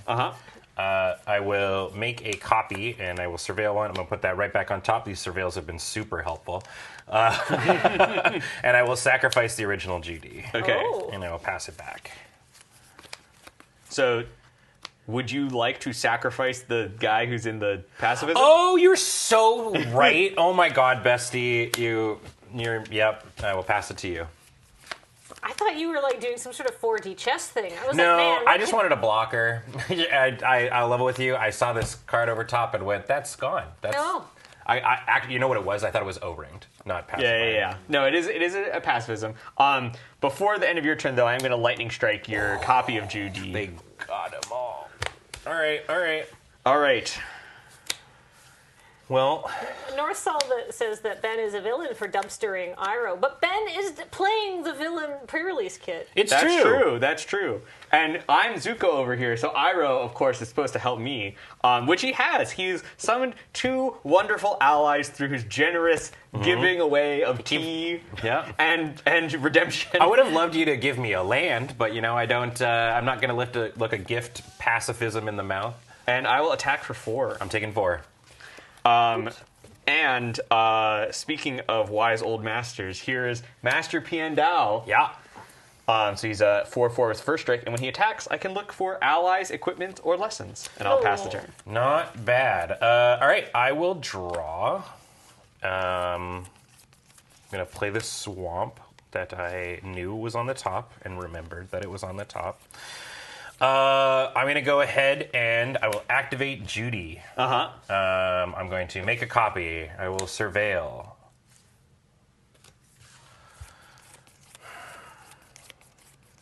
I'm going to put this as I do have Zula. ADHD for the record, for chat asking. I'm going to put this as Zula in the bin, and I will sacrifice original okay, all Judy. right. The original Judy has gone away. And the copies only remains. All right. I'm going to throw a snowball at Master Pian Dao's face. Bonk. And He's been put snowballed. a stun counter on him. And then I will pass turn. All right, we'll untap. So then Judy is a 2/2, so it can trade with the allies, which I think is why Ben opted to sacrifice the OG creature. Yeah, and to be clear, the copy of Judy still has the Judy text. So I figured you weren't. I mean, I guess you're in white, so there might be some airbending shenanigans. But realistically, this only matters, I think, in the cases of bounce spells and stuff like that. Yeah, I mean, sometimes you want a creature in your graveyard. It's true. I am in black. I don't know if I saw a reanimate, but all right. Well, is it Gavany Township time? We could Gavany Township. That's here at 8. I think it is Gavany Township time. We're gonna take a trip to the abandoned air temple, put a +1/+1 counter on all of my creatures, and attack in for 6. You got it. I will double block one of them. Yep. We'll kill off this one. You take 3. Who would you like to kill off? Oh yes. I will take out the Judy copy. All right. And I'll pass. Oakley dokley. Untap, draw. Don't like this Master Pian Dao. Well, he is a Fire Nation. A native of the Fire Nation that is allied with the ally side of things. So it would make sense that Zula would find that off-putting. I'll play a swamp. Oh my goodness. Hey, that's 5 land. You could. Oh wait. I could sacrifice the. I could get rid of one of my lands. Oh, this is No. Way back. Oh, Yeah, gotcha. I think I am just going to. I'm going to sell out Master Piandao. He's been sold out. If he was dealt damage this turn, I would also make a clue token, but this is a 4-mana exile thing, and I will pass the turn. Very minor thing, Chris. Exile, not great. Oh, there. Thank you. We did try to, find all sorts of different episodes to pull moments from, and the old man who betrays Haru after getting rescued by him, I was like, this totally feels like a removal spell. I was like, oh my god, how dare you. Poor Haru. We'll attack for 3. Yeah, I'll jump well, hold on. Attacking for 3. Oh, you've got... Does Firebending Lesson go to face? Firebending Lesson does not go to face. Oh, okay. Lightning Strike does go to face. I have cast a Lightning Strike this game, though, so... But then... So you're at... Right, it's a 3/3. There's also Riot. I'll block. I'll jump. All right. I have no effects. Yep. And then in my second main phase, I will cast the Vindictive Warden. Ooh. Yep. And I'll pass the turn. Oh, menace. Well, it's starting to look bad for your old pal Azula. This is very flavor accurate, though. That's right. Well, I will say, I want everyone to know that after round 1, I went back and I, as you do in pre-release in between rounds, you take a look at your sealed pool. So similar to Zuko, I looked at my pool and I was like, maybe I should be black. And I really built out the red-black deck and considered I've got some strong black cards. I have an Azula myself. But then as I looked more and more, I was like, I can't give up on my Uncle Iroh. I've got to stay red-white. And so we came back to the light side. It's true. Yeah. All right, here's Sokka. I've got Sokka. He's on my team now. I've got some good guys. And I'll pass it back. All right, I'll deal 1 damage to you with Vindictive Warden. Yep.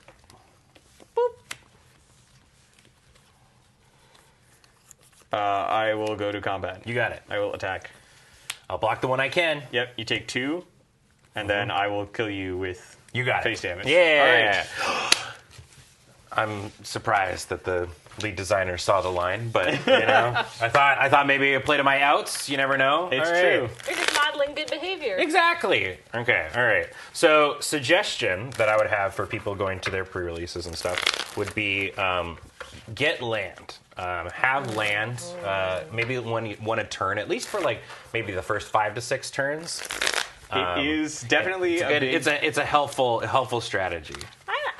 What I liked about your deck, though, Ben, is that you're a little bit behind, obviously, but you had answers for everything. You're just I've got some decent removal. No. Yeah. So you made Chris work for it in a variety of different ways. Yeah. I think this is definitely a format that asks you some interesting questions about your lands because you've got a lot of mana sink abilities. All the water bending costs can be paid with mana, and many of the fire bending cards have activated abilities that can be paid with mana. But you also have earth bending, which is going to turn your lands into creatures themselves. So it's sometimes good to check in and be like, is 16, 17, 18 lands, it tends to be one of those 3 numbers that you're playing. And your deck might lean one way or another depending on what you've got. So there's a lot of different things that are going on with mana in this set. Yeah, I mean, one of the biggest things I feel like in Limited is eventually you hit that moment of we're both in top deck mode, and we're trying to do things. So having all these fun little syncs, I think that you can do. Right, the dual lands you can sack, so you might want to have slightly more lands than you would otherwise. Can I just say, I love the cycle of it's a common dual land, but it's got some kind of mana sink in it.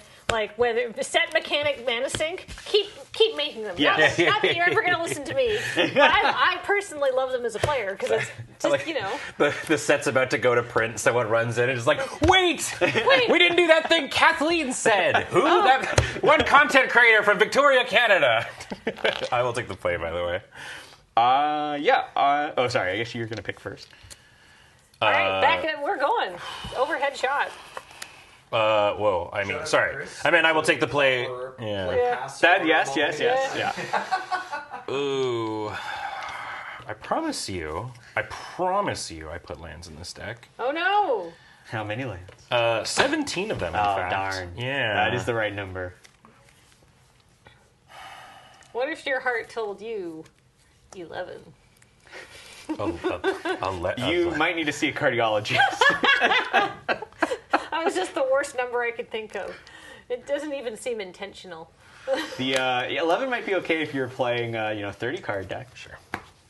We do that sometimes in early playtesting. Really? Just to get a little bit more. Just because, a lot of times when we're playtesting mechanics early, we want just a smaller deck just because we're really only testing the one thing. Like, we don't need the full, we're not going to build out a full set. We're just going to put in a couple of cards with a new mechanic to try it out. Right, you literally just need to see, hey, is this fun or is it broken? Like, if we put these cards into play, 3 times, is it cool? Or are we just this, we can't do this? Oh, man. I forgot what we were talking about just a second ago. Lands with monosinks on it. Every set has its little variations on the lands, and I think that is fun. I tend to prefer ones that do have more of that utility in the late game, because I think that, getting flooded out is something that we want to try and help players feel like they've got a little bit more agency in their games. Yeah, sure. I will put that on the bottom, and let's play some Magic, friend. I'll keep mine as well. Island, go. Sorry, I thought you had kept it already. Everybody was so efficient. Mountain, go. No. I just said I will take the play. Oh. Well, I'm good at my job, so. I will pass. I will draw, and I will cast a Compassionate Healer. You got it. This is a 2/2, and when it becomes tapped, I gain life and I scry 1. Good with waterbending if I ever have any of that, and I'll pass along. And I'm very thankful I did not get quenched in that moment. Nope, none quenching. I will play this Boiling Rock Prison. I'm all about these villainous lands, it seems. All right, if your opponent says that they have an Azula-themed deck and they've got all the Grixis colors, you should be worried. Yeah. I was about to say, Ben, now having all of his colors, the perfect Grixis. Yep. Doesn't sound great. I don't like the mouthfeel of perfect Grixis. A perfect Grixis. Ugh. I'm just going to play Epic Downfall, and I will get rid of your little healer. No, but they're so compassionate. Yeah, and I'll pass to you. I think so free value. scry every turn is too good. All right. I'm sure it'll be fine. Everything will be fine. What could go wrong? Okay, here's my Zhang Yang's Deserters, and I'll put a counter on itself, so it's a 2/3, and I'll pass. Okay. Untap, draw. All right. Let's go. Oh, actually, wait. Back up for a step. It's the removal spell and the card that you have here. Mana value 3 or greater. So what we have is actually an illegal card action there. Yeah, sorry. Whoops. What am I thinking? I'm thinking of Eliminate. Yes. So this is an interesting moment here. Wee woo. What? Whoa. So I'm comfortable going for a backup here. I don't think too much is. Sure, I can put. We're comfortable with this. Yeah. All right. So both players are doing themselves. So just to give a little bit of insight onto judge philosophy. Do you want to come over and talk, Serge? We'll go to the wide. Can you unmute yourself? What? Oh. That's embarrassing. Hi, everybody. I just want to give a little bit of insight into judge philosophy when something like this happens in a game. The last thing that you ever want to do is something that you call a partial fix. So what we don't want to do here is we want to put Ben's spell back into Ben's hand and Chris's creature back in play. So normally what happens is you want to do one of two things. You either want to play on and be like, hey, mistakes happen and that's okay, and we keep going. Or if you feel comfortable, back up the game to the point where the mistake happened. And all we had was one creature, no life totals changed, there was one card. We're at a really low stakes environment, so we're just going to do a backup. So we're going to put Chris's creature back in play, Ben's card back into hand, untap the mana state, and just keep playing right from there. Both players are confident this is what the board state looked like? Yep. Yes. Awesome. Thank you very Except much. you had a counter on this guy. No, that's my next creature. Ah. Yeah. Thanks, everyone. Thank you, Serge. Yes. All right. Okay, how about instead I just bounce it and then we continue on with our lives. It's been bounced. Great, pass it back. All right. So I'll draw my card that I would have drawn on that other turn. Play a land, and I will replay the Compassionate Healer. You got it. And I'll pass. Great. I'll play this land. This is great. Look at all this land you have. Yeah. Turn 4 land. Yep. Can't lose. It's happening. Oh, well, okay. Now, Kathleen. What? I'm a helper. I'm going to play the first Azula. Azula on the hunt. 4/3, firebending 2. Whenever she attacks, you lose 2 and create a clue token, which means you instantly can crack it. She's perfect, and I'll pass. Is this why your deck is called She Can Fix Me? Because she can fix your draws. Yeah. Yeah. Yeah. Yeah. Yeah.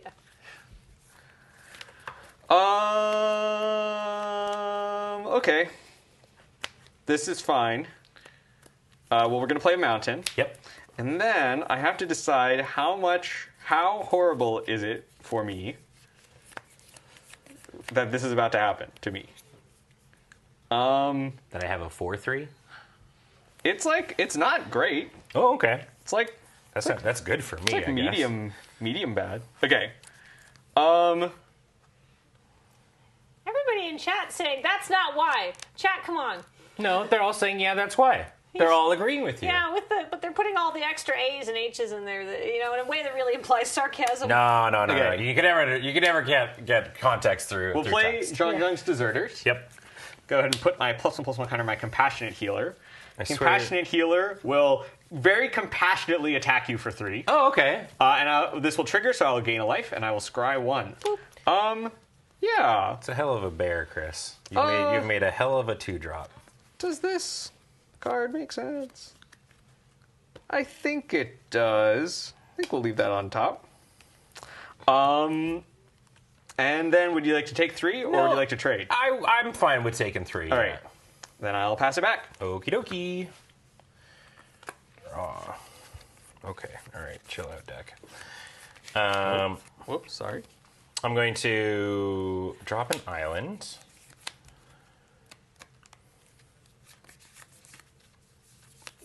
Ben, you've hit a land drop every single turn. I don't want to brag. Yeah. He took his own advice. Yeah. Yep. Yeah. I learned from my mistakes. I'm going to play this Vindictive Warden. You got it. And I've got it. And I'm going to go to combat. Yep. I have nothing to stop that from happening. Ow, I hurt myself and to make a clue. Boop, boop. Nope. No, that, it's one. Wait. One life. It's only Go. It's only one. and It's also, only one. yeah. Sorry, I had a clue here for you. Oh, okay, great. For what it's Okay. worth, Ben did say 2, so Yeah. when you read the card, but it's fine. Oh, one life, sorry. 1 life, 1 clue. Gotcha. Right. All right. Okay. Sorry, I said firebending 2, or maybe that's what I got wrapped up on. Yes, you do have firebending 2. So I've got this mana. I am in the attack with this going on. I will block with my 1/2. Okay. Going to the end of the damage step. I would like to. Gosh, am I cracking clues or am I shooting you? Yeah. I've got so many options. How will you harness the power of fire? I'm out here cracking clues. All right. Wow. And then I'll pass the turn.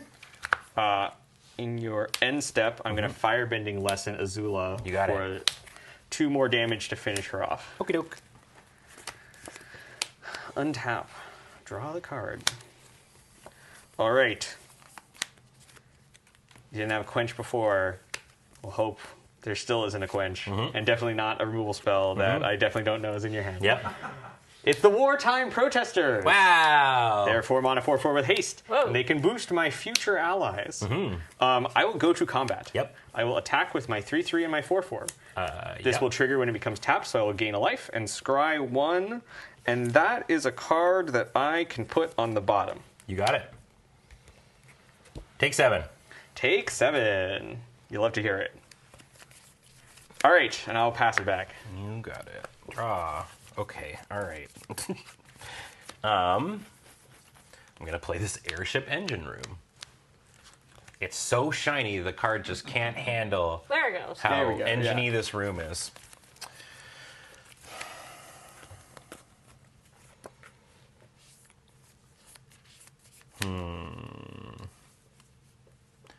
Well,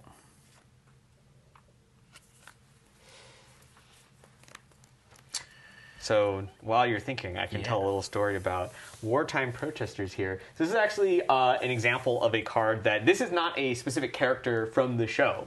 This is actually something where there were a couple of kind of beats of things in the world that we wanted to hit that weren't directly shown on camera anywhere, but that Avatar Studios was like, yes, that would exist, and like we are cool with kind of working alongside, or they were cool working alongside us to make some new things. So for example, this showcases a couple of Fire Nation people who live in the Fire Nation that are like protesting against the war, who are sort of like, no, like we think it is wrong to do this. And just another example of kind of like we wanted to showcase again that the Fire Nation, just like in the show does, like is not like kind of a monolithic, like they're not 100% in support of the war. There are people within the Fire Nation that maybe don't really know very much about the war, or maybe actively against it. So it was a cool opportunity that we got to kind of like add to the world of Avatar, you know, through some of these card concepts that go beyond what was in the show itself. Yeah. Oh man, that's so cool. I killed him. See, earlier in the last round, I gave a long explanation of the saga of the Cave of Two Lovers before Graham killed it. So I was like, I need to get out another long explanation of my card before it dies. I call them Chris Alley-oop Mooney over here. I play this Messenger Hawk. It's a 1/2 flyer. When it enters, I make a clue. Oh wait, hold on. There's actually like there's a clue that right there. It's the clue that's on its back. Ooh. Oh yeah, there you go. He brings his own clue. And it gets +2/+0 as long as I've drawn 2 cards this turn. I think I'm going to pass it back to you, Chris.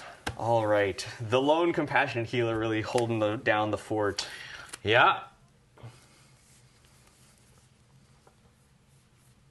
Well, here they go. So I'll gain 1 life and I'll scry 1. Blow me out, Chris.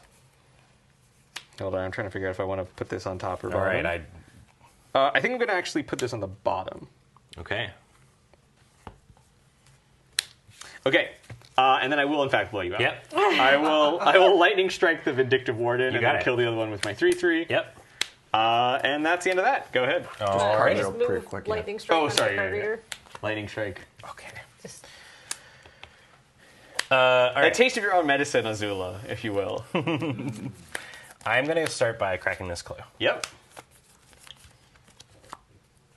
And you can crack your lands as well to draw more cards. There's a lot of things to do with bonus mana. Yeah. I'm gonna play these rowdy snowballers, and I think your healer can take a breather. Yep. And I will pass to you. All right. They are stunned. I'll draw for turn. I may have cursed myself when I said make sure you're dropping lands, and my deck said, "What if that was all you drew this Okay, but hold on. Enough. All right. We'll pay 5 for Jet, Freedom Fighter. Ooh, very nice. So when he shows up, he's going to deal damage equal to the number of creatures I control. That's 2. Oh. And we'll get rid of those. I mean, Jet taking out some innocent kids playing in the snow, that actually kind of sounds like something that he does might sound do. like what he does. He's like, I'll just blow up a I mean, they're working for Azula. Yeah. Well, obviously, they're evil. I mean, yeah. And then when he dies, I'm going to be able to put a +1/+1 counter on up to 2 target creatures. And that's it for me. You got it. Okay. All right. Was it land? Me? Yeah, it was another land. Oh, I told... Now listen here. Sure, I will blow up this airship engine room to draw a card. I will play a parrot. You got it. And I will pass the turn. Draw for turn. Dun-dun-dun. You know, sometimes you magic the gathering, and sometimes the gathering magics you.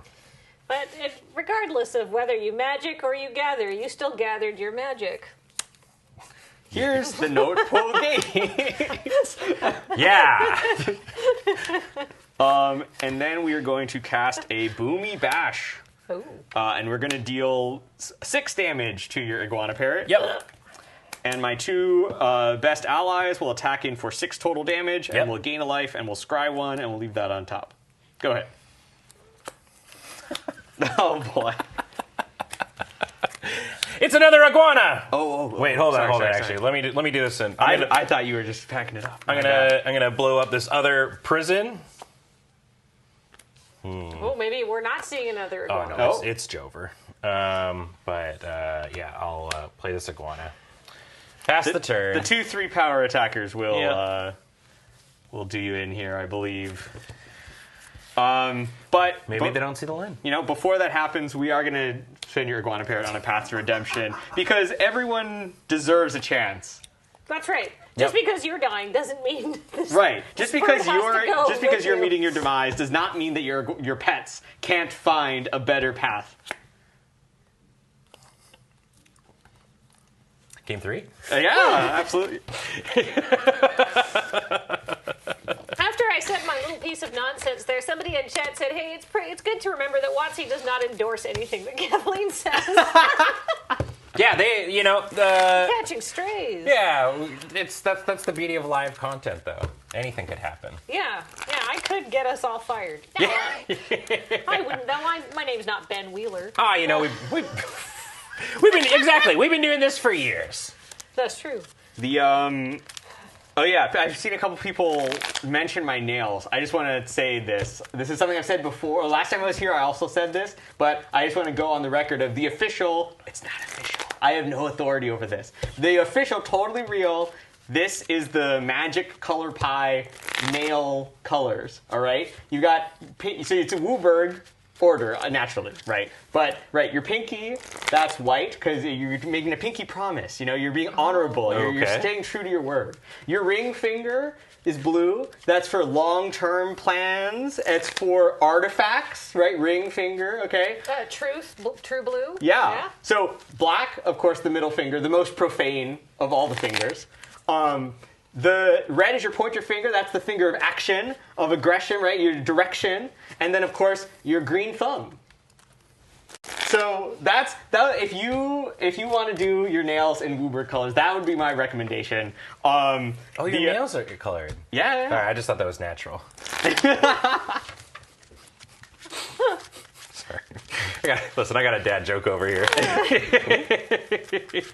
Well, I'll take the play for our game of fun. Yeah, you got it. Our game of fun and our further day of fun. Yeah.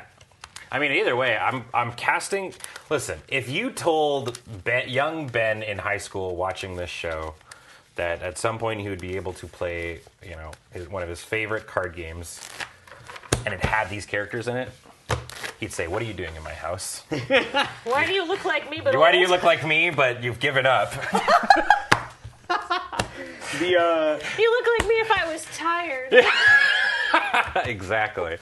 I mean, I've been saying that, right. When I was a kid, I made my own custom Magic card. So I made some Avatar Magic cards as a kid many, many years before working at Wizards. They were really not very good. But it is sort of like a full circle thing for me of actually getting to make the real, Magic, Avatar set.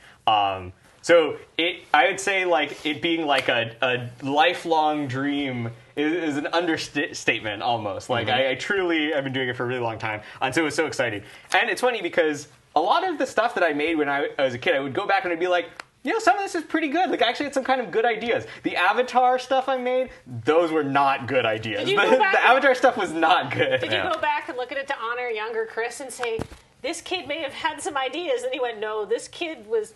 I mean, it's fine. I did when they were like, you're going to work on Avatar, I was like, that's awesome. And then I was like, there probably isn't anything, but it would be cool to kind of go back. Maybe I'll find something kind of fun that I can share, maybe like in an article or something. And I went back and I was like, this stuff sucks. like there's nothing worth sharing here. Yeah. Let's just start from scratch. I'm older, I'm wiser. We can do a much better job now, especially with an entire team of like professional designers that are also like having great ideas. Yeah. I will keep this. Me too. All right, good luck, my friend. Good luck to you as well. Irrelevant says this is not a design file of honor. Yeah, no. I'm going to start off with this airship engine room, and I will pass it. I'll draw. Oh boy. All right, here's my Sunblessed Peak. Oh. And I'll pass. Okay, I will play a swamp, and then I'll go to Judy's back. She keeps coming back. Then we'll pass.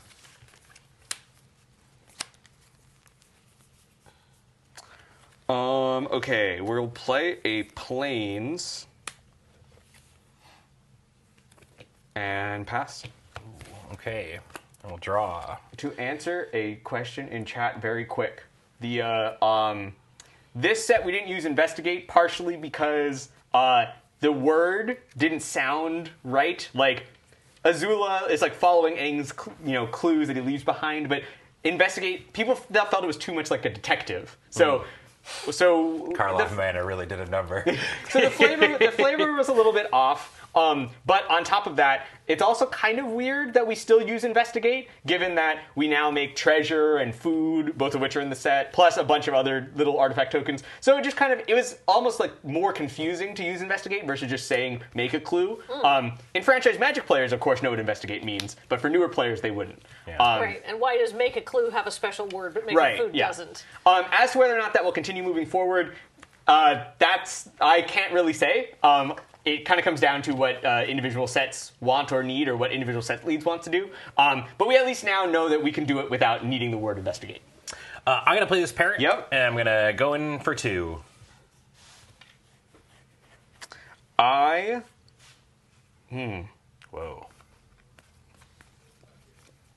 I am going to firebending lesson her. Okay. Pass to you. Judy, Judy getting firebent, that seems rough.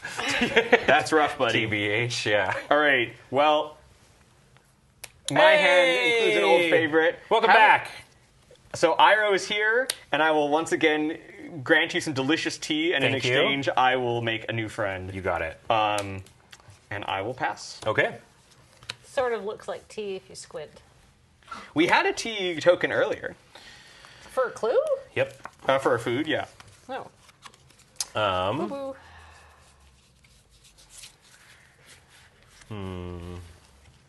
Treasure. My game plan here is I'm going to start by boomerang basicsing.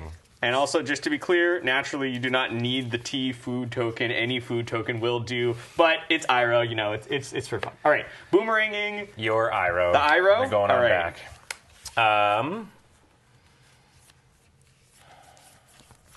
And then Prowess Trigger, I'm going to hit you for 3 in the air. I'll take 3. There we go. We got the tea. Oh, you can put it on here because the tokens are in the thing. Yeah. I like how you've been here enough that you're like, I know how the card reader works. We sometimes don't always get it there. I'm going to play the Callous Inspector. And then I will pass it back. So I have taken 3 damage. Yeah. I was really focused on the tea. I was trying so hard to give Kathleen hand gestures, and I was like, I saw your fingers, and I was like, what is Serge doing? Okay.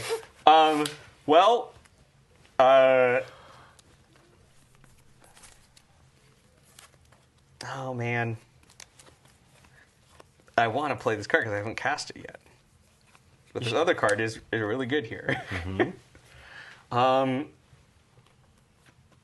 No, let's do it. All right. We haven't seen him at all today. Let's give him a time in the Let's give him a hand. It's Zuko, Exiled Prince. Whoa. So finally, we're going to get some Zukoing happening here. I do have a 2/2, and I guess you have mana open, so you could have a spell to eat my ally. But I don't believe you. 2. Yeah, that's cool. I'm going to put this Callous Inspector in front. It dies, deals 1 damage to me, and I make a clue. Yep. Another clue. Boop. Go ahead. I'm going to eat this clue. You got it. You're going to eat the clue, and you're going to investigate the food. Yeah. Just going to poke and prod it. Well, I'm going to go ahead now, tap for 2, and it's kind of flavor fail here, but we're gonna exile that Zuko. Well, you know what? Maybe not flavor fail. The alternate reality where Zuko was the one who ended up losing that fight. I'm gonna hit you for 3 in the air. Yep, I'll take 3.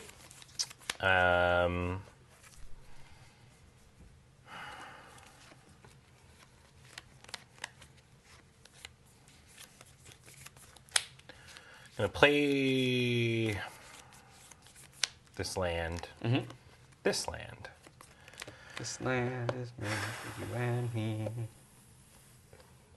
Megados X points out that Zuko is the same power and toughness as Azula at the uncommon. That's true. Yes. I'm gonna play this They're messenger. siblings. Hawk. We did. I'm learning. I mean, obviously, Zuko and Azula have a quite a different power level, I would say, or a level of effectiveness in the show. But there are some times where, when things are kind of converging, we're like, let's lead into it. Let's get them on this exact same page. Hey, that does help tell a story. Why do they have the same stats? Because they're brother and sister. Oh, neat. That's true. It's canon. All brothers and sisters have the same stats. Yep. Don't look at the Katarans off the cards. Okay. I played a messenger hawk and I made a clue. All right. You got another clue. Lots of cluing going on. Okay. Well, I'll play my abandoned air temple. That land is We've so messed up. I'll attack for 2. What's it do, by the way? Oh, sorry. Out of curiosity for people who might not know. Yes. No blocks. Okay. Take 2. I take a 2. All right. Wait. I'm a fool. Do you want me to take a 3? No, hold on.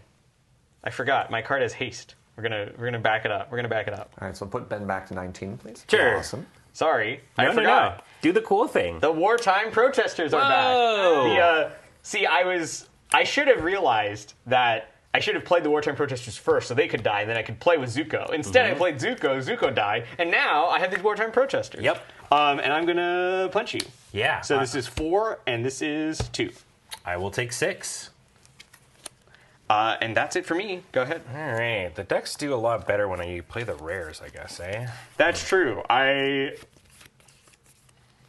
That's a good land. I have drawn a lot of the rares in my deck in this game. That's for sure. Well, I think I'm just going to have to try and race here. So I'm going to play the Serpent's Pass. Yep. I'm going to go 1, and I'm going to use Deadly Precision. Yep. I'm going to crack this food you gave me. No, the for food it, I so generously gave you. and I will kill your So long, wartime friends. protesters.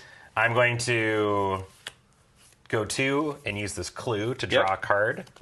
I had a prowess trigger here, sorry, I should have mentioned. And I have a trigger here now for drawing my second card. I'd like to swing for 6 in the I'll air. take 6. And pass. All right. Ooh. We racing. See, that's why we put removal spells on the set, so they can beat the rares. All right. So I'm pretty likely to take a lot more damage next turn. This card... So Very minor thing, Ben. Your bird is untapped. Yep, it's got Vigilance. That's true. You got 1 card in hand? I've got 1 card in hand and 2 mana open. Okay, we will make sure I have the right colors of mana, is what we will do. All right, pay 3. He's back. It's What's up, Pyro? T-Master. I Yeah. guess I probably should have attacked first. I will go to combat. No, I shouldn't have Yeah, attacked you first. Let's definitely Let's want finish that. resolving, So I get a food, and then I'll go to combat. Right, I have give this you the tea. food. Oh, thank you. I will make an ally. In response to the trigger, Yes. I would like to tap for 2 and eat this food. Yep. So you gain 3, and so I will get an ally, but I will not get a +1/+1 counter because hold on.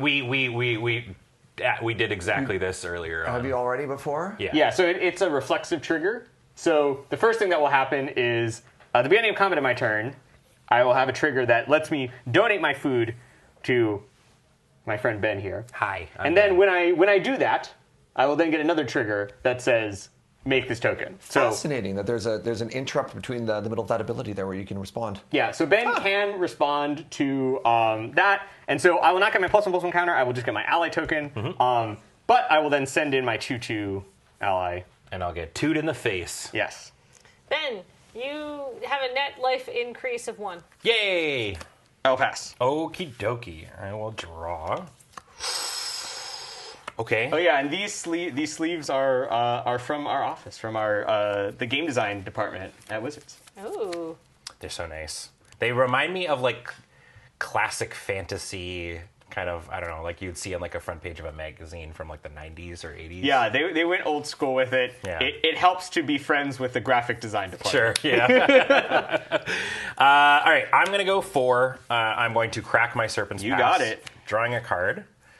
Ooh. Trigger on the Messenger Hawk. Yep. I would like to swing at you for 5 in the air. Yes, I will cast a spell. Yeah. I'm going to cast Airbender's Reversal, and I will try to destroy target attacking creature, which would be the Iguana Parrot. You got it. And I'll take 3. Well, I feel silly about doing this post-combat, but I will play May, Oh. Scornful Striker. 2/2 first strike, and whenever a player casts a non-creature spell, they lose 2 life. Oh. Yeah, that would have been pretty tight to play prior, but I will pass. Okay. Yeah, May making it into Canadian Highlander. Yep. Really? That. I feel like any card that can make it through the gauntlet of Canadian Highlander to be in contention is pretty. It's 2 spicy. mana for 2/2 with upside that also keeps saying things. Yeah, and it's black. Yeah, May is definitely strong. Now, what am I gonna do? I mean, I would recommend that you don't cast too many non-creature spells. That'll be. Yeah, I mean, if they cast one, they might be dead to the hawk. Yes. So you have another dual land in place. You do have a second draw. I do. That I can see. That's kind of a neat combo, though. Just like the hawk you could. He's the little bird that could use your. So here's the Treetop Freedom Fighters. They're a 2/1 with haste, and they make a 1/1 when they enter. Yep. Thank you. Chris is going wide. Ben is going high. And then I'm going for coffee. No. Serge just gave me an interested look. We're also going to play Zhang's Deserters. Ooh. And they will put a +1/+1 counter on... Card reader, please. Oh, yeah, thank you. This is the token I just made.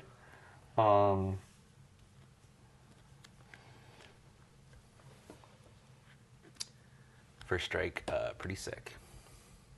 Even if I put it on Ira, you're going to be able to block with multiple things. No. I mean, I've got... Well, not when I give you one of my ally tokens. Ah, you're giving me an ally. So that... You had the option of giving me the Air Temple. That's true. I can't even activate it. That's true. I could give Air it. Temple. Okay, I think I'm going to put the counter on Zhang's Deserters itself. Okay. Okay. I will go to combat, and I will ponder if I should give unto you one of my allies. Today we gather on the other side of the board. I guess, well, because the main reason to do it is that I get an even larger ally. Oh, well. All right. You get a 2/2. Oh, May's got first strike. I totally forgot about that. Yeah. Okay, well, Chris. that makes my placement much worse. But I do have this Abandoned Air Temple, so... yeah, you sure do. For the person, I go -1, and you go... Okay, so I will pass. You got it. One tiny 2/2 holding back an entire board full of Iro and their allies. My goodness. I'm going to play this Swamp.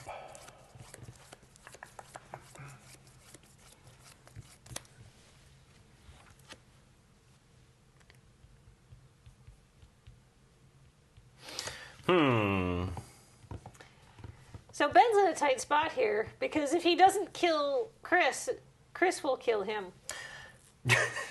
Kathleen, I'm trying out for really commentary. diving into the depths of the strategy of Magic the Gathering as well.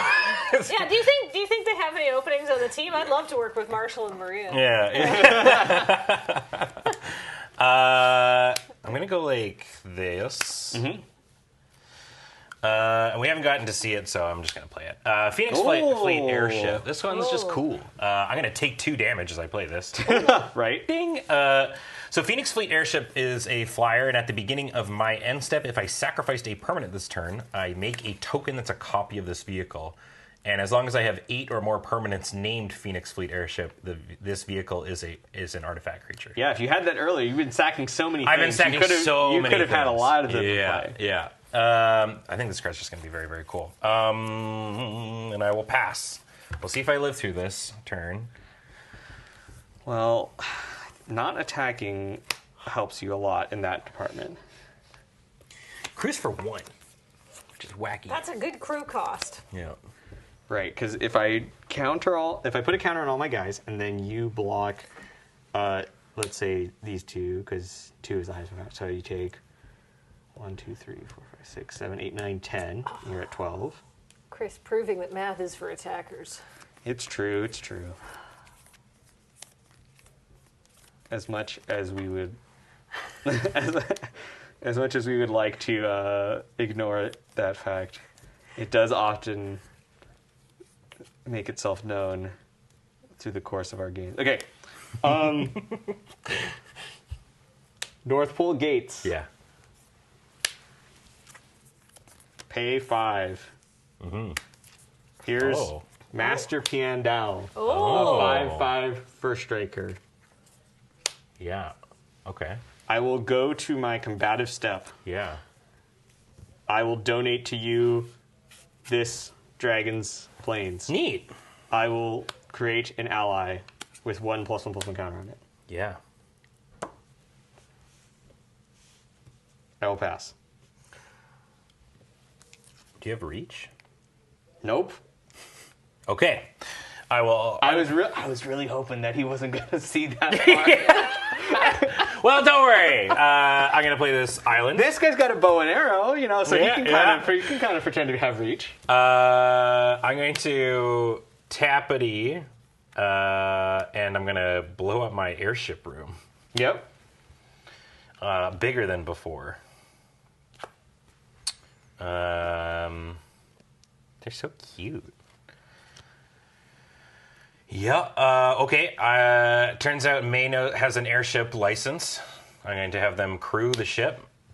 And I would like to... I have no reachers. I would like to go in for 7 in the air, Chris. I will take 7. I'm dead. Yay! Good games. Why are we cheering? I was looking at this cute little fox. Thank you very much for the game, Chris. Yeah, Really. and I had this Cave of 2 Lovers, which could have made 2 bodies, which would have each gotten +1/+1 counter for my answer. But the May showed up at exactly the right time to prevent me. So even though it didn't trigger, there's a lot of power in. Sometimes you don't get to see all of the card is doing because your opponent is locked out of being able to cast their spells. Yeah, if we've got the card recognizer ready, Paul, I don't want to take up too much people's time because I know we want to crack this boosty, but I am a little sad that we didn't get to see the progression of Azula's we didn't get journey. to see all the other Azulas.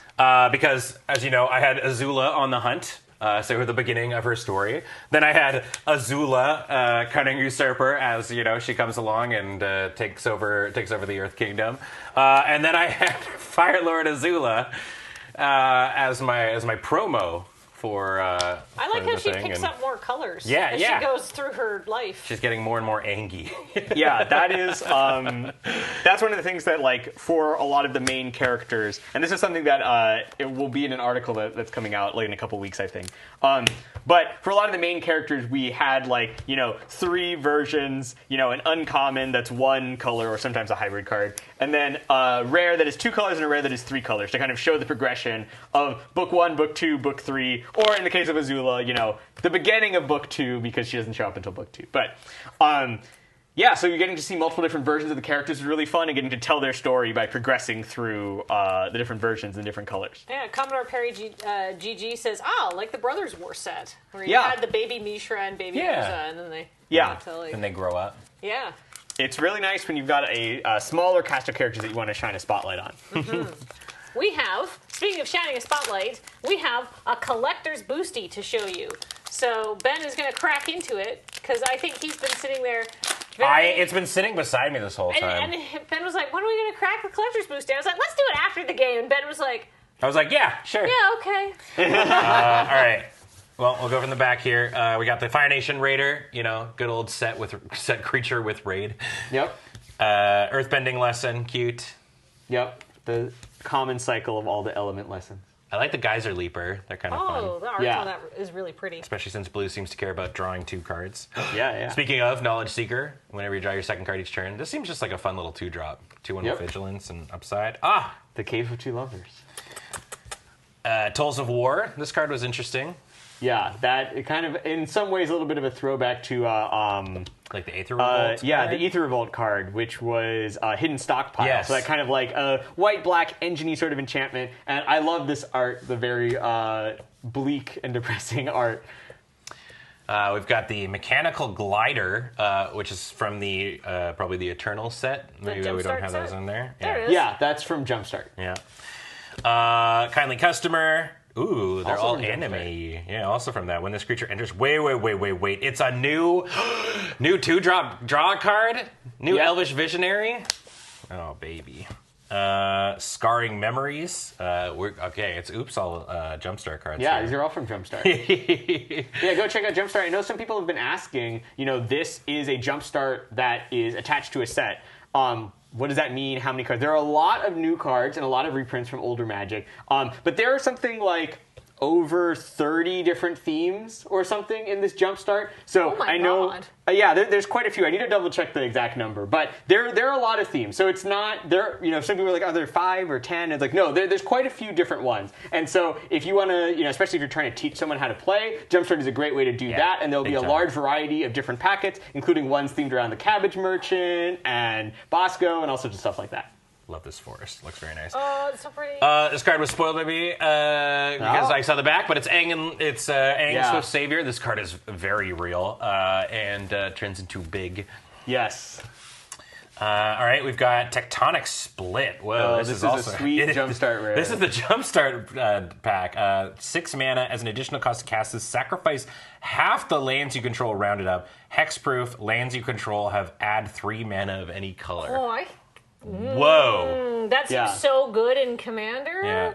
Yeah. Shout out to Kyoshi on the front. I assume this is when she's making Kyoshi Island. Yeah, this Island. is when she's making Kyoshi Island. She's separating the landmass. And what's also really cool is, having fewer lands, not necessarily a combo with Earthbending, but you have to sacrifice half your lands. If those lands have been Earthbended, they'll just come right back. So it combos in a different way with Earthbending, where you can actually kind of cheat around the cost and get more of your lands still in play after you've played this card. Ooh, we got Fancy Art Ran and Shaw.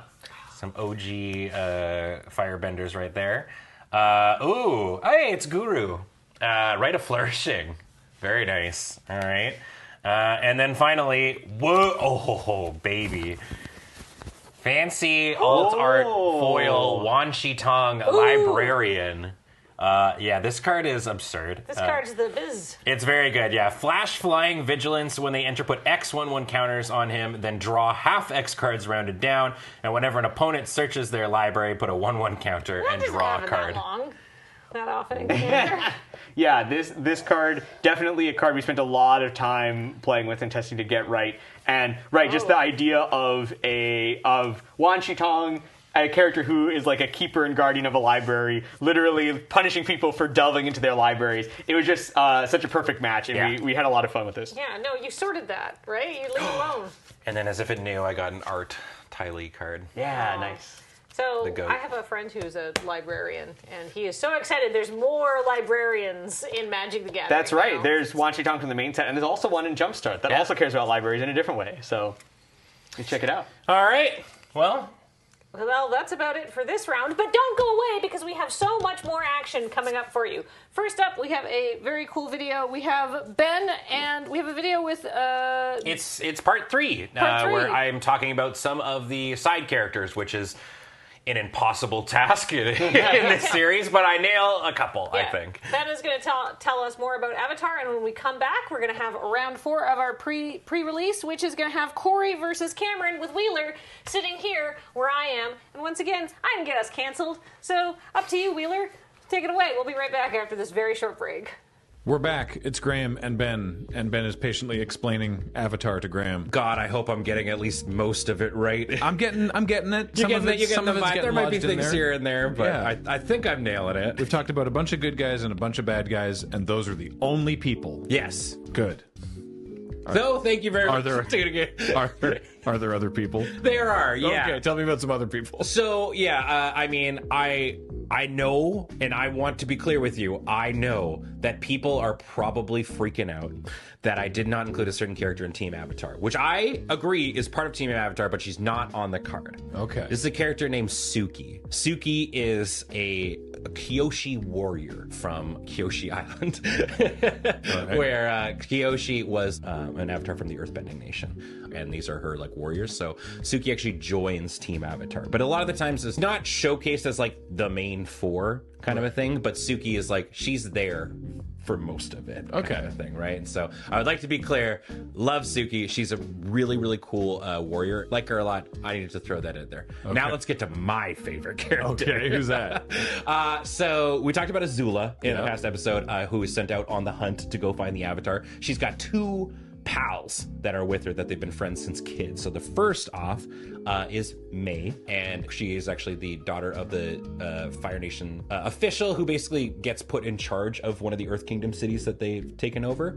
She talks like this, and everything is a bore. Oh my god.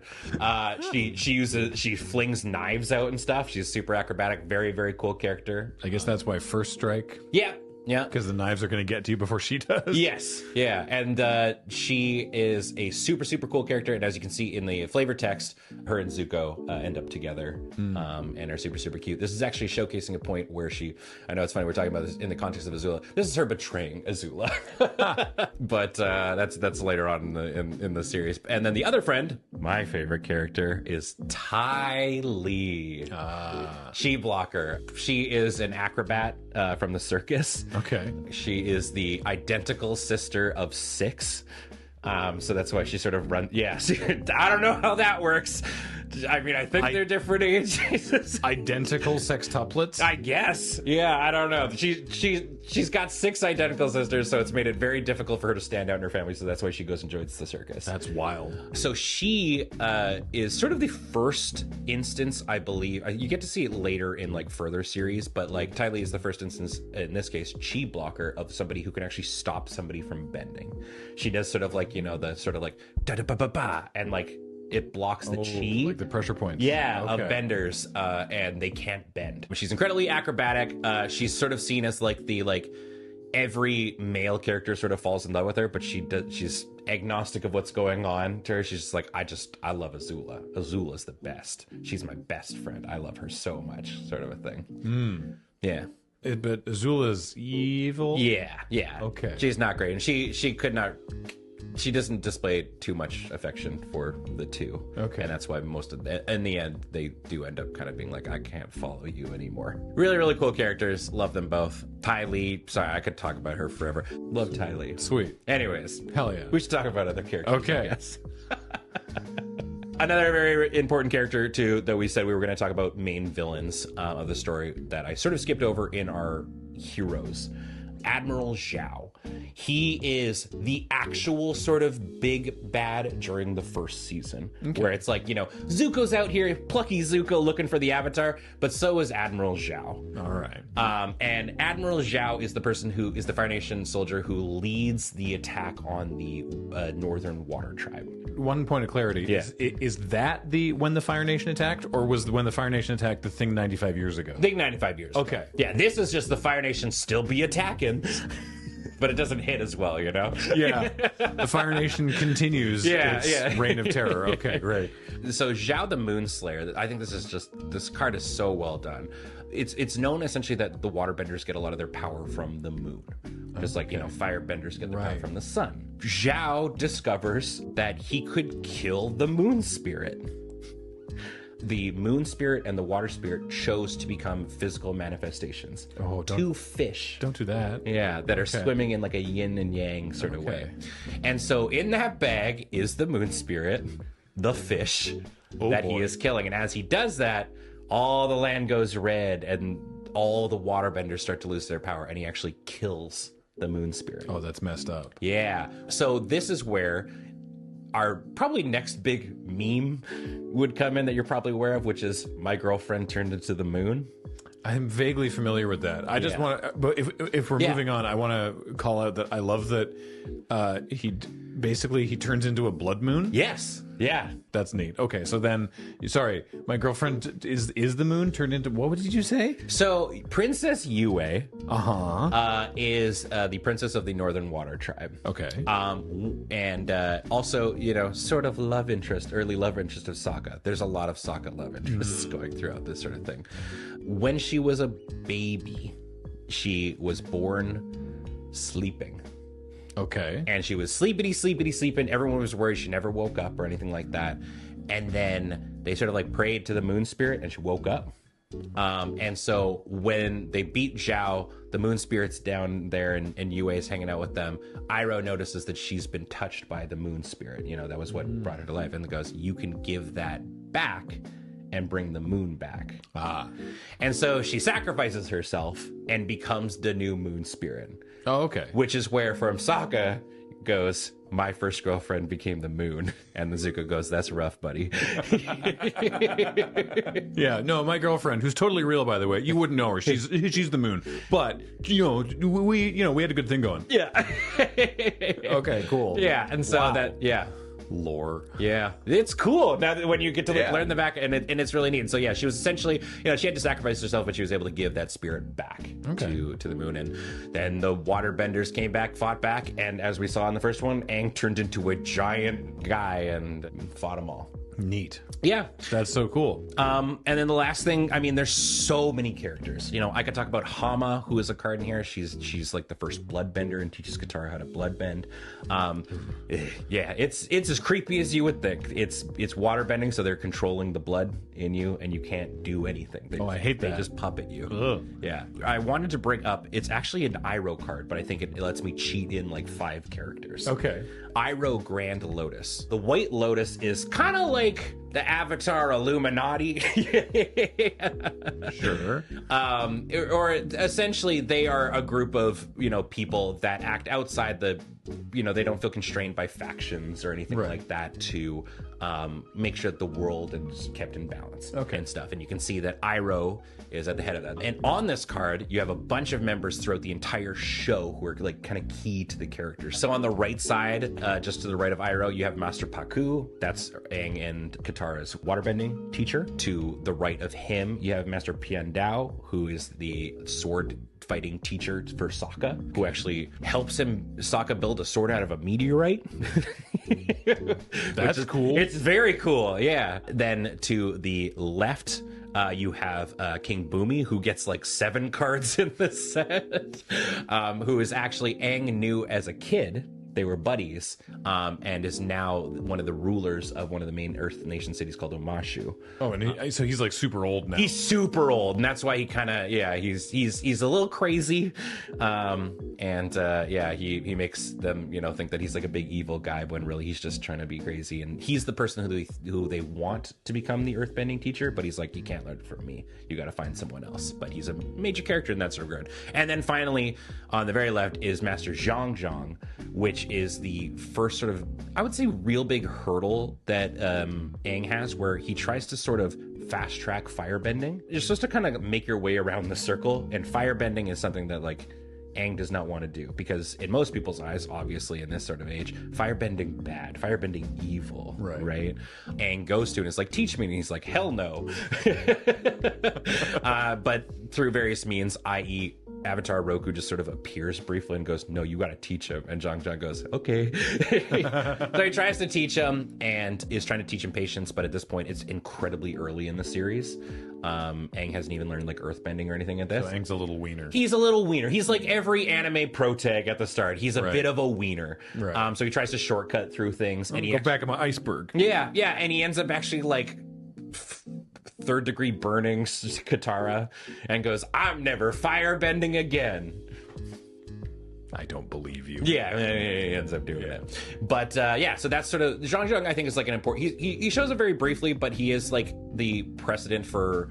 You can see that Aang is still a child, and also that he fears firebending. That's the White Lotus. I think they're very, very cool. But like I said, Infinity characters is actually a quite long show. I feel like I've touched on a number of the really, really fun ones anyway. Great. So, talk about your favorite fun character in the comments. Ding. Ding.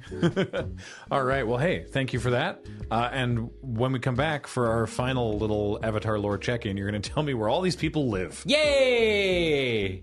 See you later.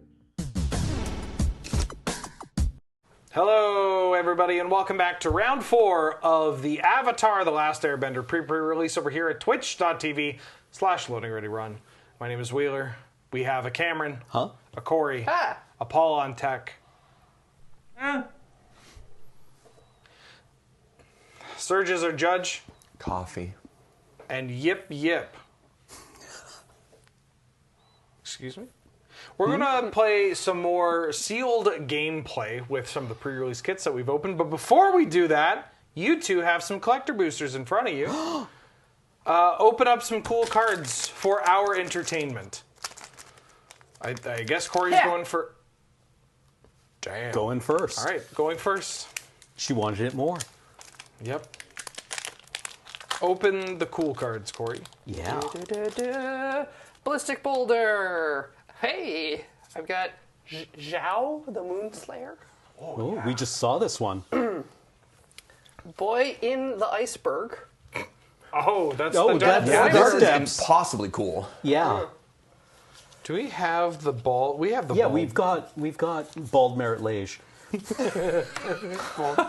Bald Merit Lage is somewhere, but that's a dope get. Earthbender Ascension. Ooh, It's pretty sweet. What does that one do? Because we've seen the other. When it enters Earthbend 2, then search your library for a basic land card, put it on the battlefield tapped and shuffled, and it has landfall. Whenever land you control enters, put a quest counter on this enchantment. When you do, if it has 4 or more quest counters on it, put a +1/+1 counter on target creature you control. It gains trample until end of turn.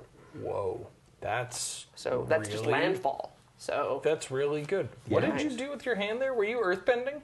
yeah, Okay, great. water whip, Water what? whip. Whip. What does water whip do? As an additional cost to cast this spell, Waterbend 5. Return up to two target creatures to their owner's hands. Draw 2 cards. It's a little sorcery. Ooh, okay. 2 okay. blue. Not bad. Earth King's Lieutenant. Lieutenant. Ally guy that cares about allies. Shiny, shiny island. Island guy that cares about islands. Match the odds. Oh It's yeah. got another kite on it. Create a 1/1 white ally creature token. Put a +1/+1 counter on it for each creature your opponents control. Whoa. Okay. Okay. Cool. Explosive Shot. Sorcery deals 4 damage to target creature. Interesting. Toucan Puffin. It's adorable, and that's all it does. No, it's a 2/2 flyer, and when it enters, target creature you control gets +2/+0 until end of turn. Oh, bird! It's 2 birds. Oh, Two birds. Oh, 2 birds. 1 bird. Earth Rumble. A good thrumble. Ooh, the Southern Air Temple. Flavor. Oh yeah. Spirit Oasis, which I did actually open in my pre-release pool, but that's my only shrine, and it doesn't work great alone. You are shrine gaming? Yeah, this is definitely. I mean, shrines care about other shrines, but this is the most shriniest shrine to care about shrines. Other shrines. Yeah. So even if you bounce it, Yeah. it's not shrining itself. Yeah, you need to shrine real hard. Foggy Swamp Vinebender. How many shrines are you hoping to draw off shrine? 5. 5 shrines. 5 shrines? 5 shrines. Corrupt Court Official. I love this character. I do like that the foggy swamp creature there is green but has water bending because it's in the swamp. And it'll quench you. It'll quench you. It'll quench you. It'll quench you. Drink cactus juice. Quench. Well, that looked like a cool and good booster. I like it. Yeah. That Jow is probably It's mine. pretty fancy It's mine. schmancy. I don't want it. I don't want it. Don't even look at him. I don't even want that guy near me. Cameron? Thank God. Okay. Thank God. Thank you for your restraint. Actually, if you're going to do it, can you do it right into the mic? Oh, yeah, absolutely.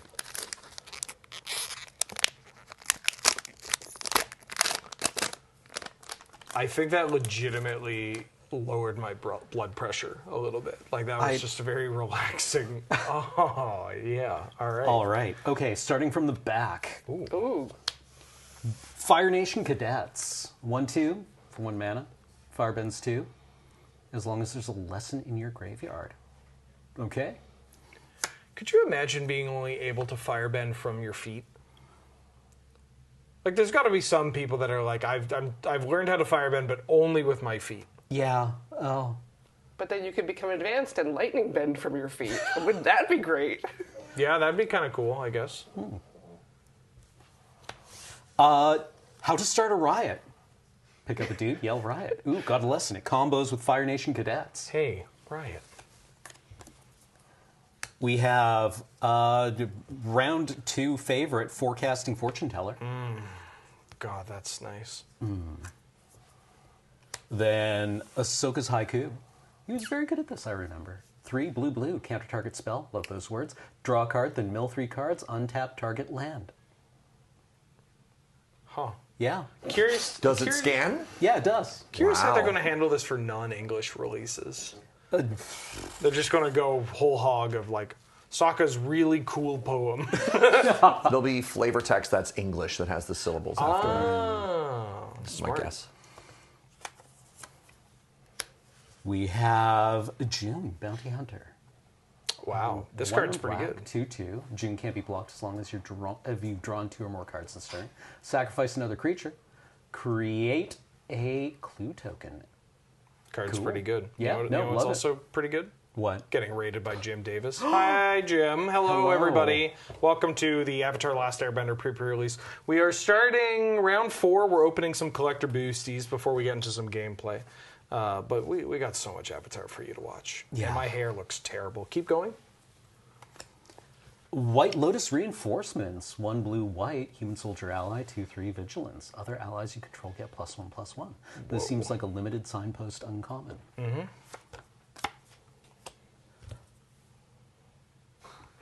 What's it called? Unagi Spray. 1 blue, instant. Target creature gets -4/-0 until end of turn. If you control a fish, octopus, otter, seal, serpent, or whale, draw a card. Whoa. No sharks? That's kind of cool. Another jumpstart card. Frog Squirrels. 1 and a green with reach. They're a 2/2. Adorable. Cute. Adorable. Very cute. Absolutely. Frantic Confrontation. X red. Instant. Target creature you control gets +X/+0 and gains first strike and trample until end of turn. This seems like a great way to spend your firebending mana. That's a great way to end the game. Yeah. Make you feel real stupid about your blocks. Yeah, we can't have a fireball at instant. But we can just kill you outright. We have a shiny island. Ooh. The terror.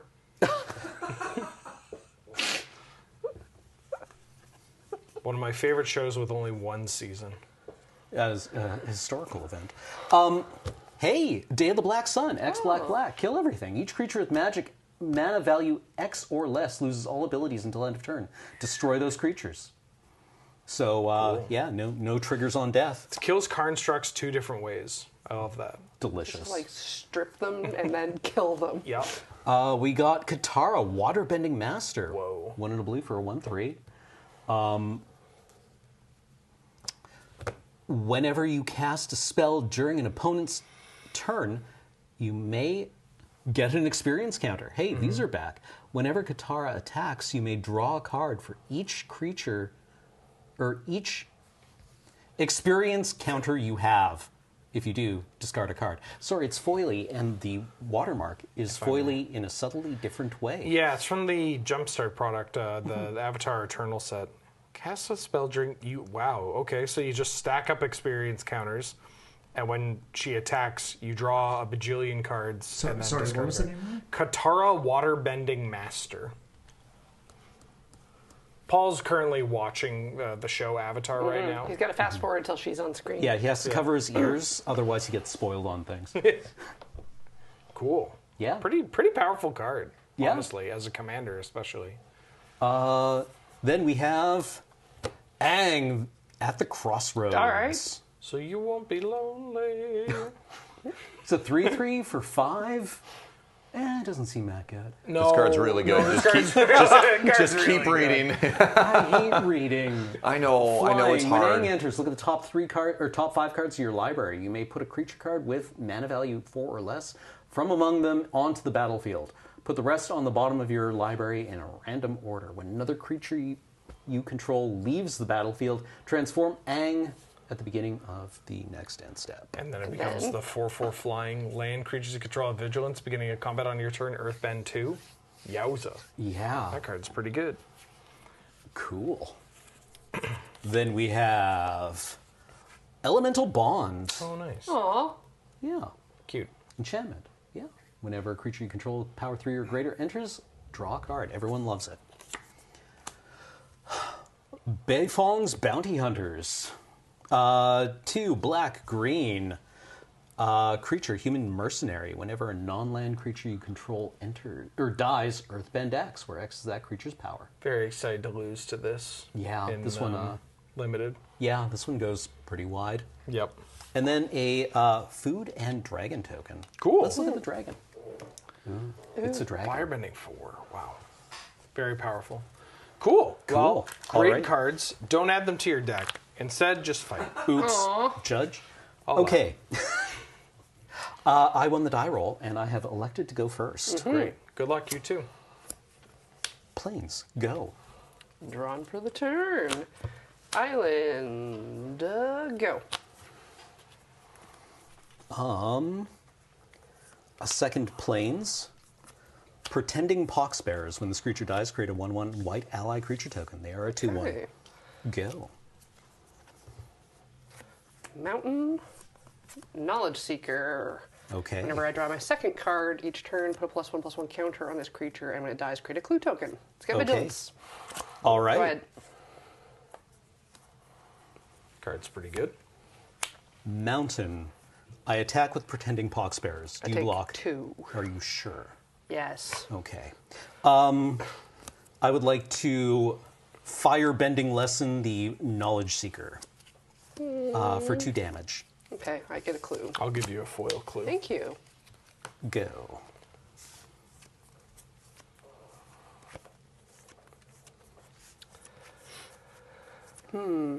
Island, we've got Rowdy Snowballers. Tap target creature and opponent controls, put a stun counter on it. We have a single bead. All right. It's got the bead. That's our stun counter budget. Please don't blow it. All right, go All ahead. right. I remove the snowball. Okay, good. We can use it again. Throws it away. Put it back in the freezer. We can save it. I would like to cast these Glider Kids and scry 1. Okay. Well, that doesn't seem so bad to have on top. Go. Untapping. Is it 2/3? 2/3.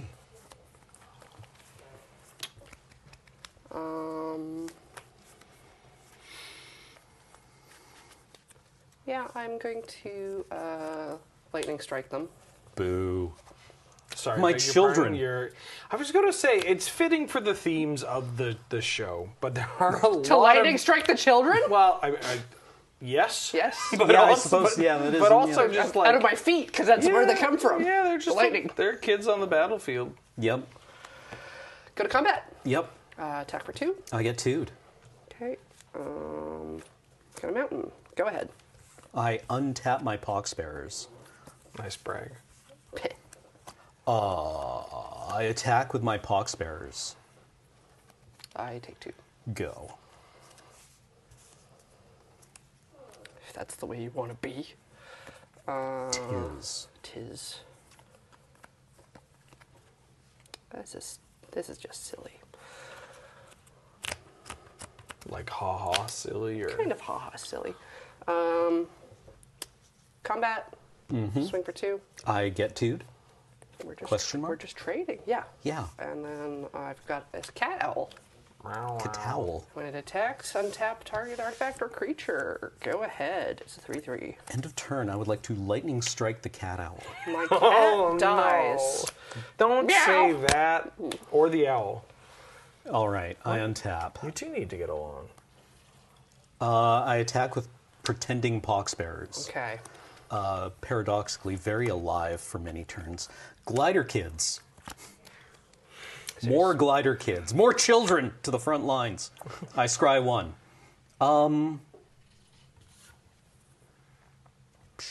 Yeah, sure. Go. I don't see myself as like being quite as athletic as a child airbender, but I would love to have a little hang glider. Yeah. That's also a stick. Yeah, I guess Aang's glider is possibly the greatest stick to ever exist. If I speak. I'm gonna boomerang basics your children. Okay. You gotta be more specific. There are so many children running around here.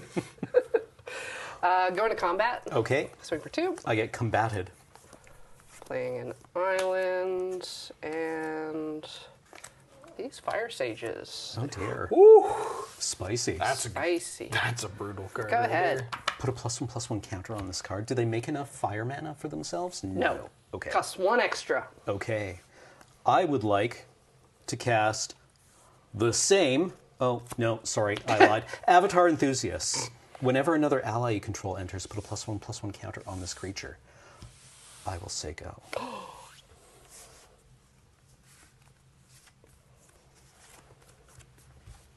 Nice and tidy.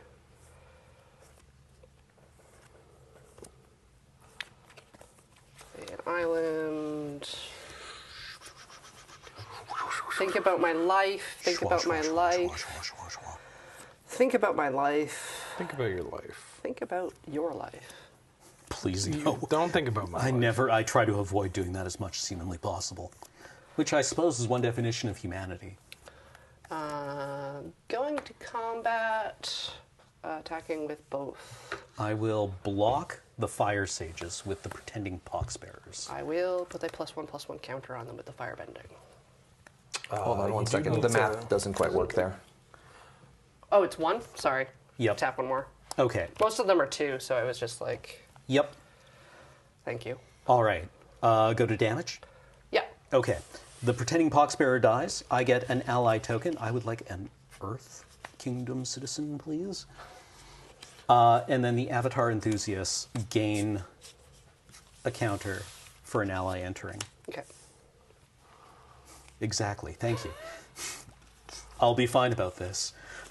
I'm going to be extremely normal about this one. Okay. Pass the turn. Okay.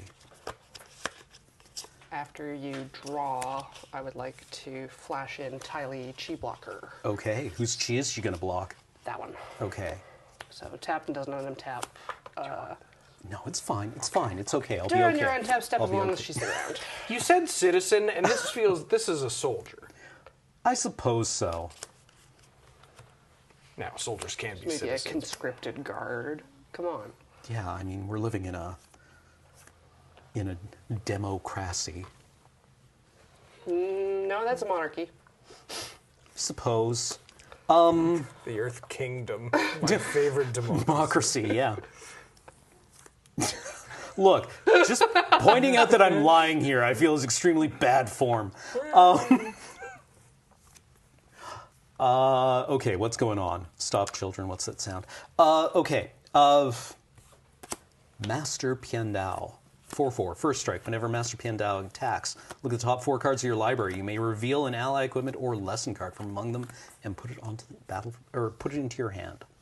Put the rest on the bottom of your library in a random order. Cool.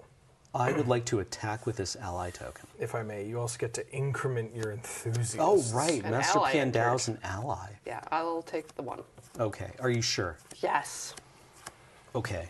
I just wanted to point out you do have a blocker. I do have a blocker with 1 toughness, and your creature doesn't untap as long as she lives. I'm not here to tell you how to play. Okay, pass the turn. Not being a very good Making ally. suggestions.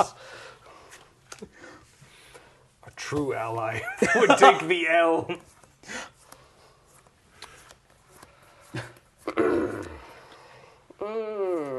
L. Putting the L in ally. The Li? Elide. 4, 5 lost days. Target creature, top, library for second from the top or on the bottom. It's your choice. Target creature enchantment puts it into their library, second from the top or on the bottom. On the bottom. And I get a clue token. Oh. We can increment. Are you okay if I just increment your clue? Yeah, and we have prowess here, trigger, so. All right. Wish I had more land. Anyways, combat. Okay. Everything. So 3, 6, 8. 8. I'll be fine. You'll be I'll be fine. I'll be fine. Okay. You do have a red mana floating from Firebending. A red manning floating. Manning floating. I choose not to crack my clues. Okay. My turn? Yeah.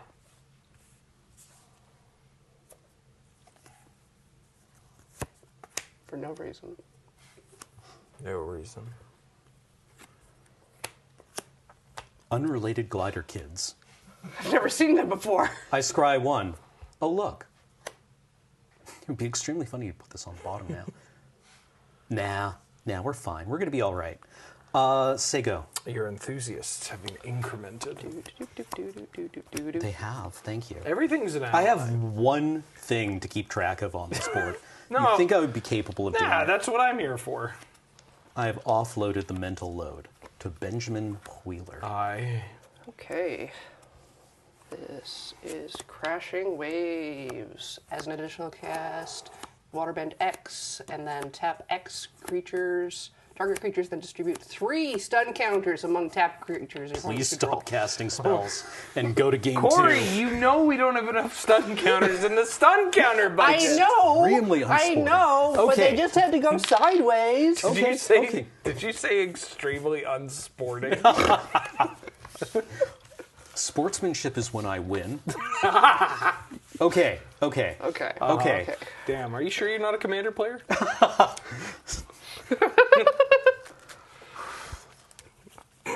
If I speak? If I speak? Okay. The glider kids are funny because when you look at all the other cards in this set, there's so many words on them, right? But not in a, it's not like oppressive. No. Some of the words. But when I looked at glider kids, I'm like, oh, it just scries one when it comes into play? Huh, okay. And then it hit me, I'm like, wait a minute, no, Ben. No. Please. And then there's 400 other critters that happen. It happens to be an ally and has an additional point of toughness and scries. But it's a pilot and doesn't crew for +1. Okay, this biblical level. She's right. She's right. You don't like it, but she's right. No, Magic players, we need to like downgrade our greed, all right? Just a little bit. Anything can go in the type line, I don't care. Anything. Fill that sucker up. Anything. Writes down Zookeeper. Cori sees any of the creatures with like 5 creature types, and she's like, what are you holding back for? Yeah. This could be a duck, turtle, lizard?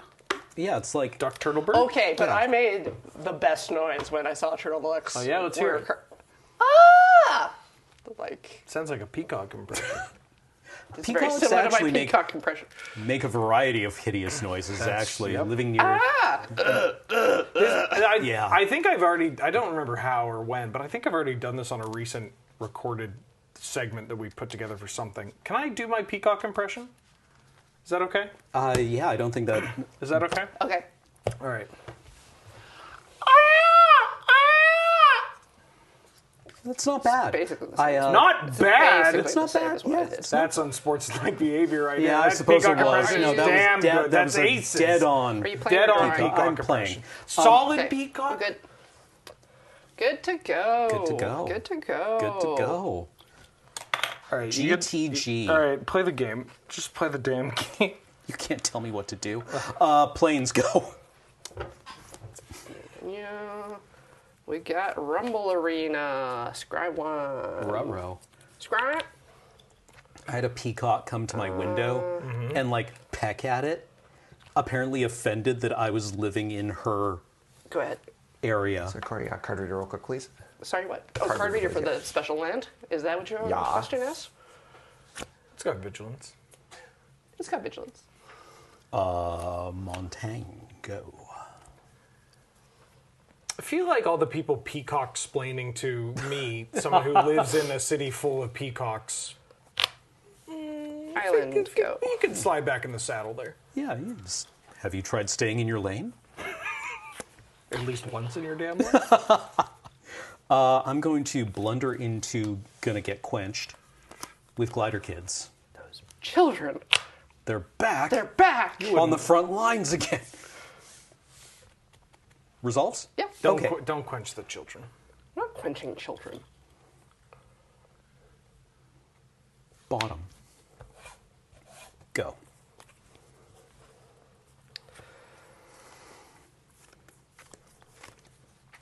Island.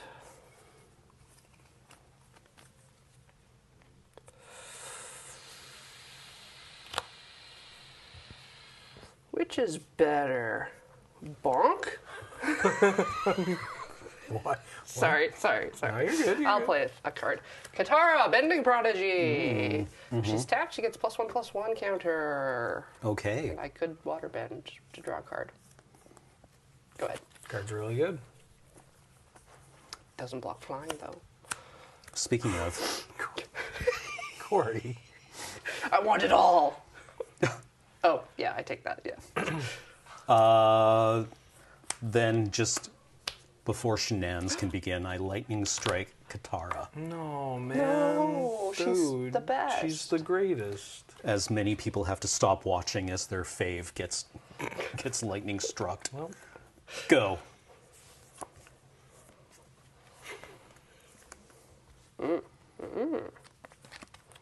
Mountain. Wartime protesters. Alarming. It's got haste. When another ally enters, get a +1/+1 counter on that creature, and it gains haste. Combat. Yeah. 4. I get forward. Go ahead.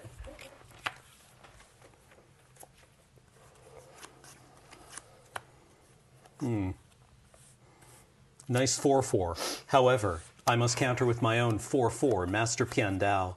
He has first strike. I attack with Glider Kids. Go. How much removal could an Is It deck be playing? These colors are known for removing permanents.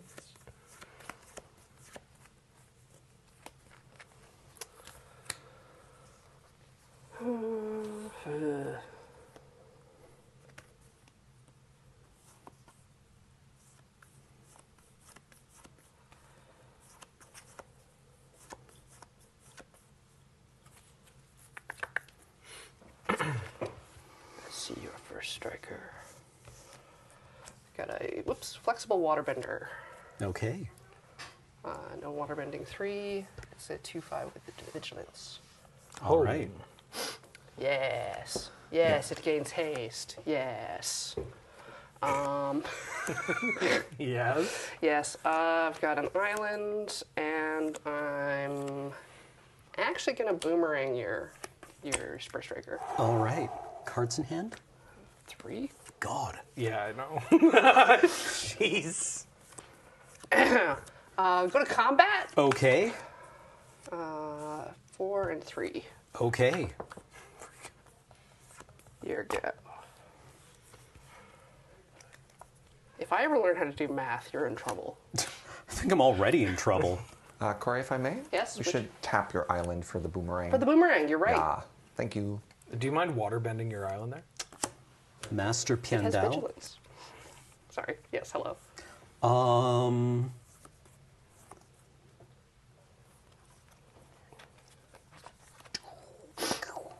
Go.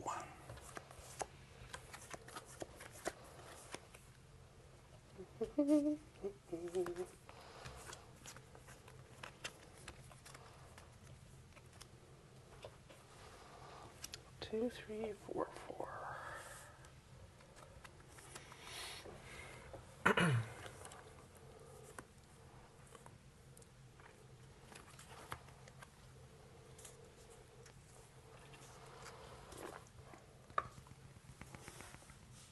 Okay. Got another 5-drop. Okay. ally. Let's go.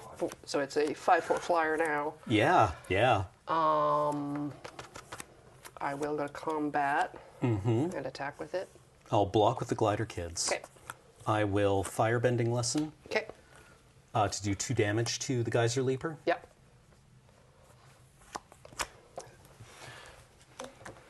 So we all agree then. We all agree, yes. We all agree. I don't believe I played a land for the turn, so there's a mountain, and I don't have a reason to tap it. So go ahead.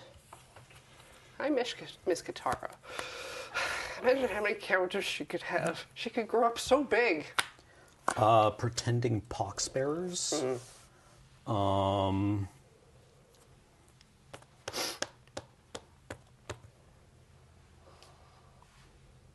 Go.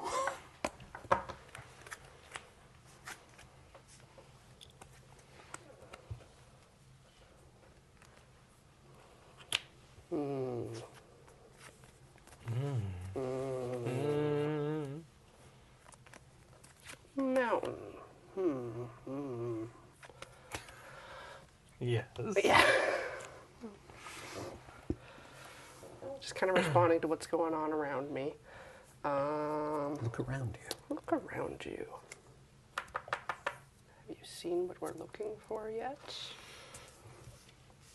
I'm going to filter this red so that I can play The Secret of Bloodbending. Pardon me? You know, I was just going to ask if this card was in your deck. Yeah, but I was like, I'm not going to have enough clues this round, but I really wanted to play it. So I didn't waterbend, which is Okay. the additional cost, which would give me control of you during your next turn. This Sure. just gives me control of you during combat. I'm getting bent. Yeah. During The combat phase. during Cameron's next combat. Yeah. Okay. Your next combat phase. Okay. Okay. Yeah. And it gets exiled, I believe. Is it? Correct, yeah. Oh, it's, yeah. There we go. They always put it at the very It's at the very, very bottom. Much Go like Cameron's ahead. morale.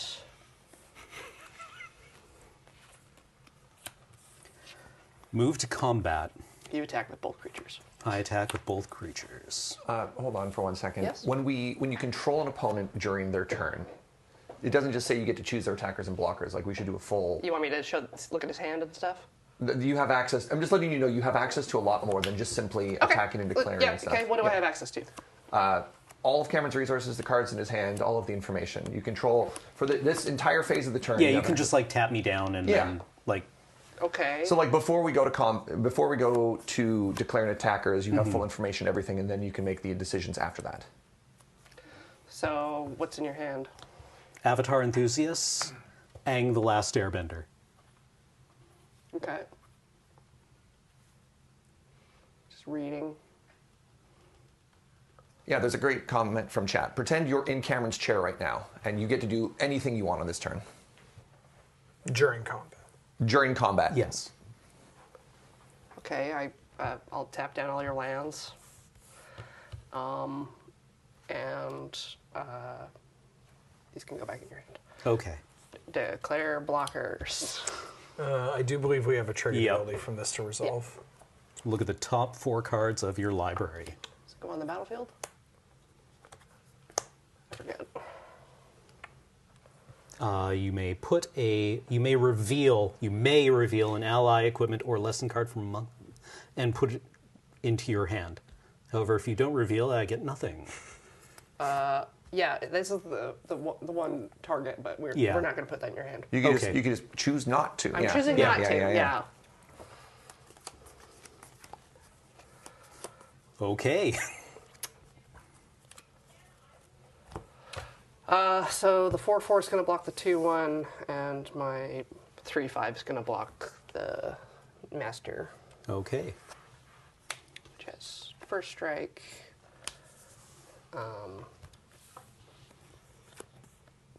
Go to damage. I want to lightning strike your master. Okay. Go. That's the end of combat. Yeah, I have nothing to do in my second main, so go. With no cards in hand. Turn back, Cameron. Look at me. I can still Look fight. at the board. Yes. Yeah, I mean, Yeah. this game's not over. Much to Cori's chagrin. Yeah, I know. Combat. Yep. Block. 4 and 3. Which one are you blocking? The 4. Okay, so you take 3. Yep. Get in there, ally. I believe in you. You can take this. This Lodge Seeker, which is not an ally. Okay. Go ahead. Hang in there, buddy. We are so... It's so bover. Let's see. Avatar Enthusiasts. Okay. Whenever another ally I control enters. Then Kyoshi Warriors. When this creature enters, create a 1/1 white ally creature token. Ooh, so that's 2 allies. Yeah. Do we have a Kyoshi Warrior token, We please? do. Matter of fact, for you, Cameron? Mm-hmm. Oh, I've lost the token I was going to give you. But no. Wait, no, it's in here somewhere. There's a foil Kyoshi Warrior token. Which I seem to have misplaced. Oh, Is it the back it's clue? the clue! Oh, it's my clue! I'm gonna need that when this thing dies. This artwork is kind of incredible. It's dope. Yeah, no, it's very nice. Go.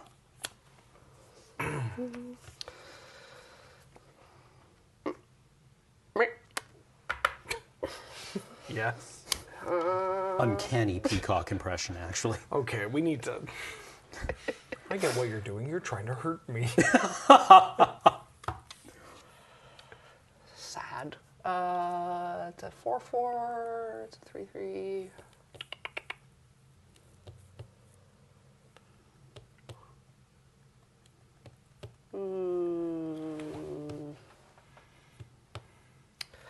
I am actually just going to cast this waterbending scroll. Okay. Draw a card. Oh. 6, tap, draw a card. This Yep. ability costs 1 less to activate for each island you control. I control 3. What? Oh, yeah. I control What? 3. Oh, my God. 3 islands, so it costs... Well, how many islands can someone possibly control? 6? 3. Tap, draw a card, trigger. God. God, I wish that were me. But you can only do it once per turn. No waterbending on the waterbending scroll? Well, you can waterbend with the scroll if you can't activate it to draw cards. Oh, right, yeah. Got Bank's Journey. Okay. So I'm going to search for a basic land, put it in my hand, and then gain 2 life. Yep, Sounds yep. good. Let's get another island out here. Oh, yes. I'm revealing an island. So the next time you only have to pay 2 to activate this scroll? Yeah, I haven't played land for the turn. So. No, you haven't. It's in my hand. Now it's over there. All right. It's still not great here. Go ahead.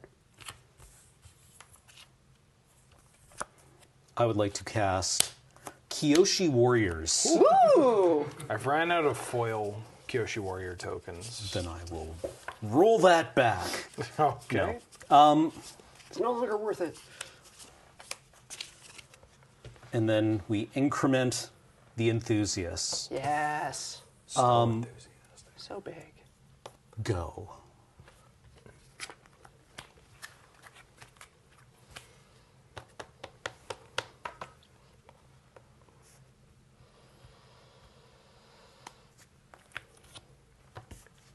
Card. Quite a card. Oh my God. This is going to be fine. This is sustainable. Yeah, it's all right. Cori's on what, a 24 turn clock with the waterbending scroll? We're fine. We're fine. We're fine. Yeah. That's what's going to happen.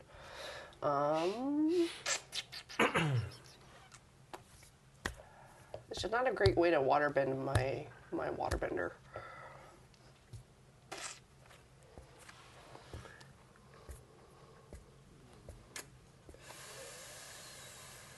And now you've got so many more blockers. Go ahead. Okay.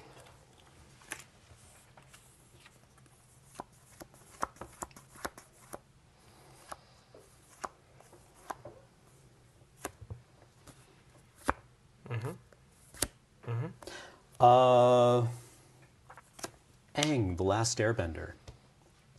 I would Looks like like an to. ally. Does look like an ally. I would like to bend these warriors.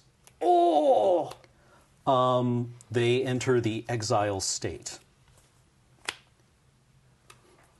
I believe I would like to cast them again For two? For 2. Wow. Obtaining another ally and moving my Avatar Enthusiast up to a D12. Okay, yeah. Let me see what I got here in my dice shop. It's a little less than 61, but it should work. Can I attack with a 9/9?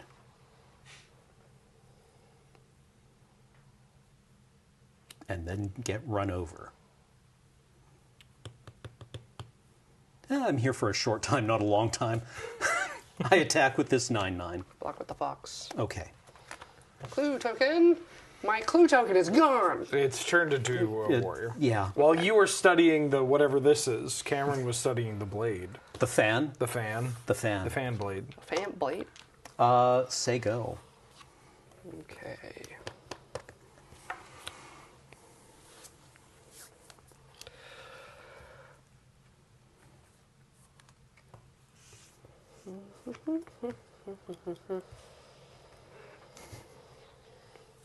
Island.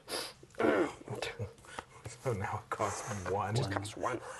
1 mana, draw a card. Generic What is mana. this, 1993? Draw a card. Oh my god, when she gets another one, it's gonna be free. Oh my god. How many times could you possibly draw draw a free land in card? a row? Yeah.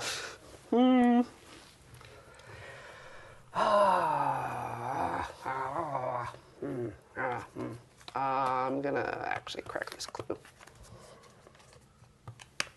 Okay. Draw the card.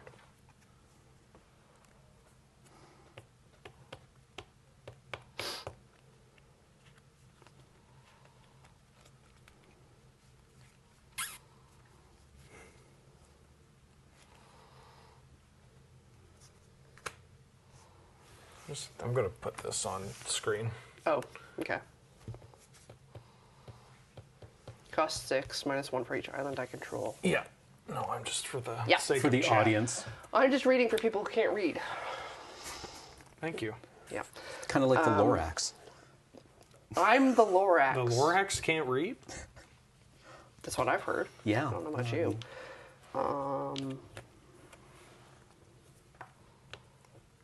Weird. Lost Days. I'm going to bounce your enthusiasts. Oh. It's to your second from the top or bottom library. We're going to go bottom. And then I get a clue. Well, at least they were able to stomp a Everything. fox. Everywhere.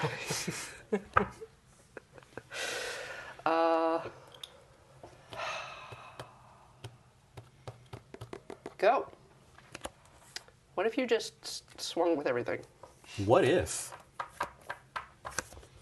Montaigne, Aang the Last Airbender? That's his name. Yep, he attacks. He's a 3/2. Okay, I take 3. Go.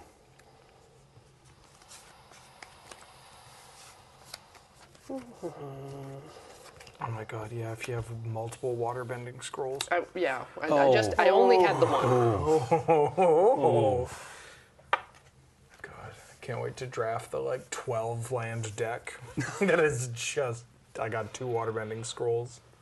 Bunch of Okay. boomerangs. Yeah, let's do that. Island, waterbending, scroll, draw 1. This is fine. This is fine. Everything's going to be fine. Yeah. Chat, how many extra cards has Cori drawn? 3, only 3. Only 3? 3 or 4. That's only I mean, the 4. clues have popped up. Because she paid 3, 2, 1, and now 0. Right. Oh yeah, 4. 4. Ah, okay. 4.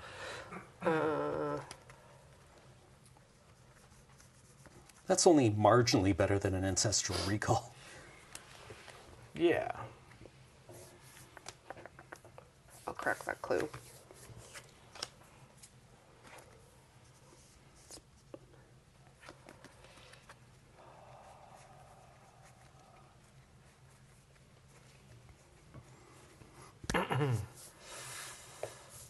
Yeah. Okay.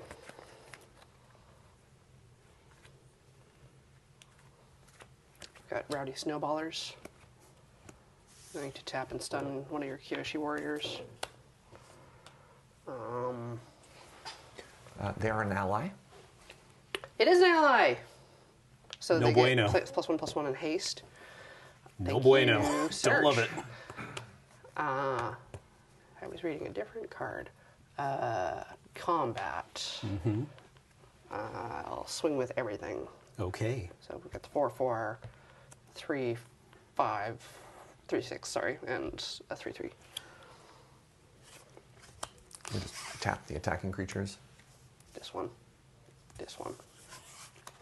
And then Teen Girl Squad gets under the other two. Okay, so these trade. And Yes. those pop. Aang returns from the front lines. Is like, where's everyone gone? Then I just play these Fire Nation cadets. Okay. Do have a lesson in my graveyard. Go.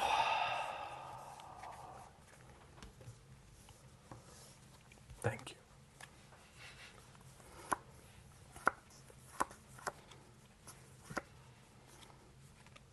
I attack with Aang the Last Airbender.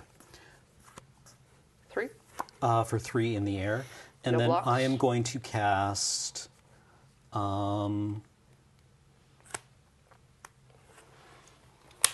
Firebending Lesson, targeting the Snowballers to deal 5 damage to them, Okay. giving Aang lifelink. I'm just straightening this out. Snowballers. Nope, I already got them. This was exiled. There we go. Nice and clean. All good? Yeah, taking 3. Yeah. 1, 2, 3. 1, 2, 3. Go.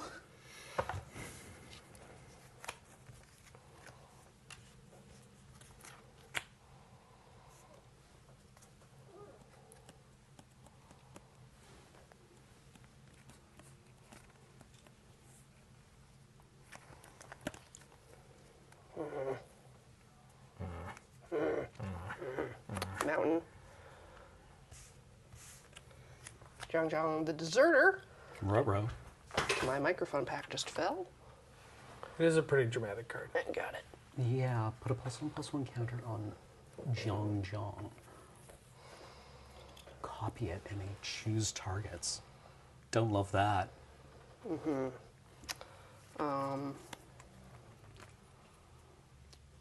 That's kind of just in case, but I'm gonna go to combat. All right. Attack with these two. Okay. No blocks. I'll use my firebending to +1 that. That's, I need one more. It's only 2, so I'll do it. I'll do it 2 more times. Okay. So So I I would- take 6. Yeah. Sorry, you said 2 more times more. So in additional 3 to in 1, total? so So it's 4 and 5, 6, 7. 7. Okay. So taking 7, camera goes to 2. Yep. Unless, I mean, I could, but I feel like there's a response that'll remove my creatures if I go to lethal, so I'm a little shy. I'm gonna tap the scroll and draw one. These ones are just the Fire Nation cadets gain toughness too. So No. as long as you can like continually pump mana into No, them. it's just fire breathing. Oh, I thought it was. No, Oh, I it's thought it was 1/0. +1/+0. No, it is one. Oh, okay. Or +1/+1. Yeah. Sorry. It would make sense that they're fire breathing. Anyway, I would like to blow up Zhang with lightning strike. Goodbye, Zhang. And hello, otter penguins. We're fine. We're fine. This is fine. We're fine. This Go is okay. ahead. That's a cute card. It is so cute. And powerful. Avatar of them in. enthusiasts. All All right. right. All I need to do is draw 7 or 8 more allies This over the turn. coming turns, Yeah. and then we're going to be fine. Go. Cards in hand? None. Cards in hand? 2. Okay. You won't believe what they are.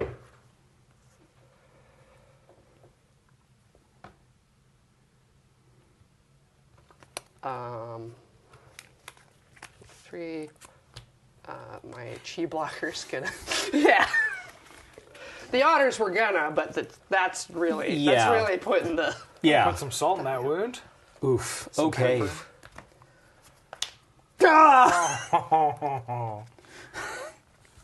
My own wartime protesters. Alas. Okay. Oh. Holy smokes. Okay. Never look. It's true, chat. Never look. Always look, never tell. Always look, never tell. Ooh, I like Or that. always look, never care. That's my motto. Oh. I could do with less caring in my life. I would always look and pretend like I cared so that my opponent would think I was worse at the game. So that I can maybe take advantage of that at some point in time. Magic starts up here and here. It is a game played And on the here. psychic plane as well as on the tabletop. And here. And yeah, I'm sure I could make my opponents think I'm bad at the game rather than simply being bad at the game. You could be both if you wanted to. I believe you. You could be whatever you want. And you, dear viewer, could also be watching us continuously through the commercial break / lore explanation / round 5 that we have coming up here. We still have more gameplay for the Avatar Last Airbender pre-release. I ate one of those pre's. Coming up. Thank you to Cori. You're welcome. Cameron. For the wonderful match that we just saw. So we're going to have another lore explanation with Ben and Graham. And we're going to go to the final round, which is Kathleen versus Chris Mooney, special guest, with Graham as table friend. So don't go away. We'll be right back with more Avatar, The Last Airbender, and also this cool thing. Hello again. I remain Graham. It's still Ben. Oh, okay, thanks. Don't worry. I wasn't sure. Yeah. I'm still Graham.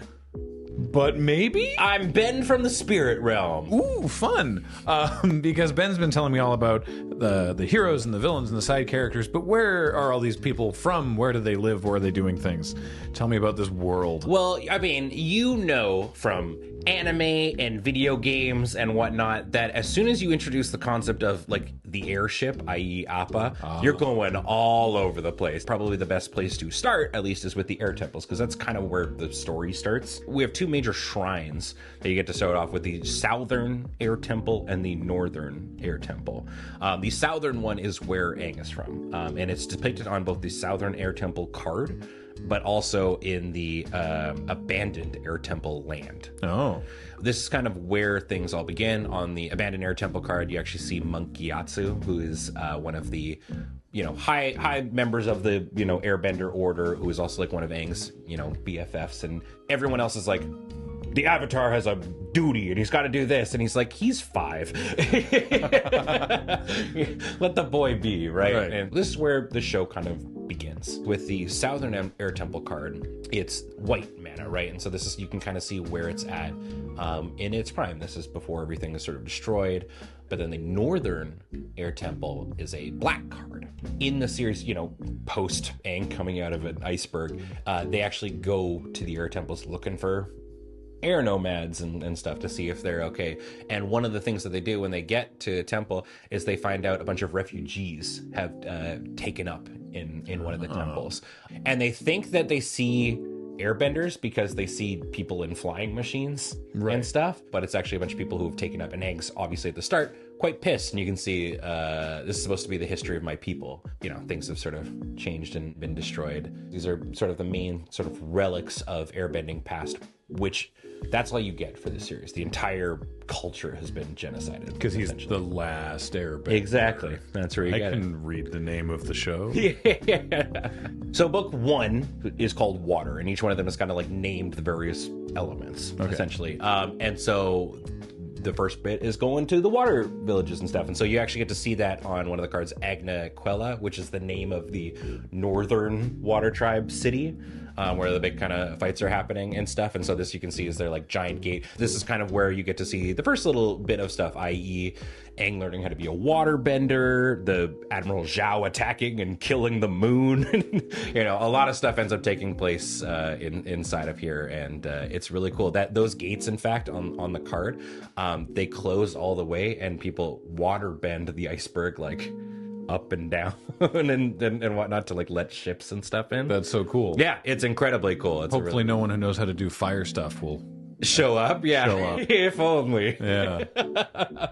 But then we move on to the Earth Kingdom, and you get to have places like Ba Sing Se, which is the main capital of the Earth Kingdom. I've heard of this one. Yes. I've heard that there's nothing going on. Yes, and so there's another meme in that. Yeah. And so, this is a major, huge arc of the story ends up really taking place here because the city is huge. The monorail system that's on here.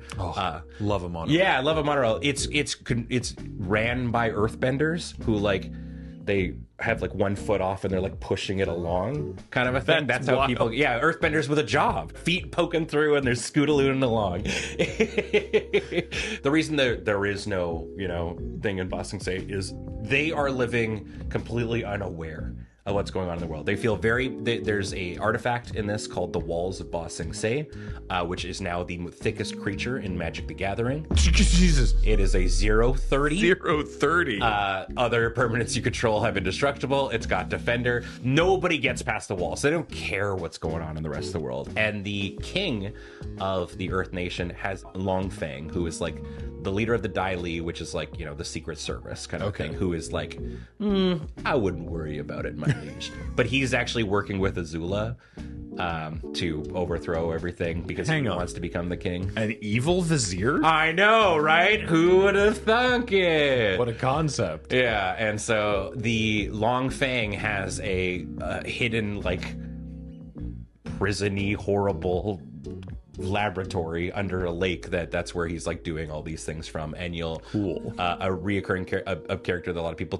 point to, you probably have seen pictures of her on the internet, Judy. She helps out like the Avatar. She's like, while they're staying, she's their assistant or whatever, but there's infinity Judys, one of many, where they just, anytime that she starts questioning what's going on, they get rid of and replace it with a new Judy.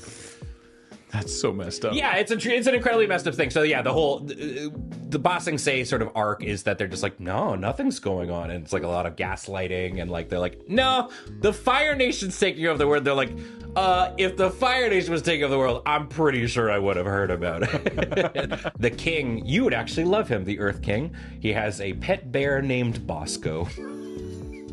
And it's his best friend. Bosco. Yeah. What? He's featured on the Jumpstart box art. It's the Cabbage Man and Bosco. It's just in Ba Sing Se, where you have Long Fang and Judy, it's very funny to have a bear named Bosco. Yeah. That's great. Since we're in sort of the Earth saga, it's really important to talk about the planetarium of Wan Shi Tong. If you've ever been to a planetarium as a kid, this one's like the dopest planetarium of all time, because it's got like all the history. Basically, a library that attempts to contain all the knowledge of everything ever. Oh, okay. That's probably easy. Yeah, right? And it's run by a spirit named Wan Shi Tong, who is a giant bird. Yes. He's a big owl. Oh. Yeah. Wait, this planetarium's also run by a giant owl? Yeah. It's a giant spire in the middle of the desert. And he's like, I don't care about anything that's going on out here. This place is just for knowledge, right? And so if you come in here, you got to give out knowledge. Those little foxes in the foreground are the people who upkeep it. They're foxes that can like walk on 2 legs and stuff. Sometimes horrifying, sometimes cool. But the planetarium, an owl runs it. The foxes have jobs. It's a great market. Furries love it. Love it. And so in the planetarium, they find out that there is going to be a major eclipse coming up in the future. Those charts all the cycles. Those are generally portentous. Exactly. And so the eclipse, because, as we saw with the moon, when the moon's gone, if the moon moves in front of the sun, the firebenders lose all their power. And so that's when they should attack. Which, as soon as they find that, they go, now we can fight them. Wan Shi Tong walks in and says, you're fighting people?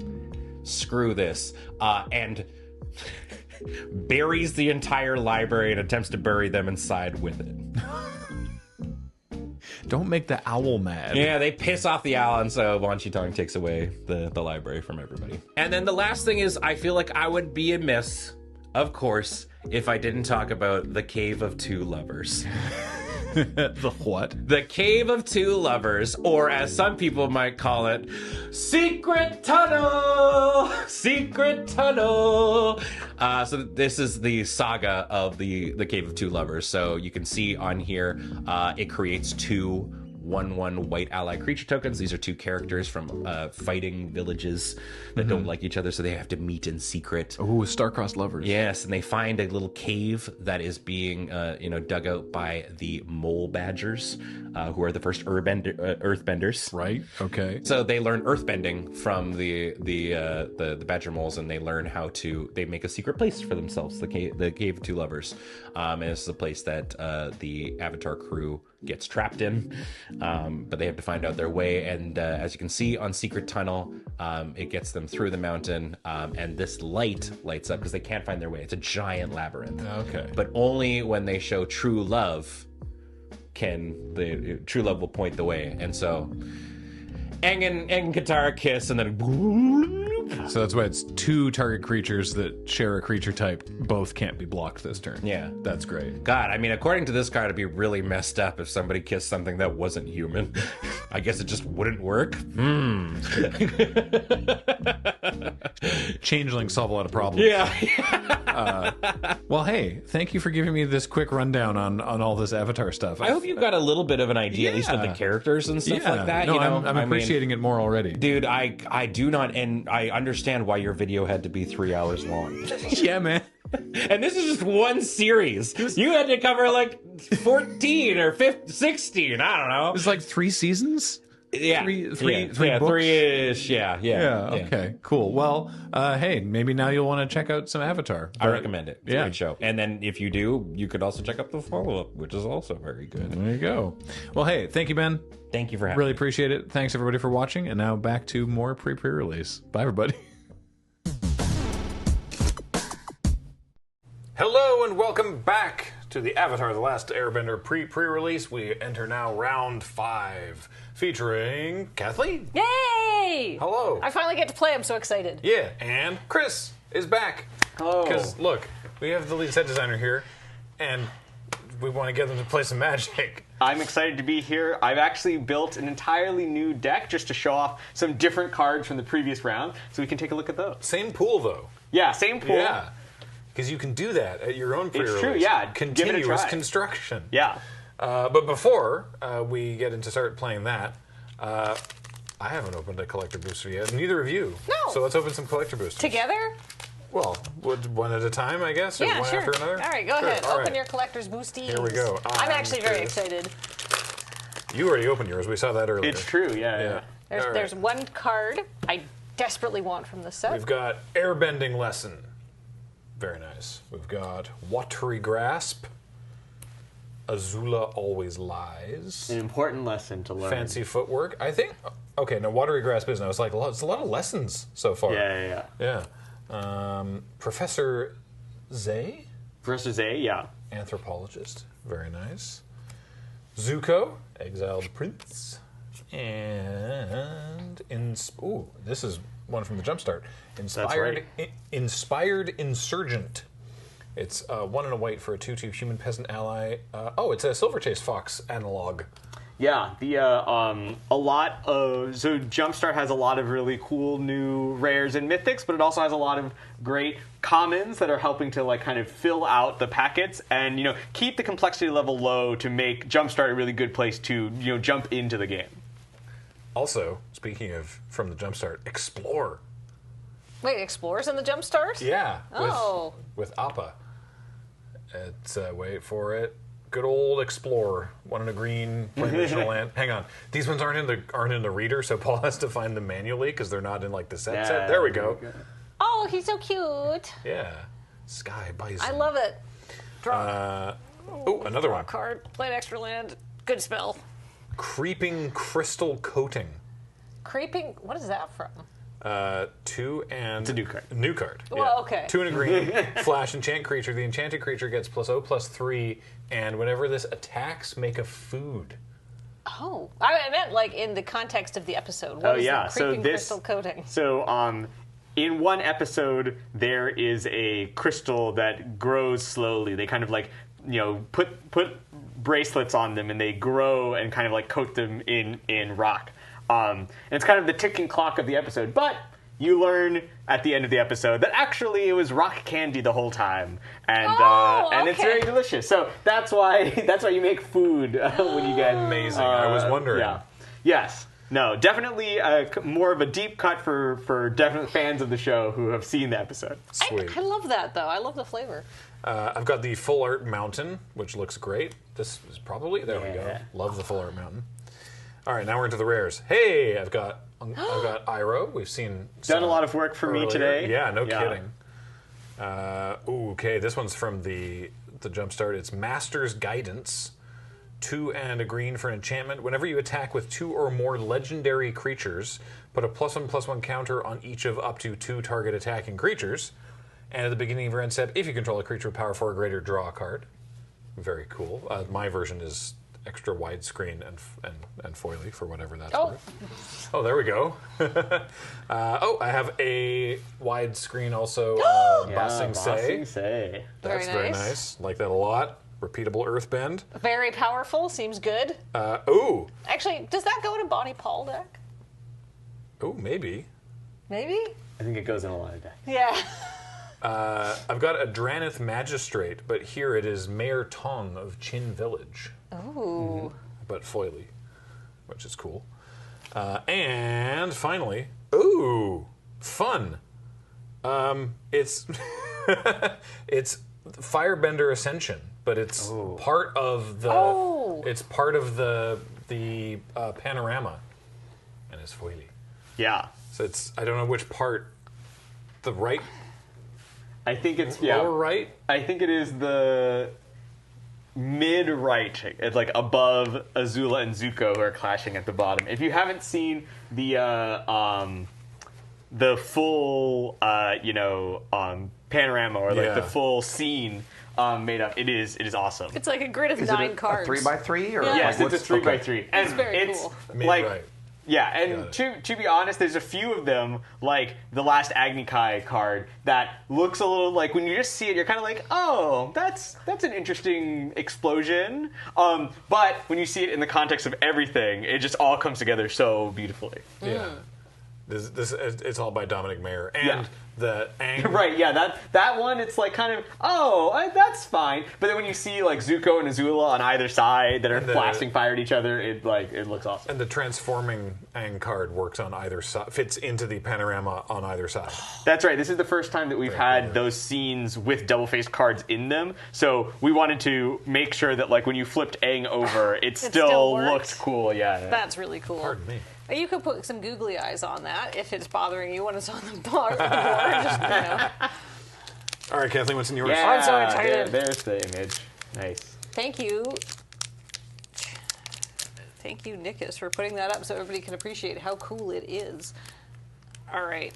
I am not very good at opening collector's boosties, but mostly this is just prolonging the fun. Do I start? Flip over from the ones that, that one, from that end. All right. We'll start with the commons. All right. I've got a Sunblessed Peak. Nice. I've got a Messenger Hawk. We saw Ben Ulmer put this to good use. Stacking his lands, drawing extra cards. Kaka.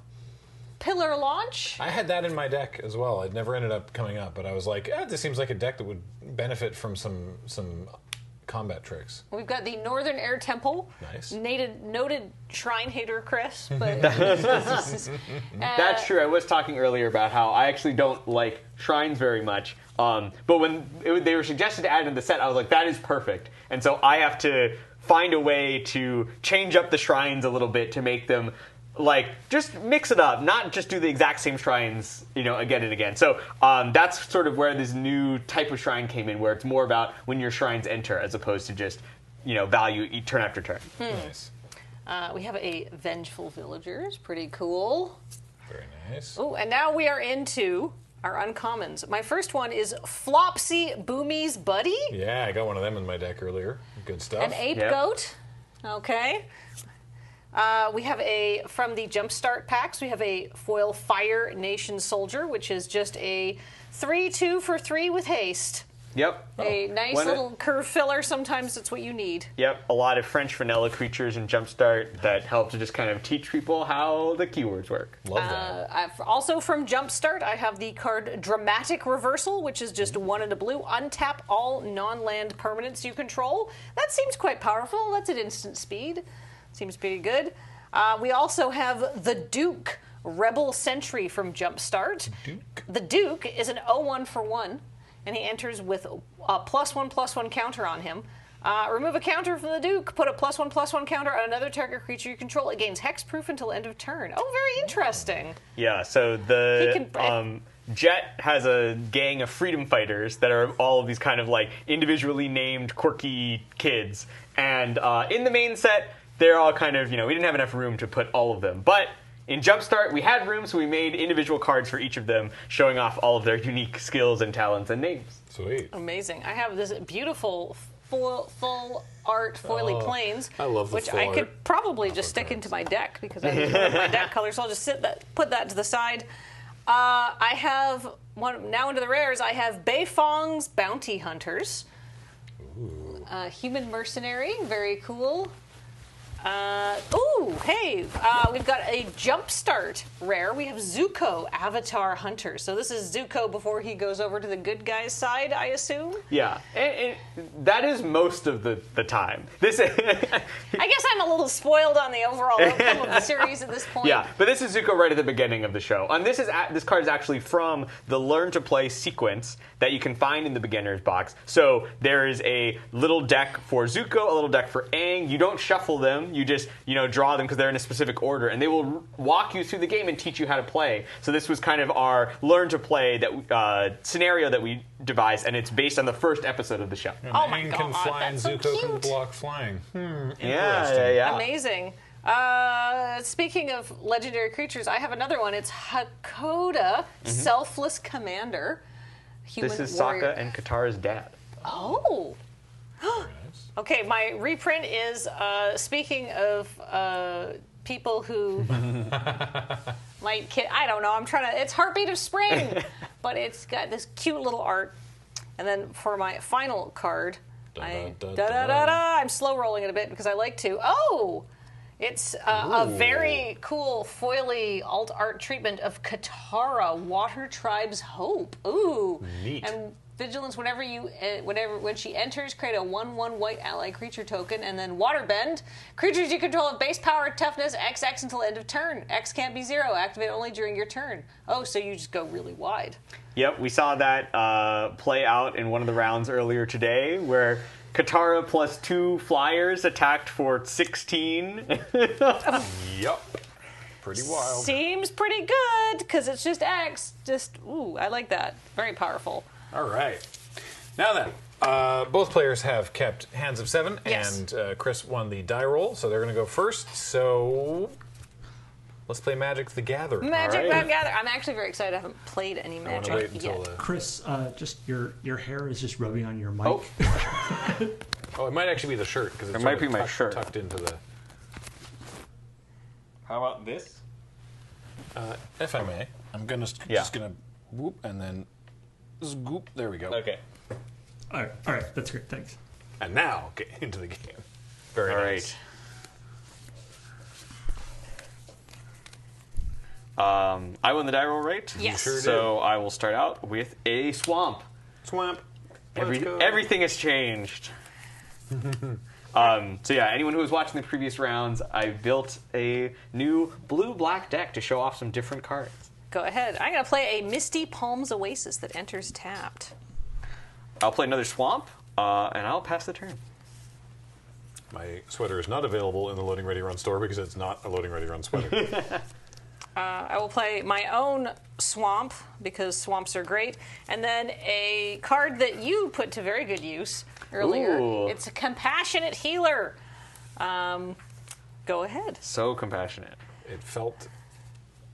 Avatar-y? The sweater felt appropriate, and then I forgot to wear it earlier. So whatever, it's here now. It's a bit chilly in here today. All right, we'll play an island, and I will cast the Vindictive Warden. Oh, this one's annoying. It's got Vigilance. Menace. It's got Menace. It's got Go ahead. Menace. but I can't attack through it, which is very irritating. That's right. That you're continuing to play your cards upside down to you. Yeah, it was. No, that's that's fine.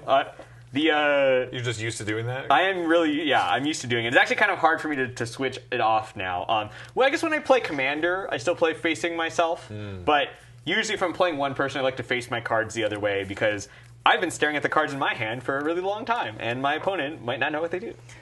I think that your Vindictive Warden needs to embark on a path to redemption. If I may, you have to tap a white mana for that. Thank Wrong land. Thanks, Serge. So now that card can't attack or block, which means Compassionate Healer can tap. I'm going to gain a life. I'm going to scry 1. And I will not do anything and take 2. I'll wait till Kathleen resolves her scry. And then we will move to the combat damage step. That's where the cards apologize to you. I'll leave it on top. Damage. Go ahead. Alrighty. Okay, that was a pretty good draw. Uh-oh. Forest. All right. My previous deck, that was Zuko's deck. Now, Azula is here. Azula's here. Whoa. All right. All right, and that's all I've got. I'll pass it back. Need to give Firebenders fire breathing. I think one of them has it. There is one card that has fire breathing at least. There might be... I know there's a few more that pump themselves in different ways. Like there is the Fire Sages that put +1/+1 counters on themselves. There's also Ran and Shaw who fire breathe all your dragons at once. So there are different ways of using it. Neat. I'm going to play these Earth Village Ruffians because they have 3 power and they're going to block Katara. Azula. Yeah.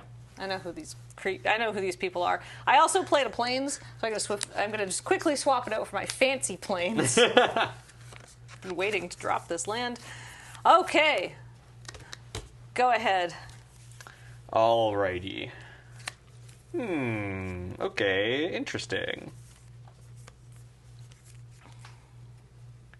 Okay. All right. Well, I'll play a second island. And here is a card that I am very excited to cast for the first time. It's an Ember Island production. So, I will decide to honor the glorious Fire Nation Princess Azula. I will create a copy of her that is a 4/4, and it is a hero in addition to its other creature types, because obviously the wonderful Princess of the Fire Nation is the true hero of the story. So it's a copy. It is a copy.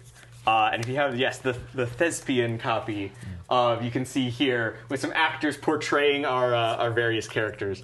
So I've got a copy of Azula. It's a 4/4 hero. It's notably not legendary. And it's not legendary, thanks Ember Island production. And with that, I will now go to my combat and I will attack with the Aureel Azula. I'll lose 1 life, get 2 firebending mana, and make a clue.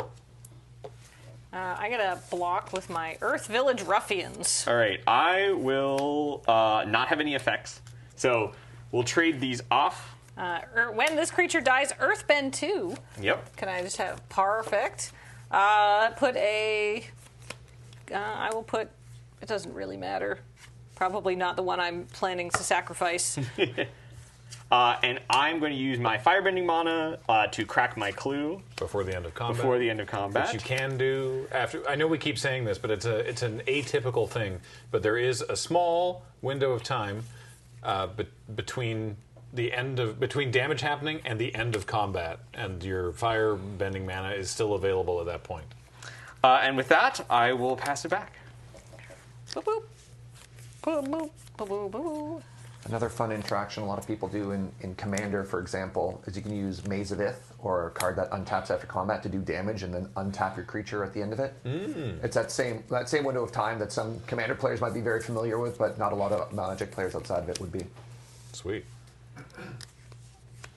Okay. Tap a new creature. I think I have a fun line. All right. I'm gonna play this buzzard wasp colony. This is what I kept on top because I thought I could do this. So it says, when this creature enters, you may sacrifice another artifact or creature. Gosh, this land is a creature, isn't it? You got it. And if you do, draw a card. Whenever another creature you control dies, if it had counters on it, put its counters on this creature. Oh no! Oh, so your land dies, but because it was Earthbend, it comes back tapped, which it was As anyway. a land, I got the 2 counters now I go have a there, 4/4 flyer, and I draw a card. Sweet. That's The feeling of playing a magic Pretty set you good. made is just you're constantly being hoisted by your own petard. It's like, who created this card that combos so? Oh, right, it was me. Yep. Sorry, Chris. And I'm going to play the card I just drew, which is Momo, Playful Pet, Flying Vigilance. When Momo leaves the battlefield, choose one, create a food token, or put a +1/+1 counter on target creature you control, or scry 2. Pretty Just a little good. helpful guy. Sweet. Pretty good. I'm glad that we get to see, because the black-white deck with its sacrifice sub-theme, I'm very excited about it. So I'm glad that we get to... We're finally going to answer the see question is, does this go in Aristocrats? I think I don't have any good attacks, because this just came in. I don't feel like we're throwing that away. Go ahead. Chris, do you know offhand, and as we've talked before, it's very possible that you don't, because you mentioned that, like, yesterday was the first time you actually saw the packaging for one of these pre-release kits. True. Do you know when this set comes to Arena, if, like Tarkir Dragonstorm, we will have the option of choosing which pre-release kit? Because there's the 5 different kits with the same I booster. believe so. I don't work on the Arena team, so If you but I don't- believe so. Okay, cool. Based on what they've told me, that should be available. Nice. Neat. And they will also all of the cards in both Avatar products are going to end up on Arena as well. So they will also have Avatar Jumpstart available on Arena. Excellent. All right. Now, with that said, a copy of Azula, actress Azula, will attack. And she might be an actress, but she's still got the power of firebending. So I will lose a life when I attack. Right. And I'll get my 2 mana and my clue. I will take 4. I don't feel like throwing away any of my good creatures. All right. So I'm actually going to use my 2 red mana and 1 additional... Oh, wait. Hold on. I forgot about an important element of a card in my hand. Uh-oh. 1 moment, please. Was it the speed of casting? No, it is. Oh, okay. It's a different thing. One that should have been much more obvious to someone who perhaps makes magic cards for a living. We take these edge cases, though. A W's a W here on the Loading Ready Run Mega Entertainment Network. Okay. I'm going to spend my 2 firebending and 1 additional mana to activate my Vindictive Warden's ability and make you lose 1 life. Oh, right, because it can still do that. Yeah, as long as he's on the path to redemption. He hasn't fully redeemed himself yet. Yeah, that's fair. You can lead a horse to pacifism, but you can't make him sit down and take up knitting. All right, I'll pay. I'm still 3. trying out for the coverage team. I'll pay 3. Haley, call me. And I'll play Long Fang Grand Secretariat. That would have been a good thing to cast before I attacked, perhaps. And then I'll go ahead and pass. All right.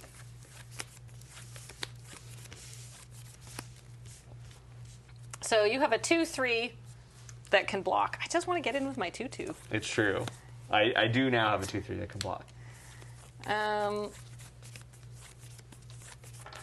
Well, I think what is really important is that we get into the air, because you can't block any flyers, and Momo flies, as does this buzzard wasp. Momo also has vigilance. Momo has vigilance, right? So that's 5 in the air. I have no blockers in the air. I will take 5. Hooray! I'm going to play after my first. I'm going to also play Azula on the hunt. So I will have my own firebending, because I did, in fact, open the villain package. Yes, yes. I mean, I just wanted to pick something that, really spoke to me. When I work on creative text, I tend to get a lot of when you see the cards printed, it's like, wow, who wrote all this villain text? Oh, Kathleen. Yeah, wrote a lot of text for Judith over the years. Someone in chat already made the joke about when we play Star Trek, perhaps I will be hoisted by my own Picard. Yeah. Oh. Well. Oh boy.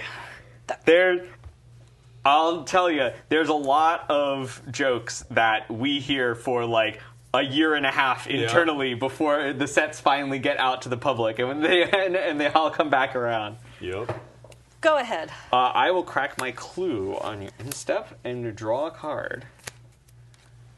Okie dokie. Untap, draw for turn. This 4/4. We will play the Boiling Rock Prison. It's the black-red land of the set. It's so nice that they had things like Boiling Rock. Is Misty Palms and Boiling Rock, are those terms from? those are Oh from my the god, show, that's so perfect. Yeah. For the red black land. Oh, you must have been like, it was meant to be. It is. Tiny Chris, they were on display. It was very nice to have a lot of great names to work with. All right, let me see.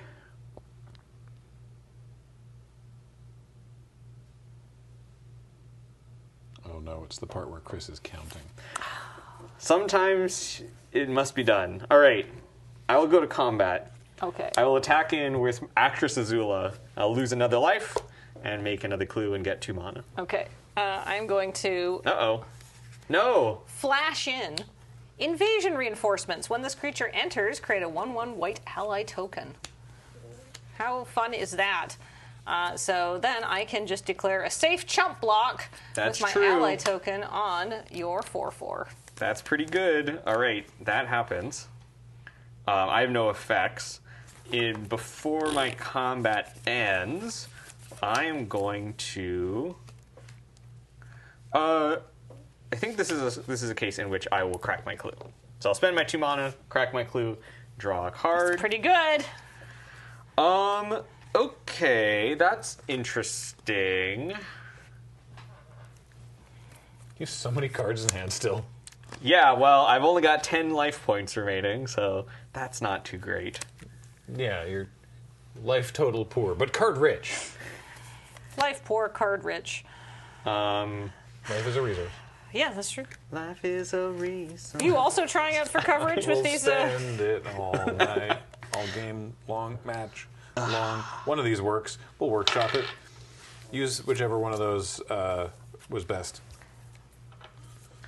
All right. I think I will pass the turn. Oh.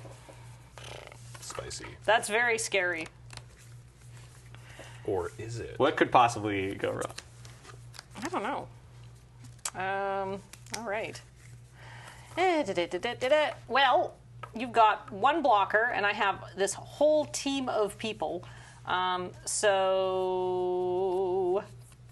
I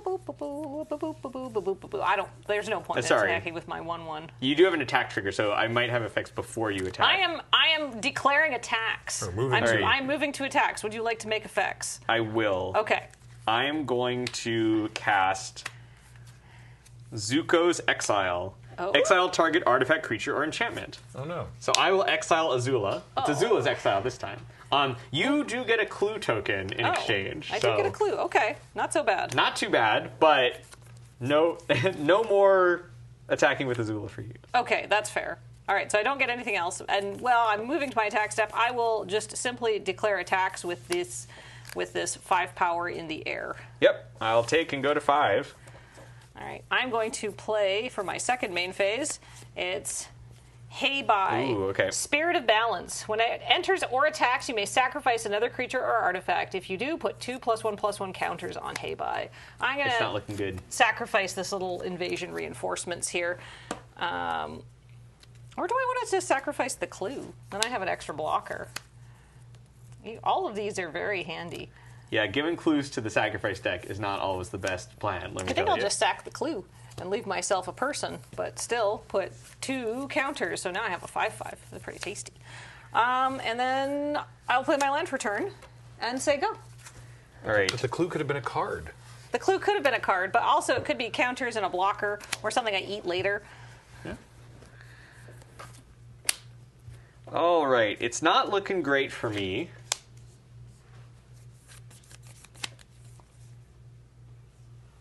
Or just something else to turn sideways next turn to try and push through those last few points of damage. So, Heibai... Yeah, attack, you can sack another thing and get up to a 7/7. That's not great, if we're being honest. And even if you remove this menacing-looking panda... Let me just get the... Oh, it's already on. But I love the art because you can see in the reflection that it's not a panda. It's something very different. Some type spirit. All right, here's my iguana parrot. But it blocks. It's a flying blocker, so that's actually really great. That's true. And here's my cruel administrator. So I did not attack this turn. The only turn I did not attack, but we are going to play this guy. And then I will pass. It's a 5/4 too. Woof. Whenever it attacks, you make a red soldier with fire bending? Yeah. Wowee. All right. Notably not tapped and attacking. Just as well. Yeah, still though. Make sure we have that somewhere. I'm going to sack my Misty Palms Oasis to You draw got a it. card.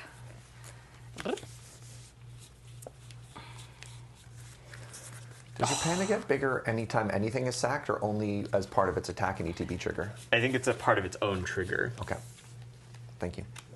I'm going to play my land for turn, which is this Plains. Then I'm going to play really what put me into this deck. It's Tolls of War. It's an enchantment. When this enchantment enters, create a clue token. I don't need Azula to make clues. Tolls of War makes clues. And it says it's an artifact with sacrifice this token, draw a card, etc. But whenever you sacrifice a permanent during your turn, create a 1/1 white ally creature token. This ability triggers only once per turn. But look at this. I'm going to be going to attacks, and I can start sacrificing things. Like I can sacrifice this clue I just made, and then I'm going to sacrifice... Wait. I'm going to... I've got to go to attacks. Any responses to it? Oh, you're tapped out. No, I'm tapped out. Okay, great. Okay, so I'm going to declare my attacks. You're at 5. Yeah, I think this works because I think that I just get some value in. Momo has vigilance. Momo has vigilance. Momo has vigilance. And you have 4 blockers. Yep. Zalto has trample. Sorry. Sir Plumpy. Sir Plumpy, I'm going to actually go big here because I feel like I'm quite ahead and I want to keep the pressure up and play lots of Magic the Gathering. I would say that is a good maneuver. So I'm going to go full send. I have a trigger on Compassionate Healer. Yep. I'm going to gain a life and I'm going to scry 1. I don't want this land. I'm going to put it on the bottom. Spoilers, it's a land. And then I'm going to sack my clue to Heibai, and then put 2 more +1/+1 counters on it. So it's a 7/7. 4. 4 is the number I'm looking for. And I get an ally token as a blocker. Then I say I'm going into the red zone. All right. So I've got 5. So, okay.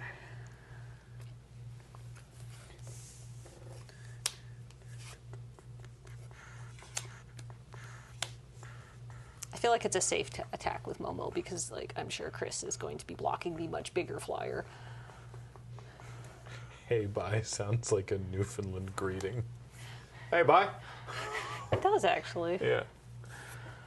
A little cultural exchange here. Yeah. You know.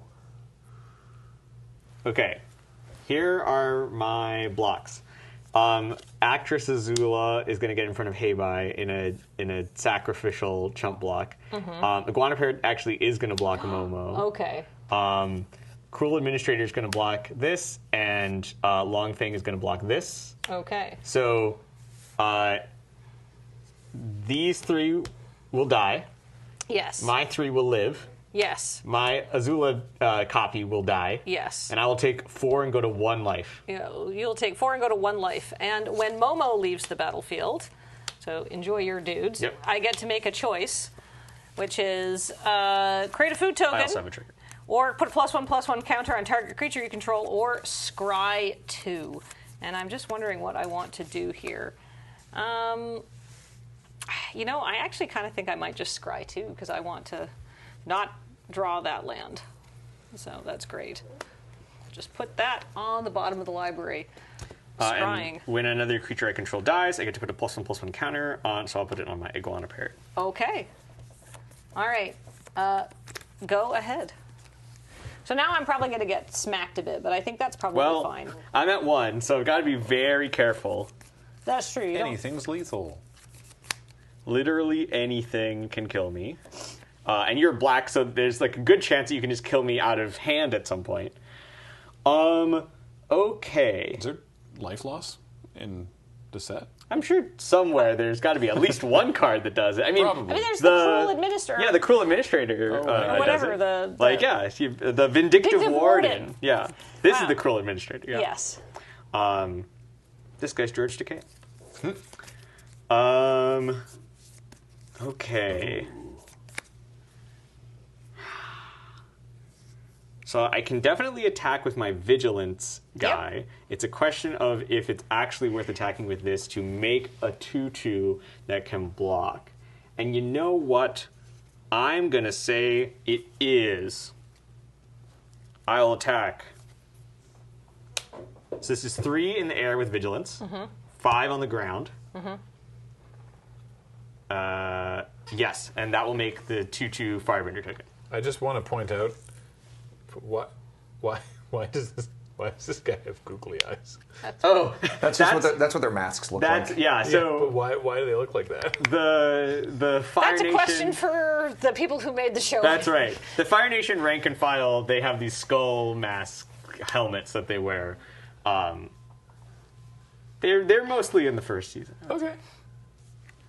No blocks. I see what you're saying. It's more of.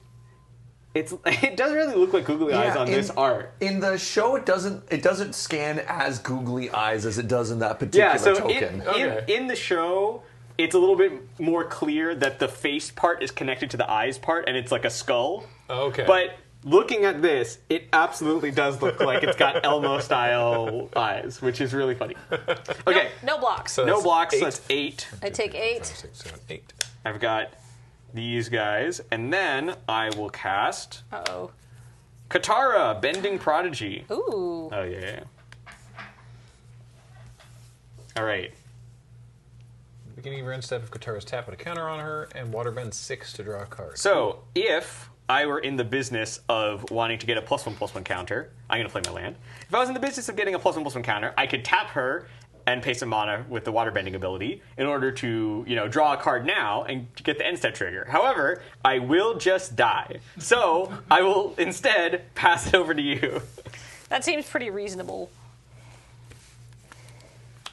All right. Boop, boop, boop, boop, boop, boop.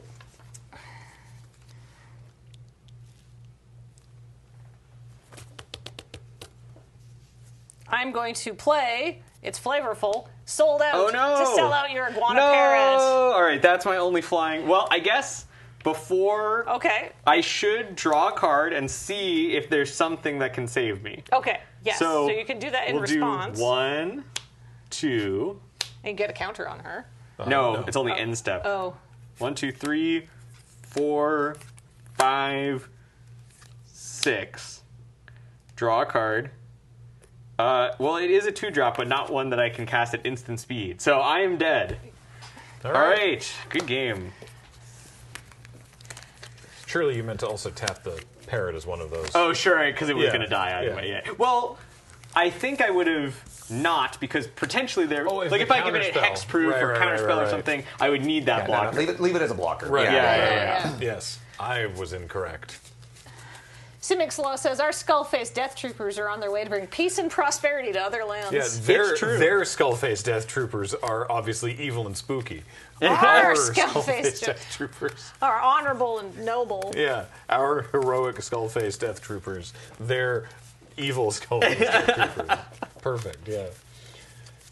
I can't, I have to imagine googly eyes on magic cards just looking at this and going, well, this is my job. They took my job. Yeah. That was a good game. That was a good game. Yeah. I got to do cool things. I think earthbending is very cool because I like the idea of getting some value and stuff like that, especially in the sacrifice deck. It's just perfect. The white-black sacrifice deck has a lot of cool stuff it can do between earthbending, ally tokens, clues. So there's a lot of different ways of kind of playing into it. Mm-hmm. And now that I think about it, this deck that I've pivoted into, I think is actually particularly bad against your strategy because I've got a lot of aura-based removal, like the blue claustrophobia that keeps their creatures tapped. Right. And that's not very good when you can sacrifice all your creatures to your other creatures to get bonuses. So. Ooh, put together an Obzon sack deck. That does seem good. Obzon land We've sacking. seen we've seen a majority of the limited archetypes today, because you had your Boros go wide earlier. Right. We've got we saw white blue flyers. I was doing red green earth bending. Yep. So I also have to do them in order because otherwise I won't remember. Okay. We've seen white blue flyers. We've seen I'm playing blue black. Blue black has kind of a draw cards control deck. Draw your second card theme. Black red is kind of aggressive firebending. Yep. Red green is the landfall kind of, and it cares about power 4 matters. You can get your lands up to being power 4. Green white is allies matter. I don't think we saw a full on ally typal deck. No. But my red white deck.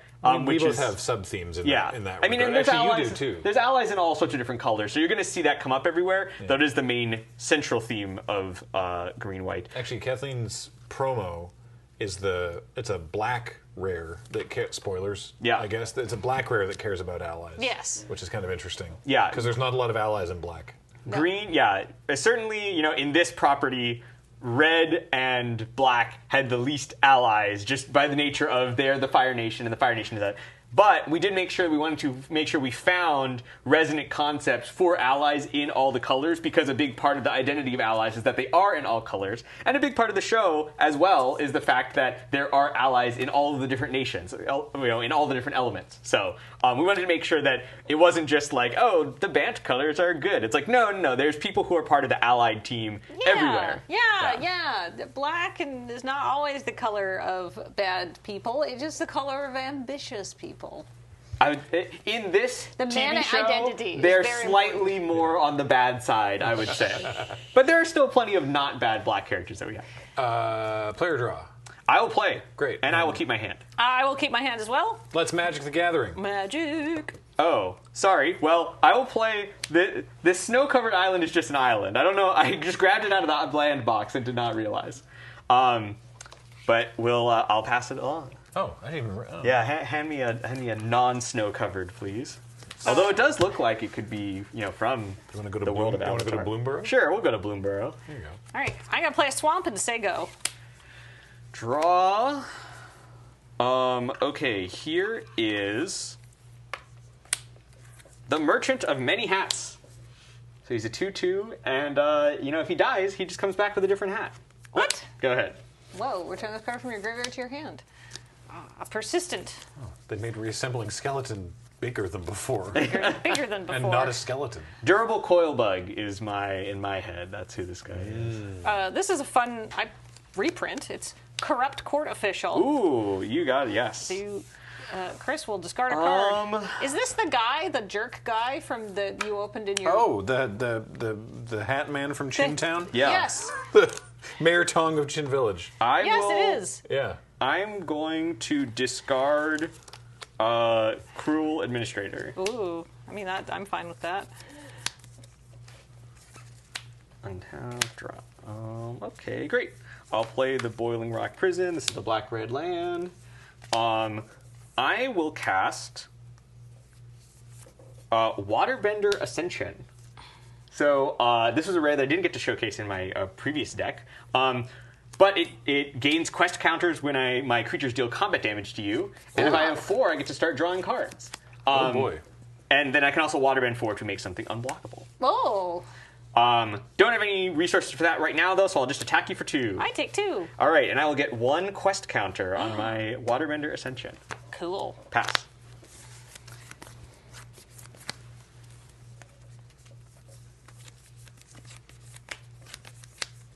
It is time to send the Corrupt Court Official into the red zone. I'll take 1.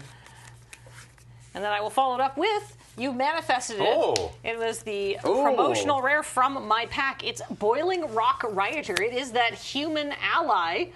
Firebending 1, when this creature attacks, add 1 red. This mana lasts until end of combat. Tap an untapped ally you control. Exile target card from a graveyard.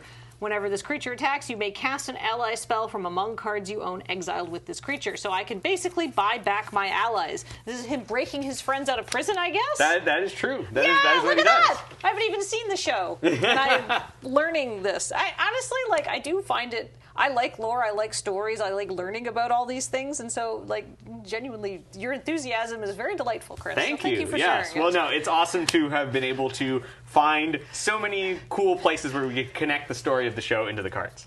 Lovingly made. That's my turn. All right, well, he is going to do a good job of holding off my 2/2. I will use this opportunity briefly because Zealous Crow in the chat was asking about Kathleen's sleeves. They are indeed inspired by Klimt. It's not Klimt. It's a piece of art by our friend Michelle Rapp of Jace and Vraska after Klimt's The Kiss. And you can get them on store.loadingreadyrun.com. Yay! They're on Dragon Shields. Yay! Thank you. All right, I'm done shilling now. What's up? I will cast Judy, one of many. Oh, I've seen this card. Yeah, and a pretty good combination with the Merchant of Many Hats, I might say. But I will also cast Aang's Journey. So I'm going to go get a basic land and put it into my hand. Also holding off now my dudes. Yes, as well. and that'll be it for me. Let's see, I've got all my colors, I guess. So I'm probably looking for, probably a second island is what we will get. I'm going to draw my card Go for ahead. the turn. I'm going to play a swamp. I just think this is exactly what we need to be doing here. I think I'm going to, because I just think that Judy is really powerful and how could you be so heartless? This card is apparently this art is really making people angry. It's great art. It's great art. It's That's no one supposed to be. You're supposed to be mad about it. Yeah, it's heartless. It's true. It's a heartless act. I have heartlessly destroyed Judy. But I just got all the copy tokens ready. Lamau. And then I'm going to. 3 is greater than 2. I'm going to declare attacks for 3. I'll take 3. You firebend 1. That's right. Before combat ends, do you have anything to use this mana for? No. Goodbye. Okay, I'm done. For now. Is Heartless Act an instant? Could you have done it after attacks? Yes. That's fine. I'm just... Hey, Graham, there, bud. Gonna have to talk about the outside assistance. No. I don't listen to anything anybody Look, she says. plays perfectly, and we'll have no doubt on that. That's all right? not true. To be fair, you're That's playing not very true. well. To be fair, you're playing very well, and they infamously, it's 8 years ago now. The one of the first PPRs, It was James the giving second me one, play yeah. advice, being like, "Hey, Graham's not going to deal 18 damage to you in a turn," and I'm like, "You're right. I should play more aggressively. The point is to just show off the cards and have fun." And then Graham did 18 damage to me in the next turn, and I lost. So congratulations on being the second person banned from a PPR, Graham. Okay, goodbye. I'll attack for 2. I'm going to take 2. Right. I'll get a second counter on my Waterbender Ascension. I will also cast the Geyser Leaper. This is a 4/3 flyer, and it's got a waterbending ability to loot. Yikes. Go ahead.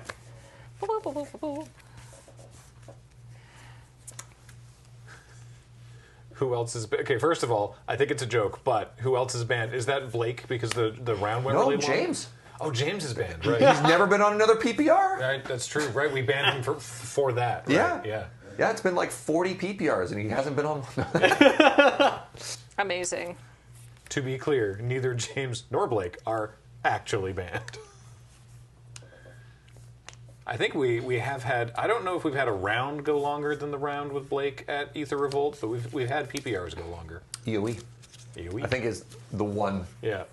Right. It was an eternity. I'm going to... It was so close. Yeah, it was really close. All right. I'm going to declare attacks like this. I will not block. No blocks. I will take 4 damage. Okay.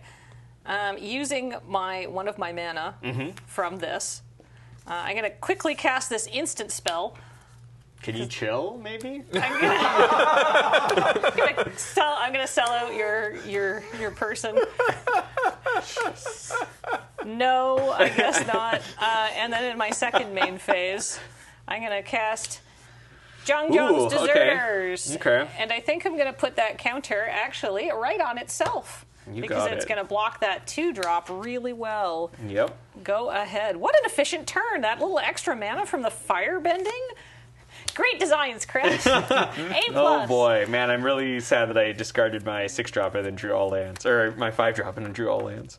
Tune in to this week's episode of Tap Tap Concede. At the time that you're watching this live, it's not up yet, but tune in on Monday, Tap Tap Concede, where Chris and I talk a lot about designing the set, and specifically, we have a period of time where we discuss firebending, and it's super interesting.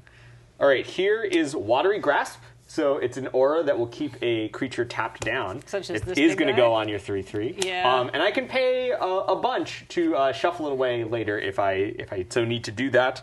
However, instead, what I will be doing is I will be paying 4 mana to activate the activated ability on my Waterbender Ascension, and I will make my 2/2 unblockable and tack in for 2. Okay. I will get 2'd. Yep, and I'll go to 3 counters. Go ahead. All right. It still says I can tap an ally to exile something from a graveyard. That is right? true. You can keep doing that. I'm just going to do this now because I have an ally to tap, and it's just totally free. I'm going to exile. I don't know if you have any buyback effects, but I'm going to exile maybe. I don't know what's in this set. Serge, should I exile a spell or a creature? Oh, I can't answer that. That would be outside assistance. I would get this guy first. Yeah, I think I'm going to take out the big chonker just in case you can get him back because he's a very good creature. Good news, there's now 3 people banned. Oh, no. Okay, this is untap. Doesn't untap, so that's it. All right, on my Go ahead. upkeep, I will untap everything except this guy.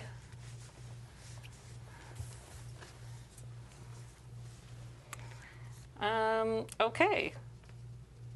Cool. Wait, I should attack first. Attacking! I'll take 3. It's time for Azula on the hunt. I don't know why Don't worry about it. I don't know why I gave Azula a little. It's all going to be jingle. fine. And then let's just do this now. I'm going to pay 1. Do I want to?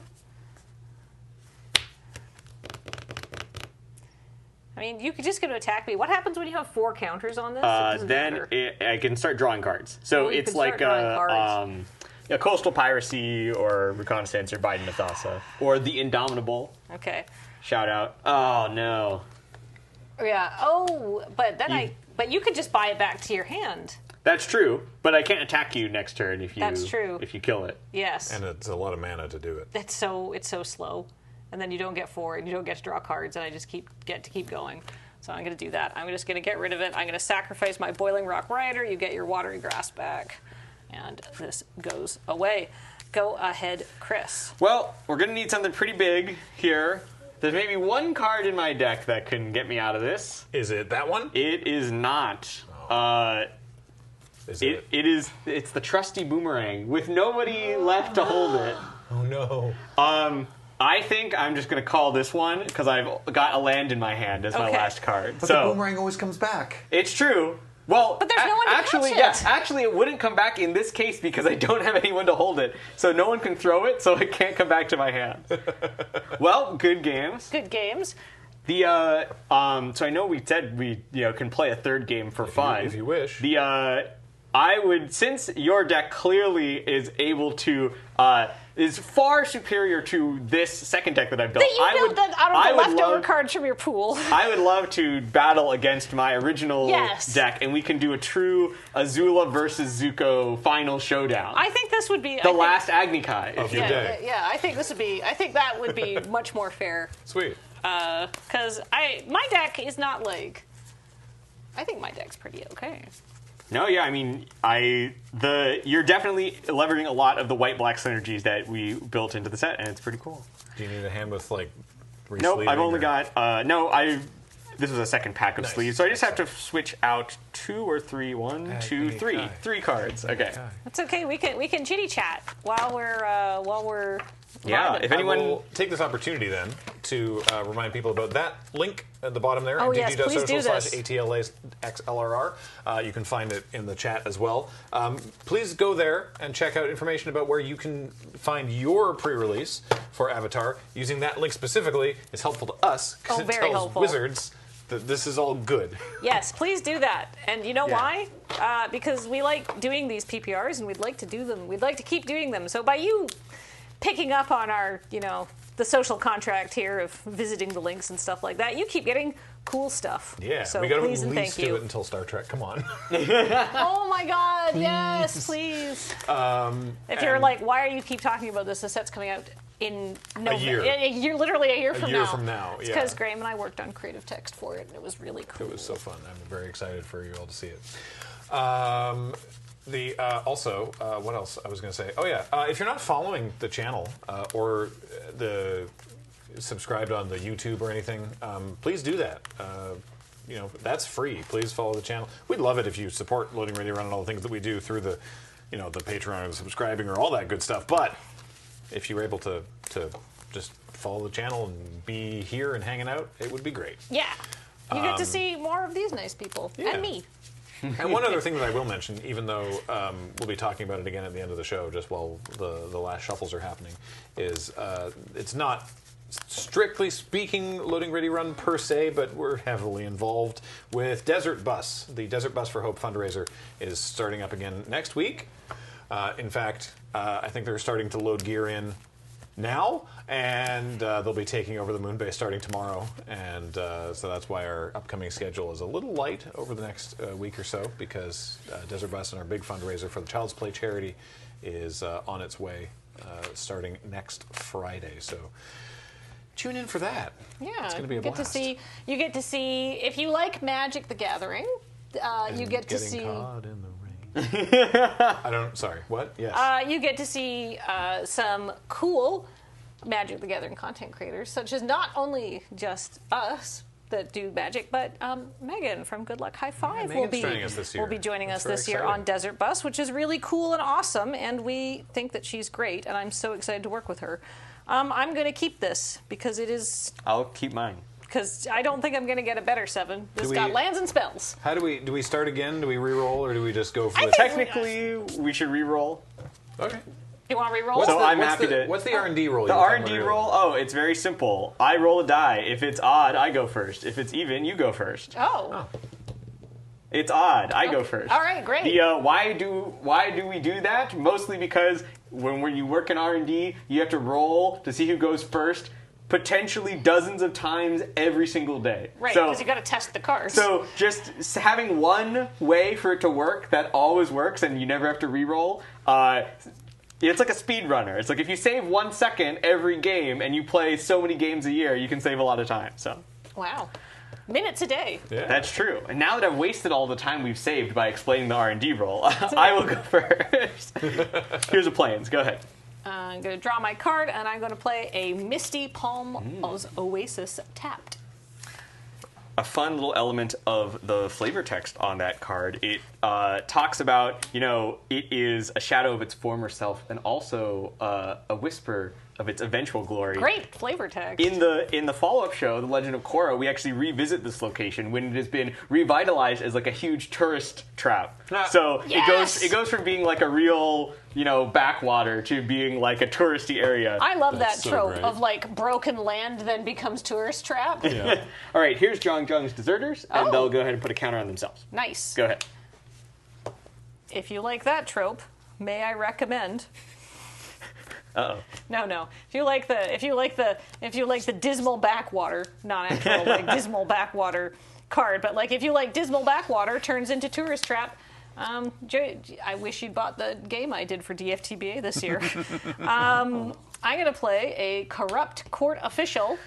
I was thinking about this. Which card am I discarding? I think it's gonna have to be Mountain. That it? That's it. All right.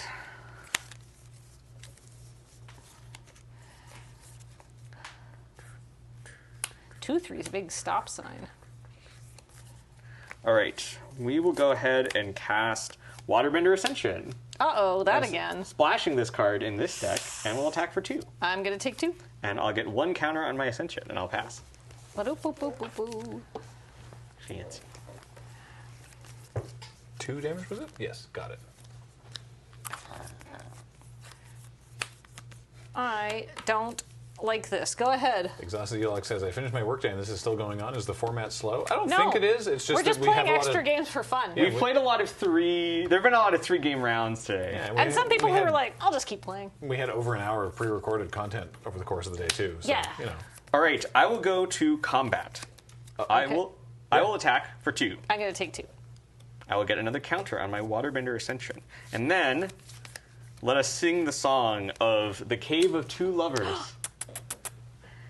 So chapter 1, we will create 2 ally tokens. Do you have a preference? Yeah, let's get the Earthbending, this one, and yeah, we'll do that one as well. They're both from the Earth Kingdom, and we'll represent it this way with our... This couple, at least, it was a man and a woman, so we'll represent them as such. And I'll go ahead and pass. Anyone can go into the secret tunnel. It's true. Anyone can go in, but this saga is about, Oma and Shu. Can I get a die for my saga, please? Oh, yes, of course.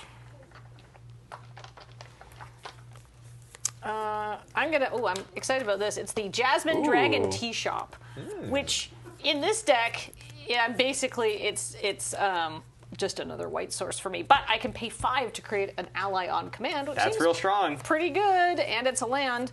And then look at this, although I think it's a little slow. It's the Phoenix Fleet Airship. We saw this earlier as well. And I do have a dude to crew it. Get in the ship, corrupt court official. Otherwise, Katara will have to do it again. Oh, you know what? I'm among friends here because that did get a tortured chuckle. Go ahead, Chris. Well, thankfully, you have not got your sacrifice stuff up in this game. At least, thankfully for me, because the Phoenix Fleet Airship can really get out of hand quite quickly. I'll draw my card for turn. Oh, and then I'll do my chapter 2 of my saga. So search my library for a mountain or a cave, reveal it, and put it into my hand. Now, sadly, I do not have a cave, everyone, so we will not be able to enjoy the beat down of the secret tunnel. But I do have this mountain, so I'll go get an. It's like you never had to ditch a mountain in the first place. My God. Yeah, there's only one cave. We were talking last round. There's only one cave in the set, and it's secret tunnel, which is very good. I'll play my mountain, and then, all right. So you can crew a 4/4 flyer. Yes. But if you just want to push through damage and get counters.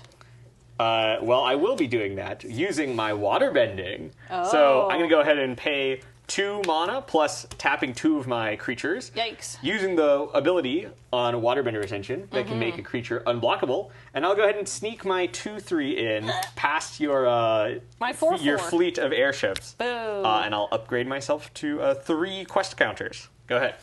Yikes. Well, that's fine. I'm going to play a land.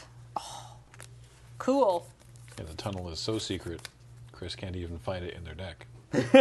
That's right. Hee hee hee hoo hoo. Hee hee hoo hoo ha ha. Apparently, our Kiss sleeves may be sold out at the moment. I will check on that. But keep an eye on store.loadingreadyrun.com for a restock at some point. I'm going to play Azula on the Hunt. Azula's here. You have blue in your deck now, so I'm just waiting. Oh, no, you're totally correct. I will have no response to you casting this spell. This happens. I don't like this 2/3. This is very spooky. I don't like anything. This is not good. What's chapter 3 of the saga do? It earthbends 3. Oh. And then you can tap as the song goes. things to make. There's 2 lovers forbidden from one another. That's chapter 1. And then a war divides their people, and a mountain divides them apart. That's chapter 2.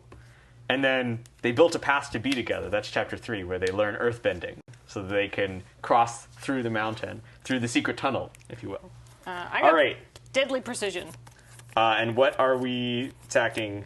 I'm going to sack this corrupt court official. And we are targeting the 2/3? The 2/3, the biggest thing. That is acceptable. Okay. So long, my deserters. But this is very important. At the beginning of my end step, which That's we're right. going You to, sacked something. I sacked something, so now I get a copy of my Phoenix Fleet airship. The fleet is building. Yes. I guess we're going to go with the Theater Troop Zuko copy. Sure. It's either that or the Jody copy. Yeah, Okay. yeah. So we're getting. Judy, So this is. So now I have 2 4/4 things that can be crewed for a single mana, which is pretty cool. Single power. A single power. Yes. Go ahead. All right. Now, but this is a cool combo because if I can start making clues. It's true. I'm going to get airshipped pretty quick. Draw for turn. Chapter 3 of my saga. I will earthbend 3, so we'll pick our Avatar Mountain here. There you go. There's one of the many full art land arts in the set. So I've got a 3/3 now.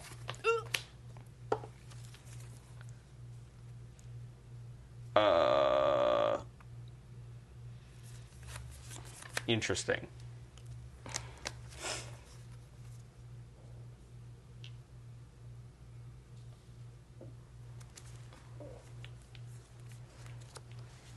Voidhawk says that airship is going straight into my Sephiroth Brawl deck.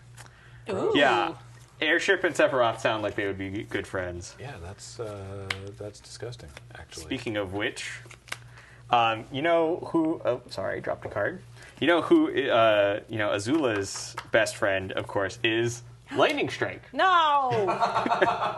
So we'll take out Azula. Now, you can crew your vehicle in response if you would like to. Yes, I'm going to crew the copy of my vehicle in response. So you got one 4/4 flyer. Yeah. Because of that, I still can't attack very well this turn, so I will tap 2 creatures and 2 lands, do my water bending, and make this creature unblockable. Well, and I'll go ahead and attack for 3. I take 3. And that will trigger my Ascension, and now that I have 4 counters, I'm going to get to draw a card whenever my creatures hit my opponent. So I will draw... Starting with this one? Yeah, starting with this one. So each cool. time I hit, I get a counter, and then if I have 4, I get to draw. So it's you put a counter on it, then if there are 4 more counters. Oh, sweet. That's awesome. So like, let's say I was at 0, and I hit with 5 creatures. The first 3 would put counters on, and then... the 4th and 5th one, they would put a counter on and be like, oh, you've got 4. Congratulations, you get to draw now. Nice. Let me just double check to make sure I did not draw land. I did not. Go ahead. I notice you are a little bit pinched on land, but I am a little bit pinched on permanence. That's true. Thankfully, Waterbender Ascension hopefully will let me start drawing. Some land. All right, I'm almost at being able to poot out allies, which is pretty sick, honestly. Big day for reflexive triggers. Huge news for fans of reflexive triggers. I could poot out an ally this one actually turn is not a with the reflexive Jasmine trigger. Dragon TG. Yeah. Actually, it's an intervening if, but you know. All right, here's Hey Bye. Hey Bye. Oh, okay. This is pretty chunky good. Boy, yeah. So I'm going to sacrifice. So when it enters or attacks, I may sacrifice another creature or artifact. I'm going to sacrifice this copy of the Phoenix Fleet airship. That's Why what's so wouldn't great I? about the Phoenix Fleet airship is you can also sack the copies and keep getting more. Yes. Then I get 2 counters on Hey Bye. I don't know if I want to attack. I mean, it kind of forces you to like spend all your resources to make it unblockable, which is kind of cool. It isn't even intervening if, it's just an if. That's correct. It is not an intervening if. All right, I'll take the L on that one. Sorry Thank to you, interrupt you, Kathleen. I could crew, but then I think I'd rather do. I'm just gonna move to my end step. I'm gonna play a little bit more conservatively. I think next turn would be a much bigger turn for me, and I want to stay alive until that point. I'm at 11. Chris can make things unblockable, and I'm going to get a copy of my Phoenix Fleet airship. Don't these get along well too? Yeah, they do. Nom nom nom nom nom. Feed panda airships. That's what I'm doing. No, you're absolutely correct. Go ahead. I'm going to draw for turn. Put airships directly into the panda. Yeah.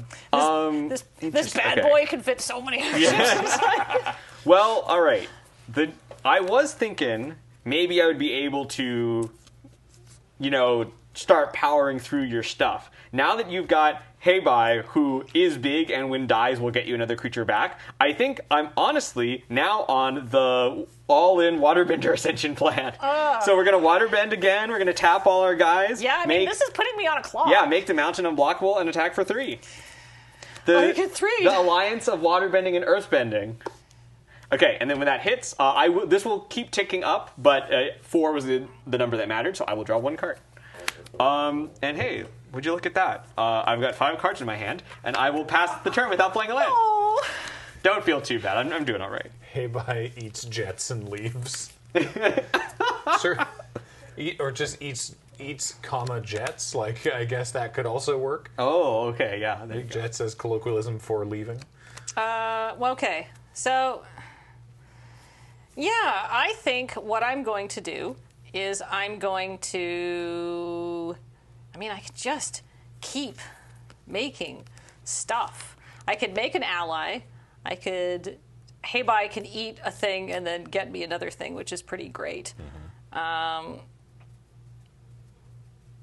think what I want to do is... That ally can climb in the robot before dying. I'm going to declare attacks. I'm gonna throw this copy away, put 2 more counters on Heibai. All right. You have no blockers. That's true. I will cast a spell from my hand. Whoa. It is Airbender's Reversal, and I will choose the Destroy Target Attacking Creature mode. Man, this card absolutely destroyed me earlier, too. Oh, I'm going to get so blown out because I don't have anywhere to put these counters because this isn't a creature right now. That's true. Is making an ally sorcery speed?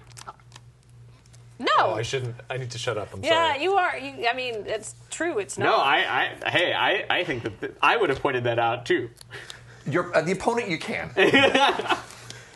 Sorry, I'm stuck between showing, getting the cards to do the things that the cards do. I mean, I committed to playing my second deck in my pool and lost the match already, so... All right, I'm going to make a quick ally. Yep. Going to move the counters. Yep. Heibai dies. Yep. That's basically, I think, everything I can do this turn. But Phoenix Fleet Airship does say I sacrificed a permanent this turn, so now I get an airship. Yep. I don't think this is gonna. I mean, maybe I can just go wider. I think maybe I just die to getting 3 to turn. But go ahead. That's my hope. Kathleen, just because you put it early, could you put the ally land back on the card reader? The Jasmine Dragon Tea Shop. The Jasmine Dragon Tea Shop. Pay 5. Tap, get an ally. Create a 1/1 white ally creature token. Or I can use it as a colorless source. Or a white source if I'm casting one of my ally cards. Alrighty. What do I really want to do here? If I get that... Okay. I'm going to tap 3 mana to play the Treetop Freedom Fighters. Oh no, haste. They're a 2/1 with haste, and they make a 1/1 ally. You get the Treetop ally. Which one's that?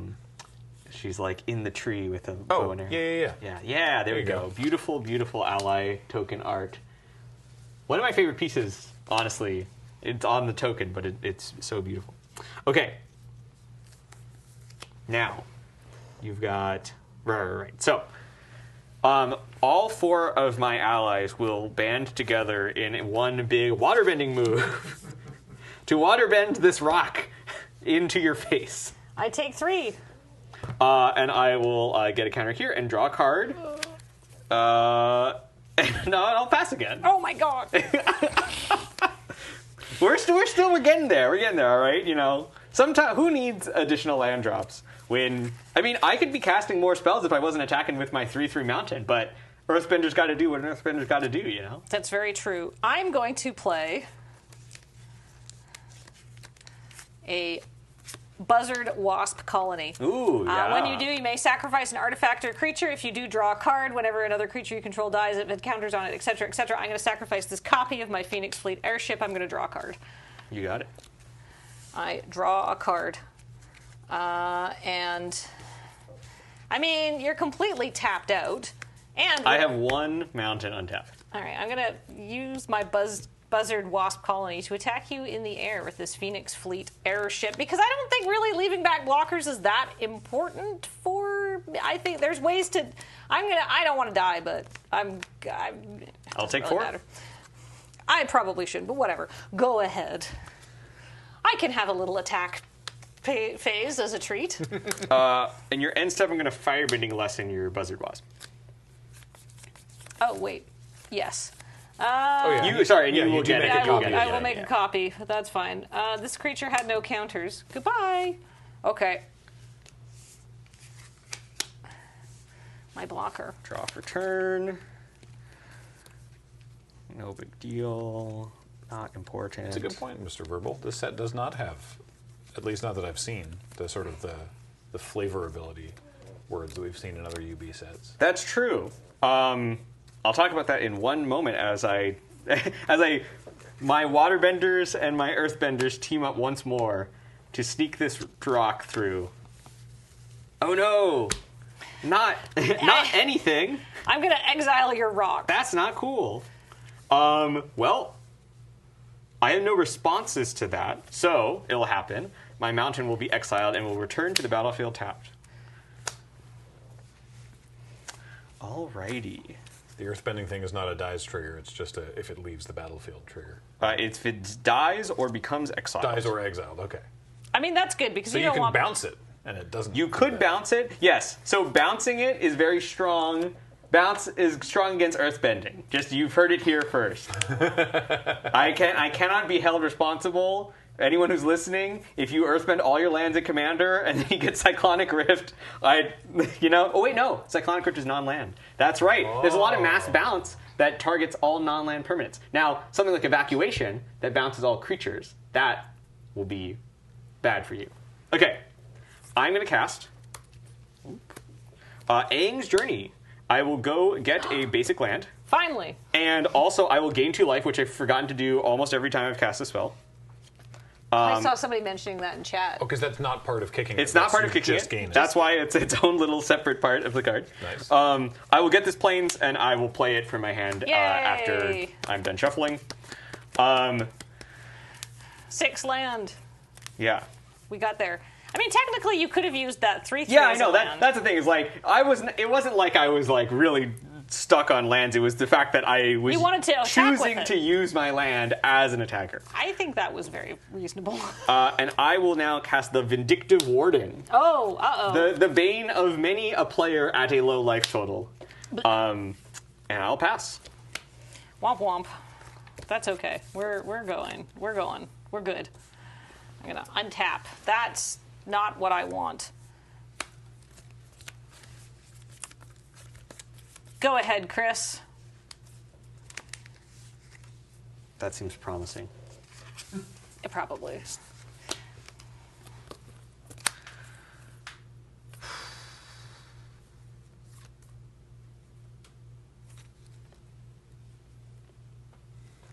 Okay.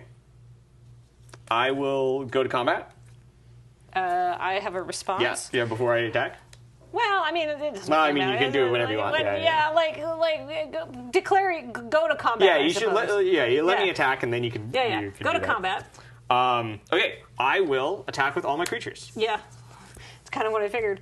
Okay, I'm going to use Invasion Reinforcements. It's a card with flash.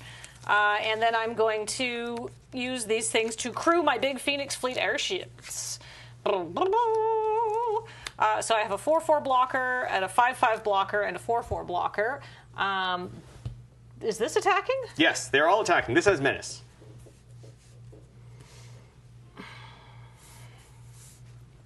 I'm going to go like this, and I'm going to take 3. All right. Hopefully, or die. It's an important lesson that everyone who plays the format must learn at some point, which is how to start a riot. Target creature gains menace and until the creatures... I didn't know this card was in the set. Perfect. Good to know. But you know what? I've started a riot. I mean, not really. It was just more of like a general high school disturbance. But I did start one in real life. So... Well, so you could teach this lesson now. I'm being hoisted by my own Picard. But yes, the Game 1 All-Star between Graham and I, coming back around for the finishing blow here, you're going to take 9 from my ally tokens. All right, I am very dead. Very nice. Good game. Yes. And real quick, to answer that question that I said I would answer about... Sorry, can you remind me what the effect was that we were talking about? There's like something in the set that we haven't seen. that somebody was asking? Like, I don't remember. oh no! Darn it! I also forgot. I'm sure it'll come up. Flavor words. Flavor words. That's right. Yes. So the flavor words. So we are experimenting with a lot of different ways of using flavor words. Some sets want to use more. Some sets want to use less. It really comes down to what that particular thing needs. So for us, most of our characters, I mean, their powers are bending, right? So there aren't a lot of like proper names for their different things that they do. You know, like if you're a super fan like me, maybe you know like a few of the specific names, but it's not like they shout out the names or anything when they're like performing the moves, right? So there weren't a lot of like particular things like that we wanted, and a lot of like famous lines and moments and stuff we put in flavor text and on the names of cards. So there just wasn't really any need for the flavor words.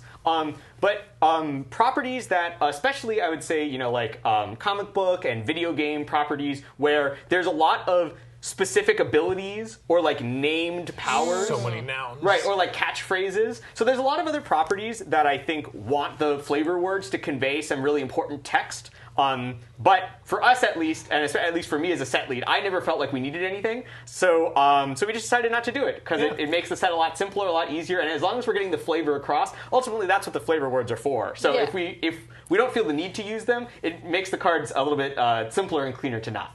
Sweet. Well, that was the end of round 5, our last round of the day. This has been the Avatar: The Last Airbender pre-release, brought to you by Wizards of the Coast and Loading Ready Run, us here.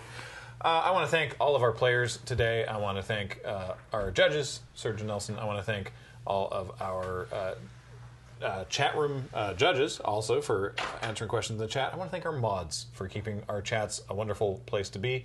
I want to shout out to our guest, Chris, for being here and being very excited to be here. Yeah, and thanks. for being the lead designer. Not the only person who worked on it, as they will tell you themselves. So many other people worked on it. But for leading design on the set, it was great. I want to thank James for producing and organizing so much about what happens on a PPR day, and also want to thank Paul for being on tech all day. You're welcome. Thank you.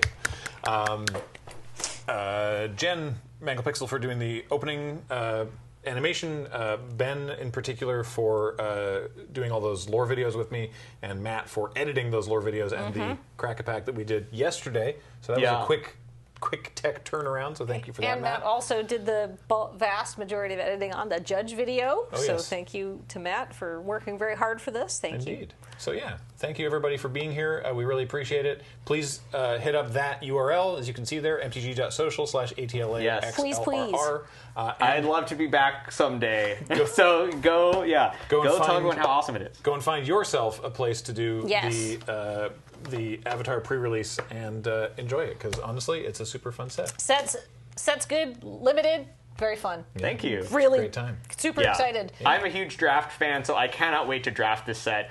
We put in so many different little strategies, monocolor, 3-color, 5-color. We really tried to make a lot of different strategies work, despite keeping everything simple for people to jump in. So hopefully everyone will have a lot of fun drafting. I know I can't wait. Yay! Terrific. All right, that's going to do it. Thanks everybody for watching and for joining us here at the Avatar pre-release. We will see you next time. Bye, everybody. Bye, friends.